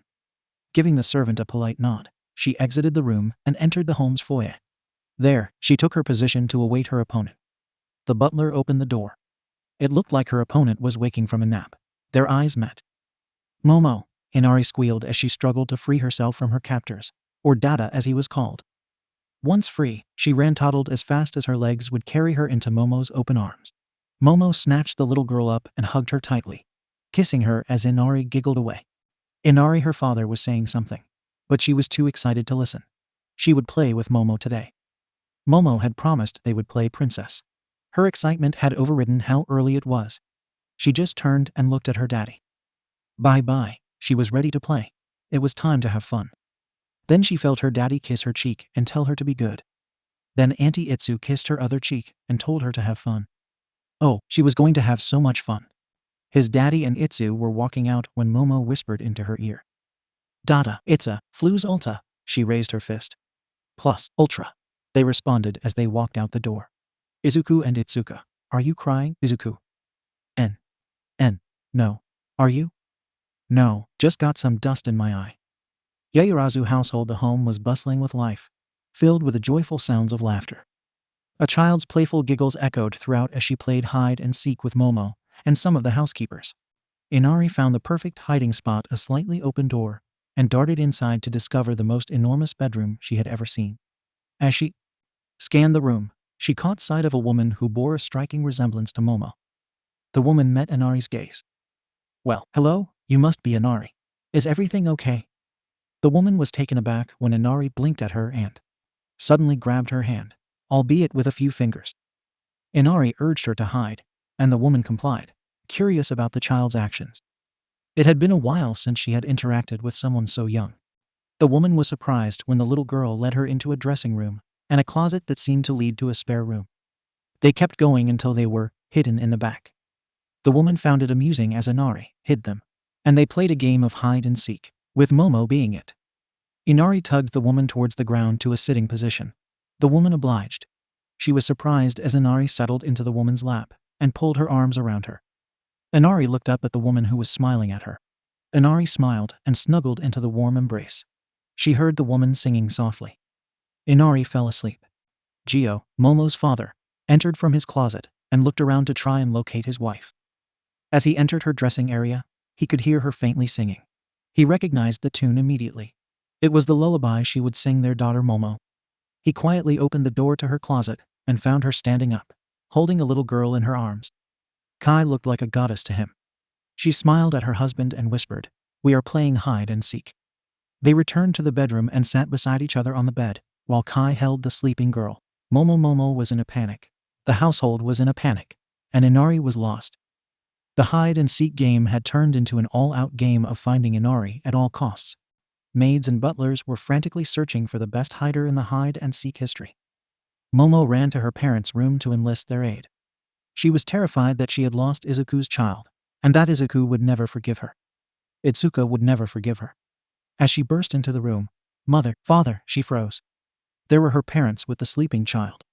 Momo fell to her knees. Her heart was almost pounding out of her chest. The sleeping child woke up, rubbing her eyes. "Did I win?" Gio and Kai looked down at the little girl and then her daughter. Her mom smiled and spoke. "Yes, little one, I believe you did." The remainder of the day was beautiful for Momo as she spent it with her parents and played with Inari. Momo was thrilled to spend time with Inari, but also enjoyed spending quality time with her parents. She couldn't recall the last time she had seen them smile and laugh so much. They didn't discuss company matters, projects, or meetings and rekindled their bond. Overall, it was a fantastic day. Izuku and Itsuka returned in the late afternoon and were warmly welcomed by Momo and Inari. Both girls were dressed in matching princess dresses that melted Itsuka's heart. Inari even attempted to curtsy and greeted them with, "Welcome home, Dada, Auntie." It was an adorable sight. Izuku smiled so big, but also flushed slightly as when Momo curtsied low. He got a rather generous view of her cleavage, causing a torrent of inappropriate thoughts to run through his mind. Izuku composed himself and picked up his daughter, who immediately began recounting her day in a flurry of words. Izuku chuckled, realizing that muttering was a common trait in their family. Itsuka had made a similar observation. Momo guided them to the dining room, where a lavish feast awaited. Her parents greeted them with warmth and introduced themselves. Izuku was surprised by the respectful bow her parents gave him, and their gratitude for his help with their daughter left him blushing. They all sat down together and enjoyed the meal while Momo listened to her friend's account of their day's exam. Later, her father requested a private conversation with Izuku, and he obliged while the girls went to the theater room to watch a movie. "The Yaoyorozu study, Mr. Midoriya. May I call you Izuku?" Ghio began as he took a seat behind a beautiful oak desk. He gestured to a nice leather chair. "I don't mind," Izuku replied as he sat. "Please call me Ghio," the man replied. "Please don't be afraid of this conversation. I know you declined a monetary reward from Momo, but I would like to offer the same thing. Ghio, I want to clarify that I acted based on what I believed was right, not for personal gain. This is the same explanation I gave to Momo before. I have an idea to propose. Why don't I put the money I'm offering into a trust for Inari? The money will be invested and grow. When she's old enough, she can use it for university, or as a good start in life. If something happens to you, I know how much you love your daughter, just as I love my own. As a fellow father, I'd like to show my gratitude for all that you've done for my Momo by doing this for you." Izuku thought about it for a moment. He put himself in Ghio's shoes. If the role were reversed, he would want to do everything he could to thank the man that did that for Inari. "That I can accept, just as long as everything is written out, so that it is all for Inari for her access when she turns 18, Izuku said after some thought. "We can do that. I will have my people draw something up." "Good, just send it to my lawyer." Izuku wrote down Kobayashi's contact information for Ghio. "You have a lawyer on call?" "My life has been interesting." The two men shook hands and went to join their ladies watching the movie. Ghio and Kai were happy as they watched for a little while before excusing themselves. They hugged their daughter tightly and let her know her friends were welcome to spend the night if they wanted to. Inari's hugs and kisses brought them much joy. "Are you sad that we never had another one?" Kai said as they walked up the stairs. "Some," Ghio responded. "But you are more important, Kai. It wasn't worth the risk. Besides, you already gave me one perfect child. Why would I be greedy and demand two?" Kai just laughed, taking Ghio's hand and leading him to bed. Izuku was lounging on an incredibly comfortable couch, with his daughter snuggled up on his lap and his two closest friends by his side. At first, he had refused the suggestion to stay for the night, but as he grew sleepier, he eventually relented. He was then led to a guest room. Inari, though, would not be joining him as she was kidnapped by Momo and Itsuka, as they were all going to have a slumber party. Inari kissed him on the cheek as a goodnight gesture, and then asked Momo and Itsuka to do the same. Izuku blushed when the girls complied with Inari's request and kissed him before bidding him goodnight. Before going to bed, he asked Itsuka to promise she would get him if anything went wrong, or they required assistance. As he drifted to sleep, he felt the comfortable mattress lull him into a peaceful slumber. Dreamland, he was floating in a comforting warmth, when suddenly he was jolted awake by a poke on his cheek. Nana was there, and he looked around, confused. He had been in the same void as when they first met, but now he saw an old-fashioned dojo. The roof was missing, revealing a breathtaking view of a night sky filled with swirling masses he had never seen before. "I hope I didn't faint again," he said. "The kisses on the cheek were unexpected, but I hope that didn't make me faint." "No, you're asleep right now," Nona said, offering him a gentle smile. "Before anything else, I want to say that I am immensely proud of you, Izuku, for what you have done with Inari and the steps you have taken. You have done great, but I am most proud you can ask others for help. It is not the easiest thing to do sometimes." "It's not about what's easy," he responded. "It is about what is best for Inari. But I have to ask, did I do something wrong?" "No, Izuku, you have done so much right. I and the others are so proud of you," Nana replied. "Others?" Looking past her around the room, he saw shadowy figures edged in different light colors. "Yes, the other bearers of One for All. You will meet them in time. But since you and I have already spoken, It decided that I would go first. You are going to inherit my quirk. Wait, what? Izuku said, stunned. When you described One for All as a stockpiling quirk, you were not far off. Whenever One for All would be passed on, it would carry a vestige or ember of its previous bearers. Part of that is that the One for All would absorb the bearer's quirk into itself and improve it. For example, my quirk is float, and I could do exactly what you think. When I became the 7th, it became flight. As your quirk has also increased in strength, has it not? It has. It still works better on smaller objects. I can affect things much smaller than my mother did and bigger. But why didn't you grant these to All Might? It is like when we first talked. Something changed when he passed One for All to you. We knew that we would be able to one day talk to you. And I did when Inari came into your life. Now I know I can pass my quirk on to you, or allow you to access it, as it is now part of One for All. I am sure it will happen with the others in time. But maybe I can go first because I was able to break through and talk to you. So, do I have to eat hair again? No, unless you have some fetish now. If so, talk with Hound Dog about that in your next session. Izuku scowled at Nana, causing her to laugh. I can only give you the basics. It is up to you to learn more. I suggest talking to Gran. He was the one that helped me get it under control. Izuku felt something strange, like a shiver, ran through his body, and he looked at her questioningly. Was that it? Yup, she said. Sorry if you were hoping for more, but… No, it's fine, he said. After the hair-eating thing, I never know how these things will go. Good. Now on to the basics. This is how you float. Izuku upon waking up. Izuku tested himself, and discovered he could now use Nana's quirk. He invited Toshi to dinner that night, as he had something to discuss with him. Izuku also requested that Torino join them. After assuring Toshi that he and Inari were doing well, Toshi agreed to come. They all had breakfast together before saying their goodbyes. Ituka accompanied Izuku to the grocery store before he dropped her off at home. Upon returning home, Izuku got everything ready and ensured Inari was bathed and prepared for the day.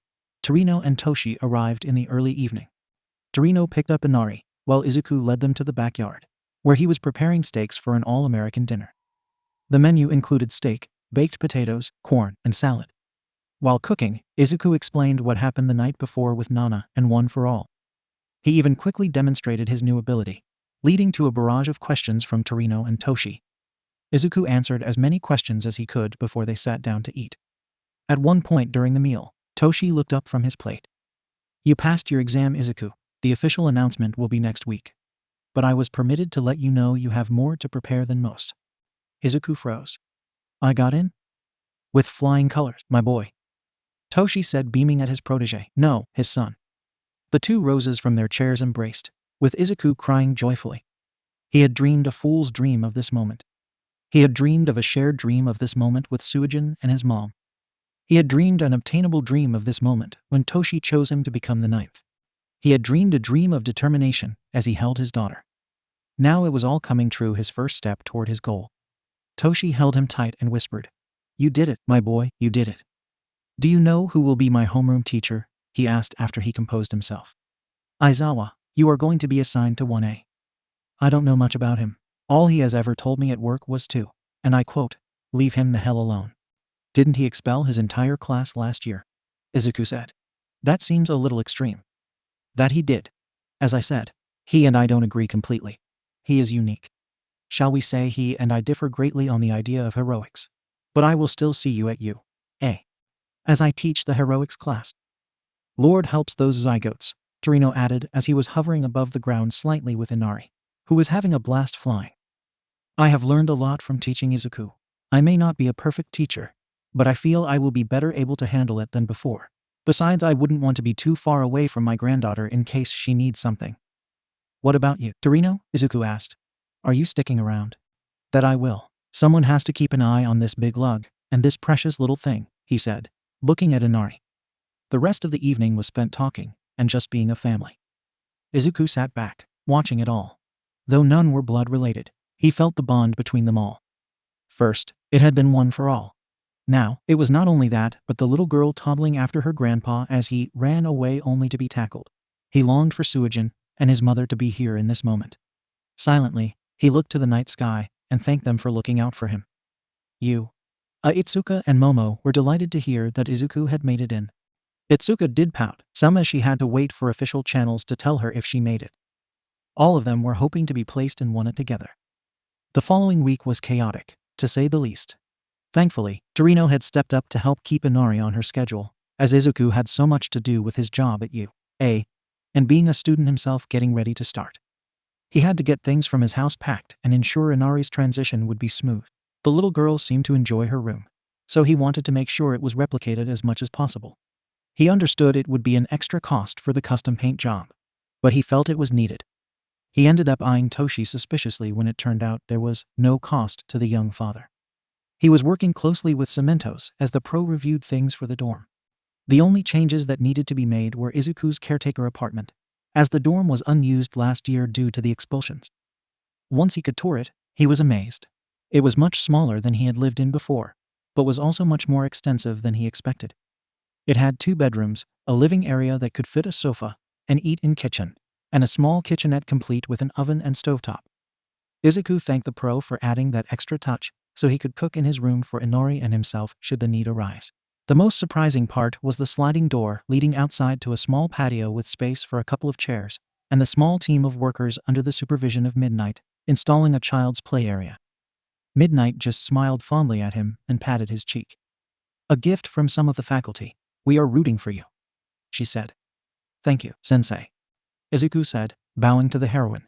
"Please express my gratitude to all the others." When he returned home one night with Inari and Itsuka to spend the evening together, he found a similar box to when his mother had passed, and inside was a business card for a woman from a home furnishing store and a simple type of card that said, "Congratulations." Izuku was confused and somewhat apprehensive as he wondered who this person was and their relationship to him. Thankfully, there were no boos in this box. He discussed it with Kobayashi and decided to take this benefactor up on this gift again, with the remainder added to Inari's investment account. Izuku was surprised to find the woman answering his call promptly and seemed more than happy to schedule an appointment anytime he wished. They settled on doing so Saturday. To his amazement, the shop would be considered couture as he designed the furniture from the styles, building materials, fabrics, and everything. Izuku nor Itsuka were designers, but the woman was great at her job and could help design and lead them down a lovely path that fit his needs and style. After that, it was all about getting everything ready for the move. Most of the furniture from the central part of his house was staying, and the bedrooms were being moved to UA, especially Inari's belongings. Momo and her family were happy to put the young family up for a few nights, so the movers could do their work.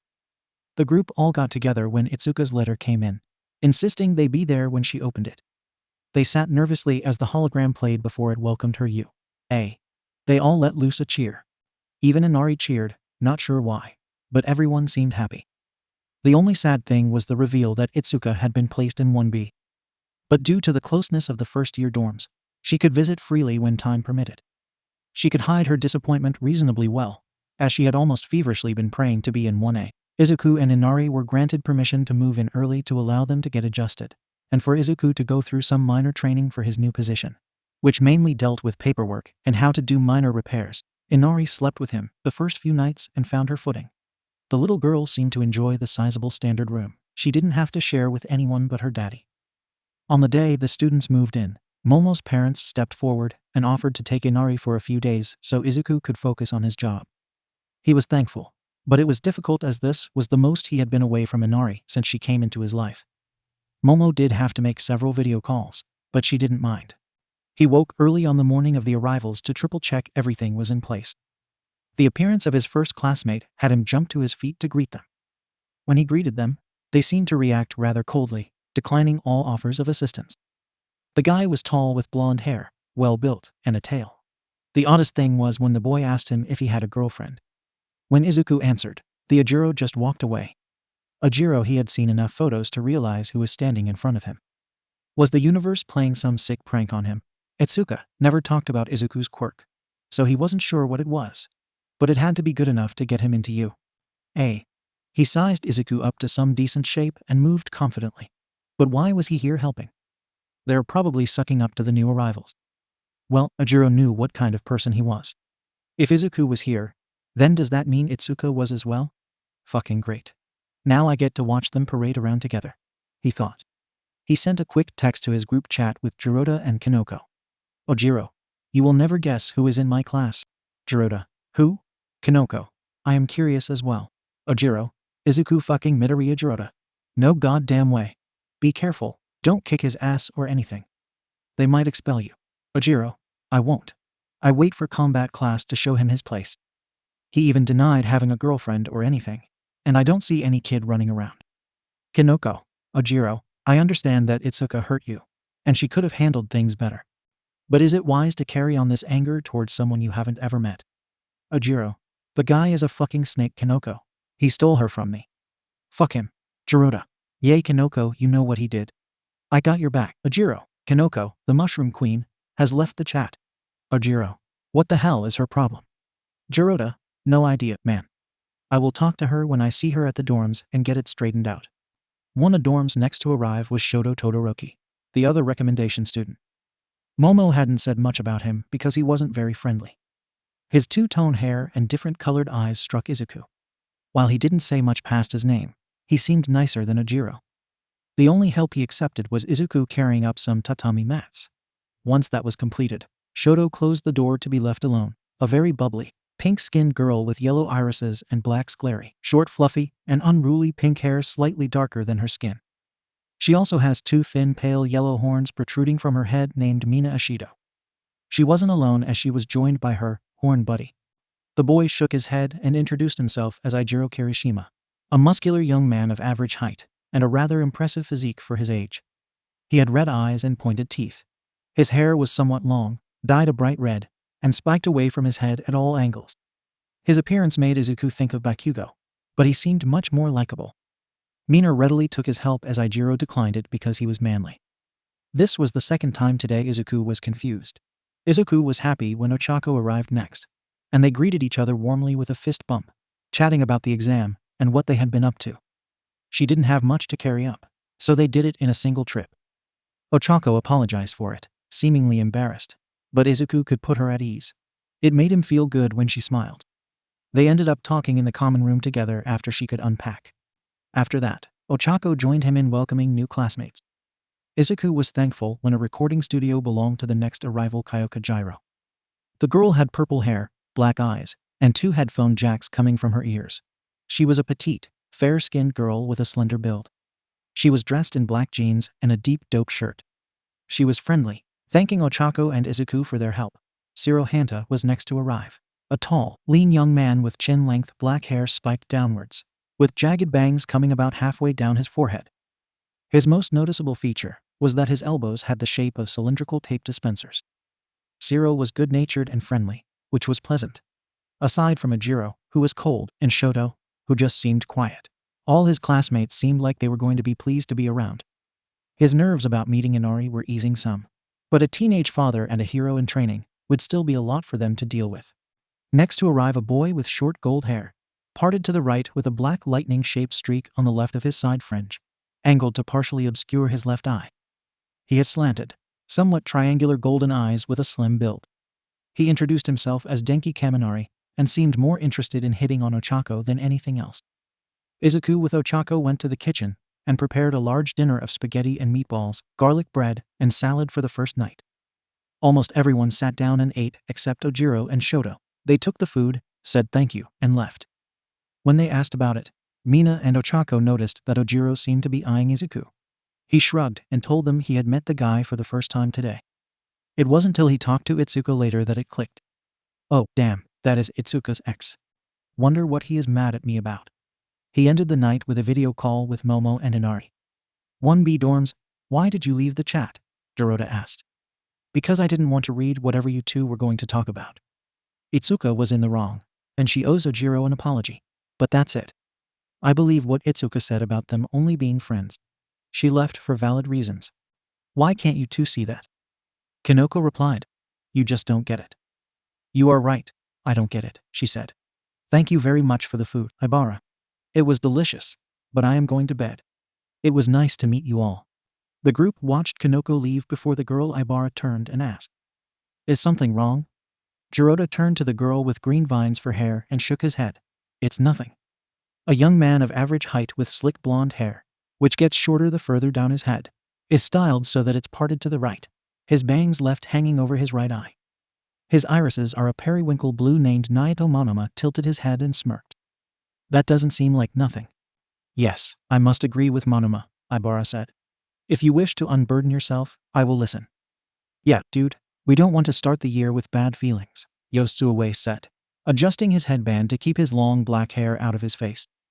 Do we need to beat someone down? Said the boy with the mantis quirk, 𝗬𝗏𝗏 𝗵𝗃𝗧𝗏. He took another bite of his food, waiting for 𝗔𝗨𝗧𝗏 to continue.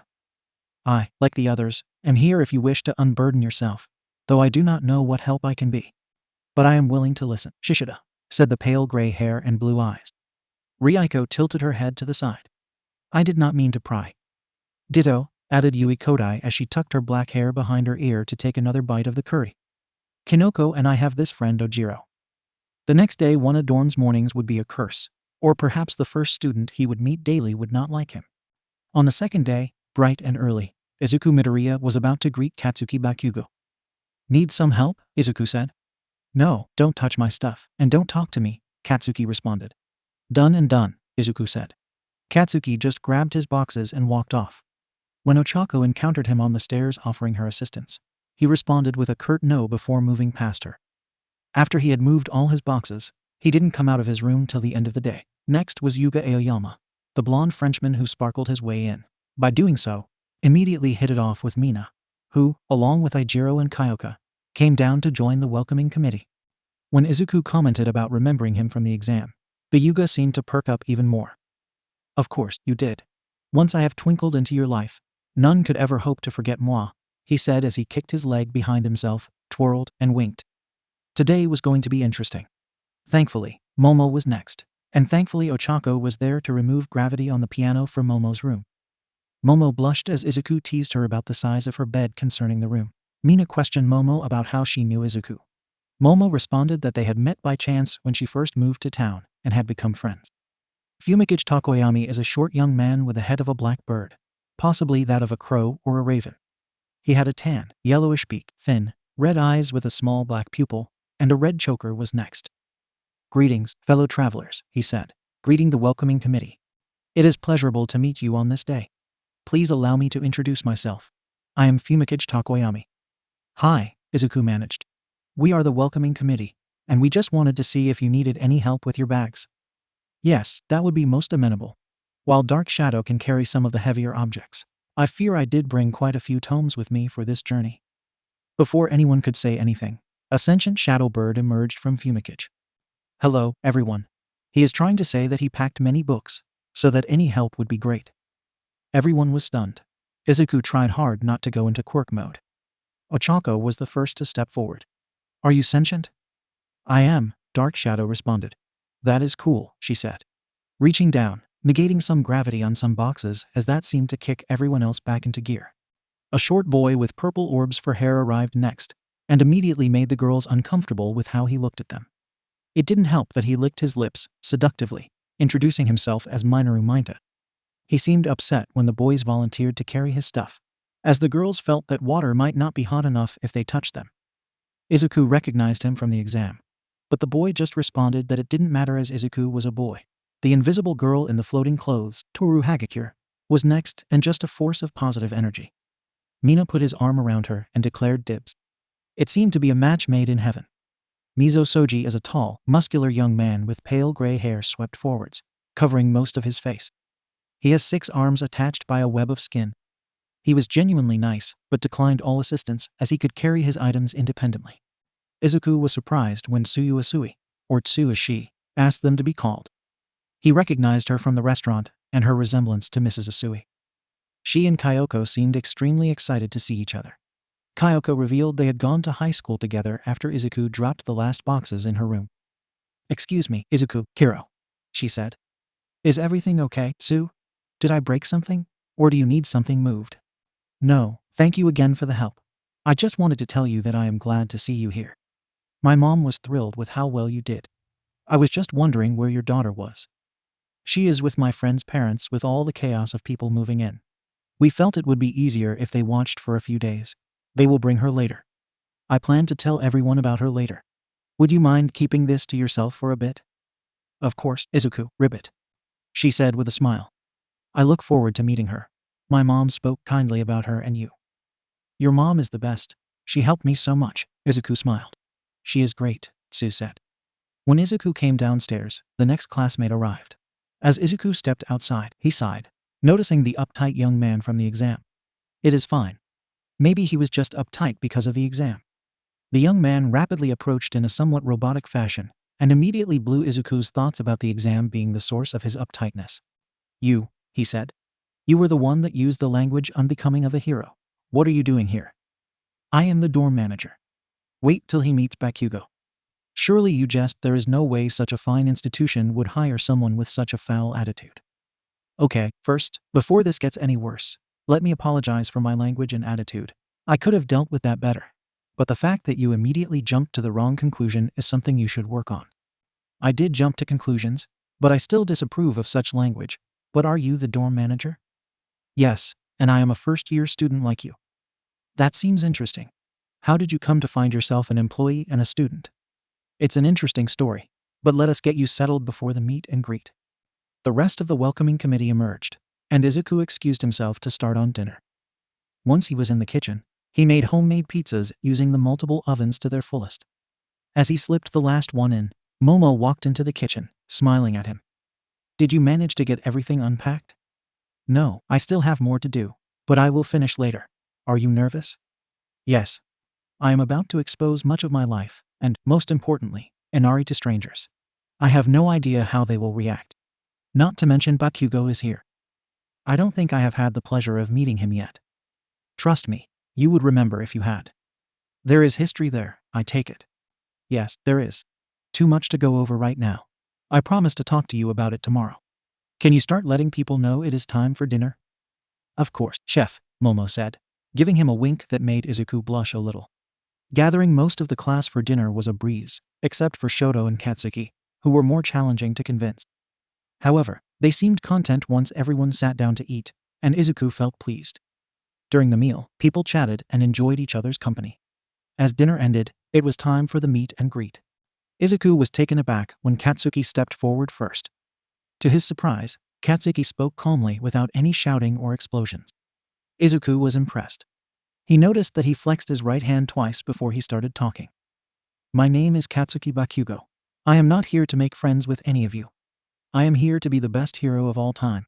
My quirk is an explosion. Shoto followed suit simply by saying his name and was here to be the best.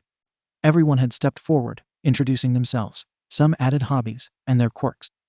Getting to know everyone a little more. At the end was Izuku. He took a deep breath. Hello, everyone. As all of you know, my name is Izuku Midoriya, and I am the dorm manager, so if something breaks, I am the guy you tell. Or if you need something for your dorm, that is also me. I am an employee of 𝐸, but I am also a first-year student like all of you. I enjoy playing the guitar, movies, and when I can reading. My quirk is a version of telekinesis that I call psychokinesis. The smaller an object is, the better I can affect it. It doesn't work on things much bigger than a cat. The most important thing I must tell you is that I am a father. I have a 2-year-old daughter. Some students responded silently, while others yelled, "What?" He held his hand for silence. The commotion and his confession had even stopped Shoto heading up the stairs. I will answer some questions, but before any of that, let me finish. You, 𝐸, is aware of my situation, which is part of the reason I work here. My daughter's name is Inari, and she will also be living here. I do not expect any of you to look after her. I will ask that you don't just give her food or treats without clearing it with me. Her mother was my longtime girlfriend, who moved in 2 years ago. I never knew that she was pregnant. She kept that from me, so I would not drop everything and run to her. About 8 months ago, she was killed in a fight between pro-heroes and some villains. He heard some gasps as some of the girls' eyes watered. So, I have been learning to be a father for the past 8 months. I immediately reported my circumstances to you, 𝐸, as I still intended to apply, but was unsure I could. I have had to comply with the terms of a contract set forth by the principal to provide proof of financial capabilities and mental capacity. I had to clear a strict evaluation by child safety, which I have.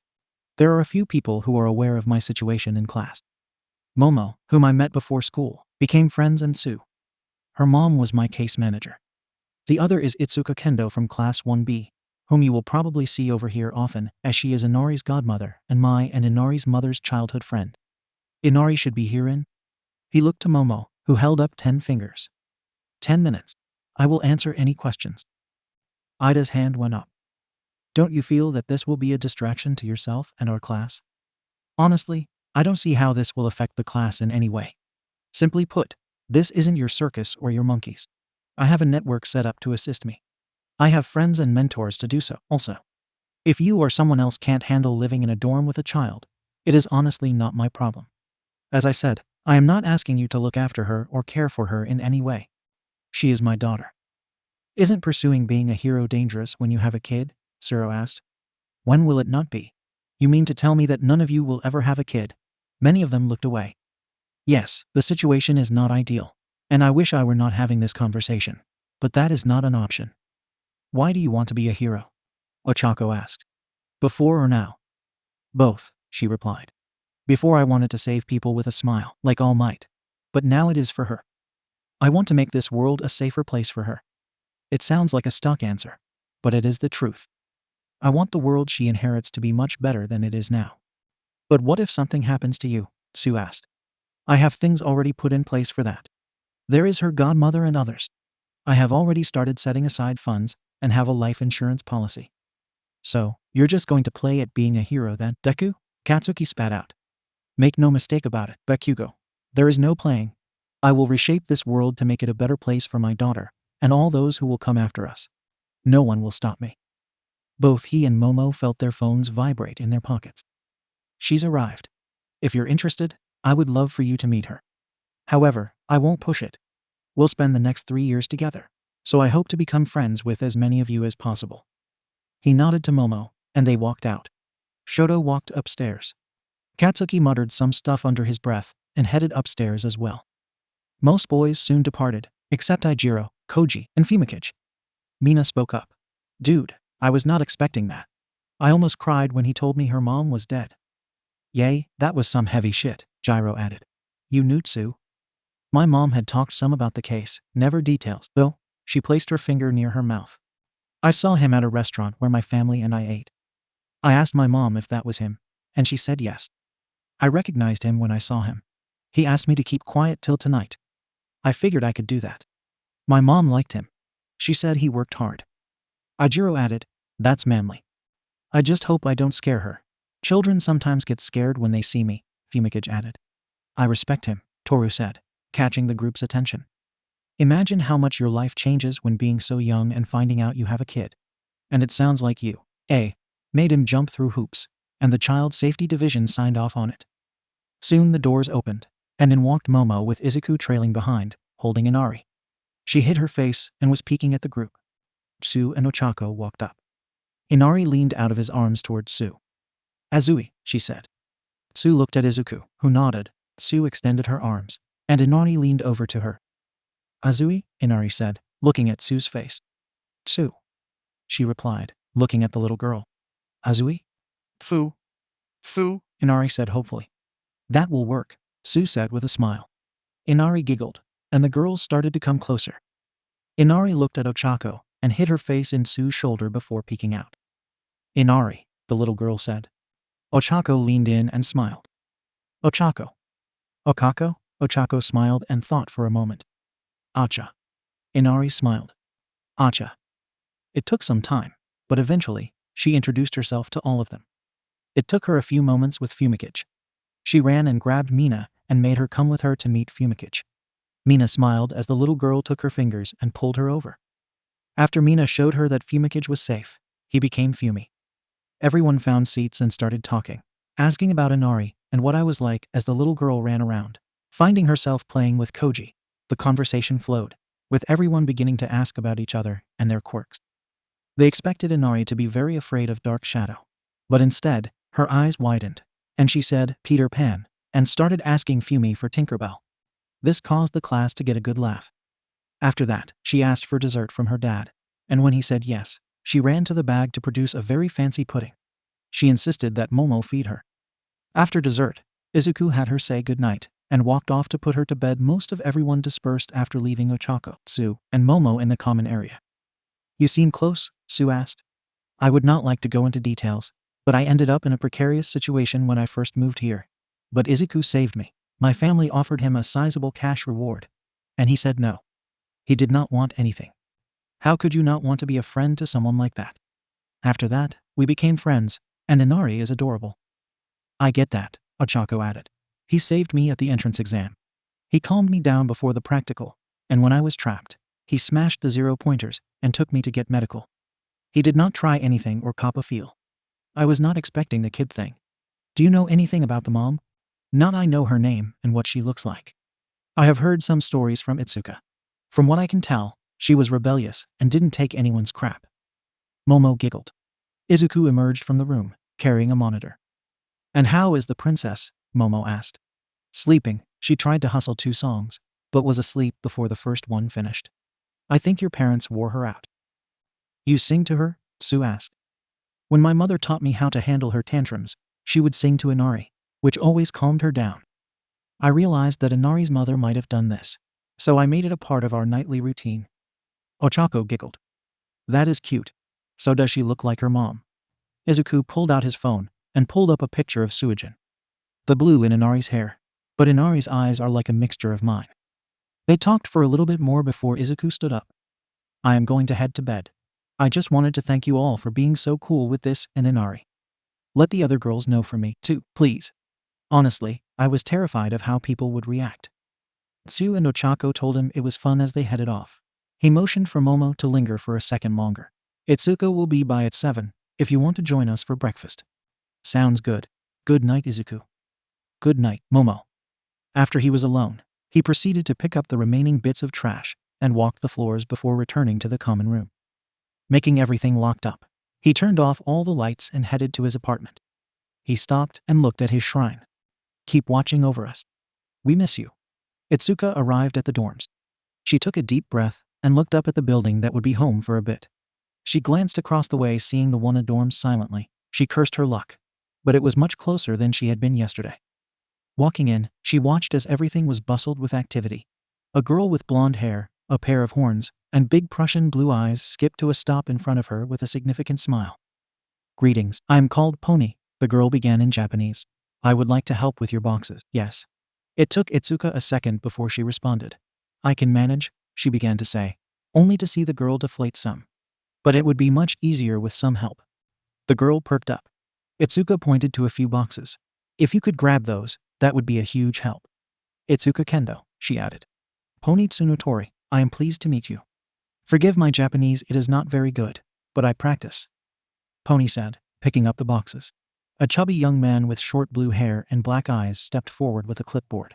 Hello, I am Shota Nyaranjeki. For some reason, I am supposed to check people in. I am not sure how I got the job, but it is a pleasure to meet you. May I have your name? Itsuka Kendo. Welcome to 1B Itsuka. You are in room 304. Here are your keys. After you get settled, we plan on eating dinner together and getting to know each other. It starts at 7. He said with a polite smile. I hope to see you there. Itsuka and Pony made their way up the stairs to the 3rd floor. Finding her room quickly, Pony set the boxes and left her to settle in. It didn't take Itsuka long to get everything squared away. A knock at the door left in surprise as she opened it to see a floating head. Hey yo, I'm Setsuna Toga. I came by to see if you had any recycling. The head with dark green hair and eyes said. You seem to be missing part of yourself, Itsuka responded. Itsuka Kendo. It's not missing. I know exactly where it's at. It should be around the corner in a moment. The head turned down the hall, and sure enough, a headless body was walking along carrying some boxes with another student, this one a boy with a young man with relatively long, chin-length, messy gray hair, and black eyes which are tilted dramatically inwards, each lined with a very jagged, tan-colored hair fur, which gave him the appearance of wearing a bandit mask. See, told you. The head said, sounding proud. The boy smiled and smiled. Sorry, Set gets carried away sometimes. I'm Tetsu. Wait, what? Itsuka said. He smiled. That's my name, but you can call me Tetsu. It's the name so nice my parents used it 4 times. Well, then call me Itsuka, she replied as she stacked more boxes on the boy's arms. Thank you for taking the boxes. Yeah, sure thing, he responded. Set smirked as the door closed. She's pretty cute, huh? Yay, she is, he responded without thinking before he blushed and walked off down the hall with the boxes quickly. Set followed him laughing. After she finished, she made her way downstairs to meet some other of her classmates. She was impressed that Pony wasn't the only international student when she met Rin. He was friendly. His shoulder-length black hair was pulled back in a nice braid. The most interesting sight was the boy with no head, but instead had a caption bubble for a head that he used to speak. And when he introduced himself as manga, Ituka almost thought he was messing with her. The oddest was the girl with vines for hair. She came off as very cold to Ituka and dismissive. It was a little confusing for Ituka as she had never met Ibara before. She noticed it from a few others. They looked at her funny or seemed guarded when she met them. She wanted to say something but didn't want to be rude. She was watching for Dshiroda and Kinoko, hoping she would have a chance to catch up. Kinoko was the only one that kept in contact, though it wasn't much.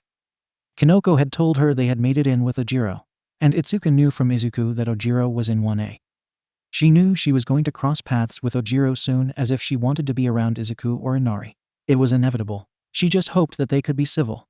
But judging from what Izuku had said, it seemed that Ojiro was blaming Izuku for their breakup. As she entered the common room, she saw Kinoko, who waved at her, and Dshiroda, who looked at her like he was trying to look through her. Ituka sighed and joined the rest of her class. Hopefully, the night would be pleasant. As they sat down to eat, she noticed the students that had given her an odd vibe were all sitting together with Dshiroda. Fucking great. After dinner, a blonde boy with a grin that made Ituka feel like punching him walked over. I apologize that I didn't have a chance to introduce myself, Nido Monoma, he said, extending his hand. It is a pleasure to meet you. Itsuka Kendo, she replied, shaking his hand. Nice to meet you. I heard that you have a boyfriend in 1A. Is that true? Itsuka's eyes narrowed. No, I have an ex-boyfriend in 1A. My apologizes, I must have misheard, he said, a smarmy smile playing across his face. May I ask who you heard from, and why you were talking about me? It was nothing sinister, I assure you. Kinoko told us last night how she knew you before you, and such. So she was the one that mentioned the boyfriend thing? Itsuka asked. Itsuka felt hurt that Kinoko was talking about her behind her back. She would have expected it from Dshiroda, especially the look he gave her when she entered. But Kinoko had greeted her fondly. At least, that was how she interpreted it after all. Why would this guy lie like this? Itsuka kept her distance instead, not wanting to cause an issue on her first day here. Luckily, she was invited to sit with Setsuna and Tetsu. The evening was pleasant at the very least. She didn't hang around afterwards, not wanting to miss out on breakfast with her friends. Morning. With the morning rays of sunlight to greet him and a still slightly unfamiliar surround, Izuku found himself being pulled towards wakefulness. The last figments of his dream tugging at his mind. He wasn't sure, but he knew he was talking to someone on a bridge. As he struggled to recall it, the more it seemed to slip away. Once he was presentable, he made sure to go and take care of the princess, who awoke without much fuss, though she pouted till Izuku promised she would see Momo and Itsuka at breakfast. Momo was heading downstairs towards the kitchen to join Izuku, and Inari had just received a confirmation text from Itsuka that she was on her way. As she descended the steps, she heard the giggling first, followed by the singing. Pulling out her phone, she crept forward. Now I'm the king of the swingers. Oh, the jungle VIP, I've reached the top and had to stop. And that's what bothering me. With an impeccable measure of self-control, she did not giggle to betray her presence as she watched Izuku swinging his arms about, dancing in the kitchen to the delight of Inari. Of course, she had to record it. I want to be a man cub and stroll right into town. And be just like the other men. I'm tired of monkeying around. Oh, Ubi, do I want to be like you. I want to walk like you. Talk like you, too. You'll see it's true. An ape like me can learn to be human too. Inari smiled the entire time and kept saying, Ubi-doo, as her dad sang. She was having a grand time, especially when her daddy handed her some grapes to snack on.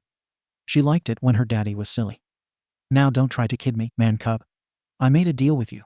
What I desire is man's red fire. To make my dream come true, give me the secret, man cub. Clue me what to do. Give me the power of man's red flower, so I can be like you. What do you say, princess? Can I have the secret? He asked as he made his eyes as large as possible for his daughter. No fire, she said proudly. Izuku made his face droop some before he kept singing. Oh, Ubi, do I want to be like you. I want to walk like you. Talk like you, too. You'll see it's true. An ape like me can learn to be human too. Momo watched the scene before her with a smile and a warm sensation spreading in her chest. It was so precious to see the bond between Izuku and Inari. Oh, Ubi, do I want to be like you. I want to walk like you. Talk like you, too. Oh, Ubi, do I want to be like you. I want to walk like you. Talk like you, too. You'll see it's true. An ape like me can learn to be human too. As he finished and Inari was clapping, Momo couldn't help it. She gave him a slow clap as she walked over. Perfect, King Louis. But no one here is foolish enough to trust you with fire. Izuku froze upon hearing the voice. He knew she was coming down. But he had gotten so wrapped up in his routine with Inari that he forgot. Blushing, he asked, "How long have you been there?" Momo smirked as she pressed the send button on her phone. "Long enough, Your Highness, to have bore witness to the entire routine and to preserve it," she said, holding up her phone. "For posterity, of course," she added, her eyes twinkling with mischief. "Might I be able to persuade you that such a thing should not be saved or shared?" Izuku said. Too late. The dorm's front door opened, and Itsuka entered, looking at her phone with a massive smile as she nibbled on her thumb, watching the video. Izuku could hear himself singing, and Inari telling him, "No fire. That's it, Inari. We have to move and change our names. I can never be cool again." "When were you ever cool?" Itsuka said sarcastically. "I was in a dream once. Very cool. Sunglasses at night cool," Izuku responded proudly. "No one is that cool, Izuku." The two girls walked over and gave Inari kisses, and took a seat as Izuku served them banana French toast, eggs, and bacon. As they all sat down, they started talking about their moves. Itsuka was very interested in hearing about how the rest of the class reacted to Inari, wondering if she would have to beat up anyone mean to her goddaughter. Itsuka was relieved it went all right. Bakugo was a douche, but that didn't surprise her.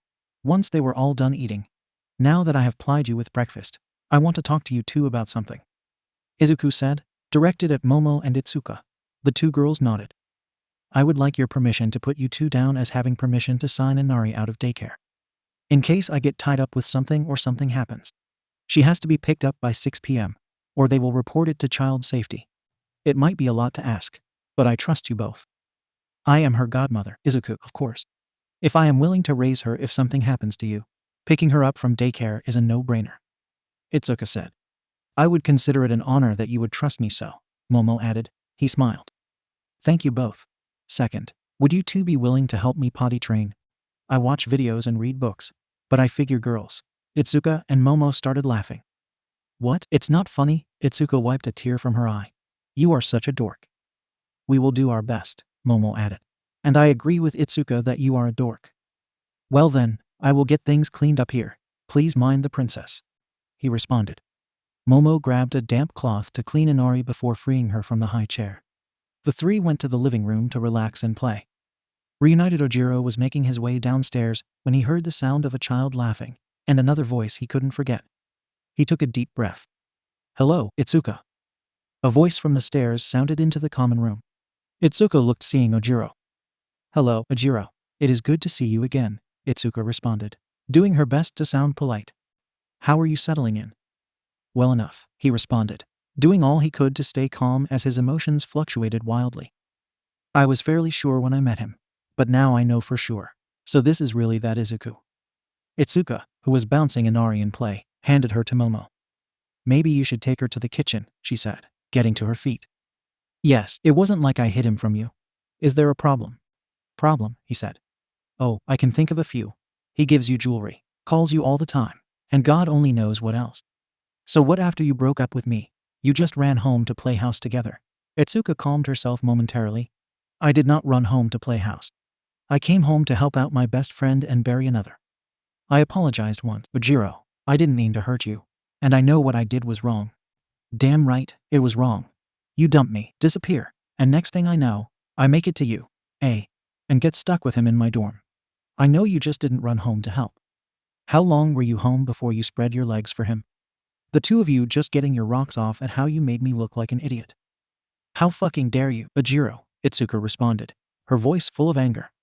"How dare me, how dare you," he retorted. "You better choose the next words that come out of your mouth very carefully," Izuku said, walking out of the kitchen. "If you don't when you regain consciousness and locate your teeth, you can try again.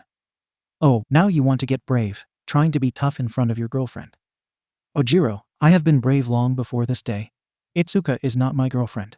She is my best friend and the godmother to my daughter. I have known her since I was 12. I am severely sorry if the death of my girlfriend and Inari's mother put some damper on your life, and I will do my best to make sure not to let it happen again." Izuku's voice was rich with menace and sarcasm. "You mean the woman you didn't even know was pregnant with your kid?" He bit back. Izuku began to see red. He felt the one for all about to spring to his call when Ituka stepped forward and slapped Ojiro hard, sending the boy stumbling back. Momo placed a hand on Izuku's arm, pulling him back to reality. He looked at her pleading eyes and saw Inari looking at him and her eyes watering.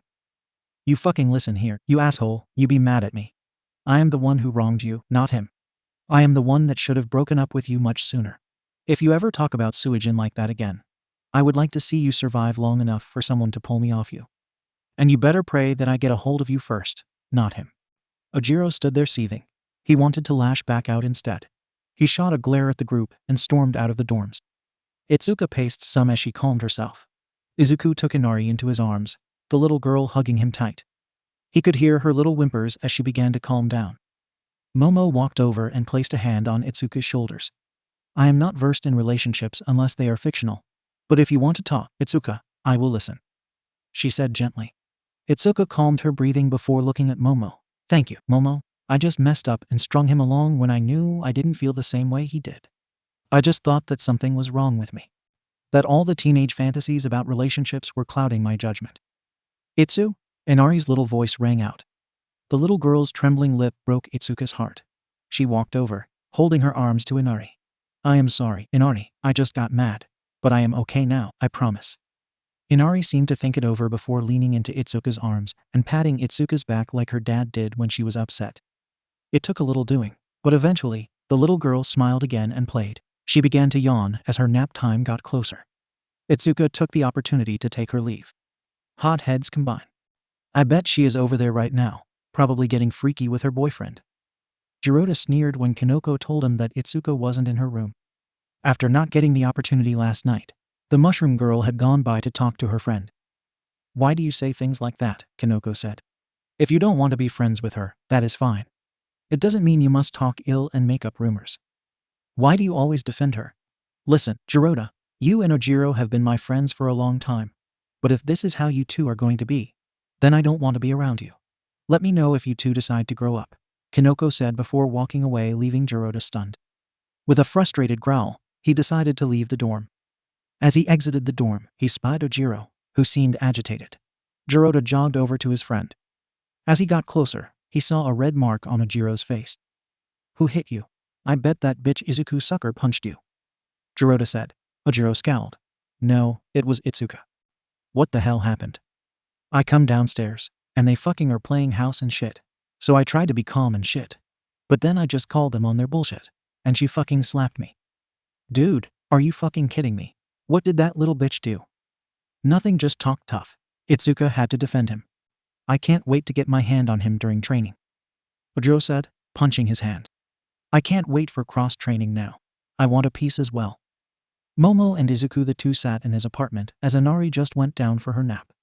"I promised you an explanation about me and Bakugo, right?" "You did. But if you still need more time, I understand, Izuku. It seems an important issue. I can wait some more if you are not ready." Izuku thought about it.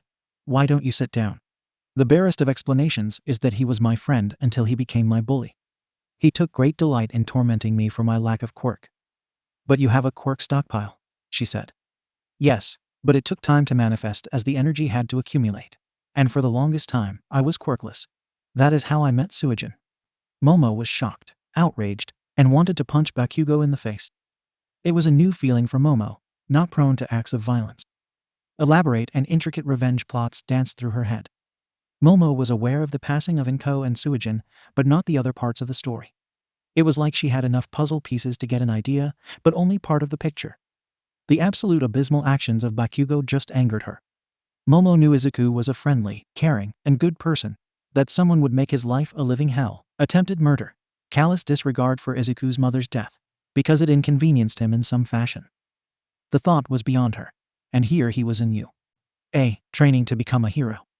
A hero of all things, it was almost absurd. "I am sorry for what you had to endure from this cretin," Momo said. "But I know, and Itsuka knows the type of man you are and the type of person you are. Know that you will never be alone as long as I draw breath, Izuku, you or Inari. Know that I will be with you both." The compassion and warmth in Momo's voice took Izuku's breath away. Neither had realized that as she spoke, she had taken his hands and held them ever so gently, their eyes locked in a tender silence. "I want him to kiss me." The sudden thought brought Momo back to reality. Realizing their position, and how her speech was almost a borderline confession, she blushed furiously, pulling her hands back. "Thank you for sharing with me, Izuku, but you must excuse me. I have some things to finish in my room," she said quickly before exiting. Her heart thumped against her chest. Izuku nodded a response as she left, a singular thought running through his head. I wanted to kiss her right then. Thankfully, there was no awkwardness at dinner. Instead, everyone sat about talking about the start of classes the next day. "Hey Izuku," Denki called out. "Yes. Do you know anything about our homeroom teacher?" "No, not really. I never interacted with him. He just told everyone to leave him alone. But I know he expelled all his students last year for some reason." "No way. Are you serious?" 𝗵𝗃 chimed in. "You have to be joking, right? Tell me you are joking." "I wish I were. The faculty were talking about it for a while," Izuku said, pouring Inari another glass of juice. "Most of the other teachers are pretty nice." "So what happens to Inari while you are in class and stuff?" Ochako asked as she slipped Inari a small piece of bread with butter, the little girl smiling and shoving it in her mouth. "She goes to a daycare on campus. Part of being an employee was one of the reasons I took the job." The evening didn't last much longer as everyone wanted to be ready for their first day. Day 1, everything started great for the little family. Inari woke up on schedule. She enjoyed her ride around the campus as Izuku got his run in, ate all her breakfast, and didn't put up too much of a fight getting dressed.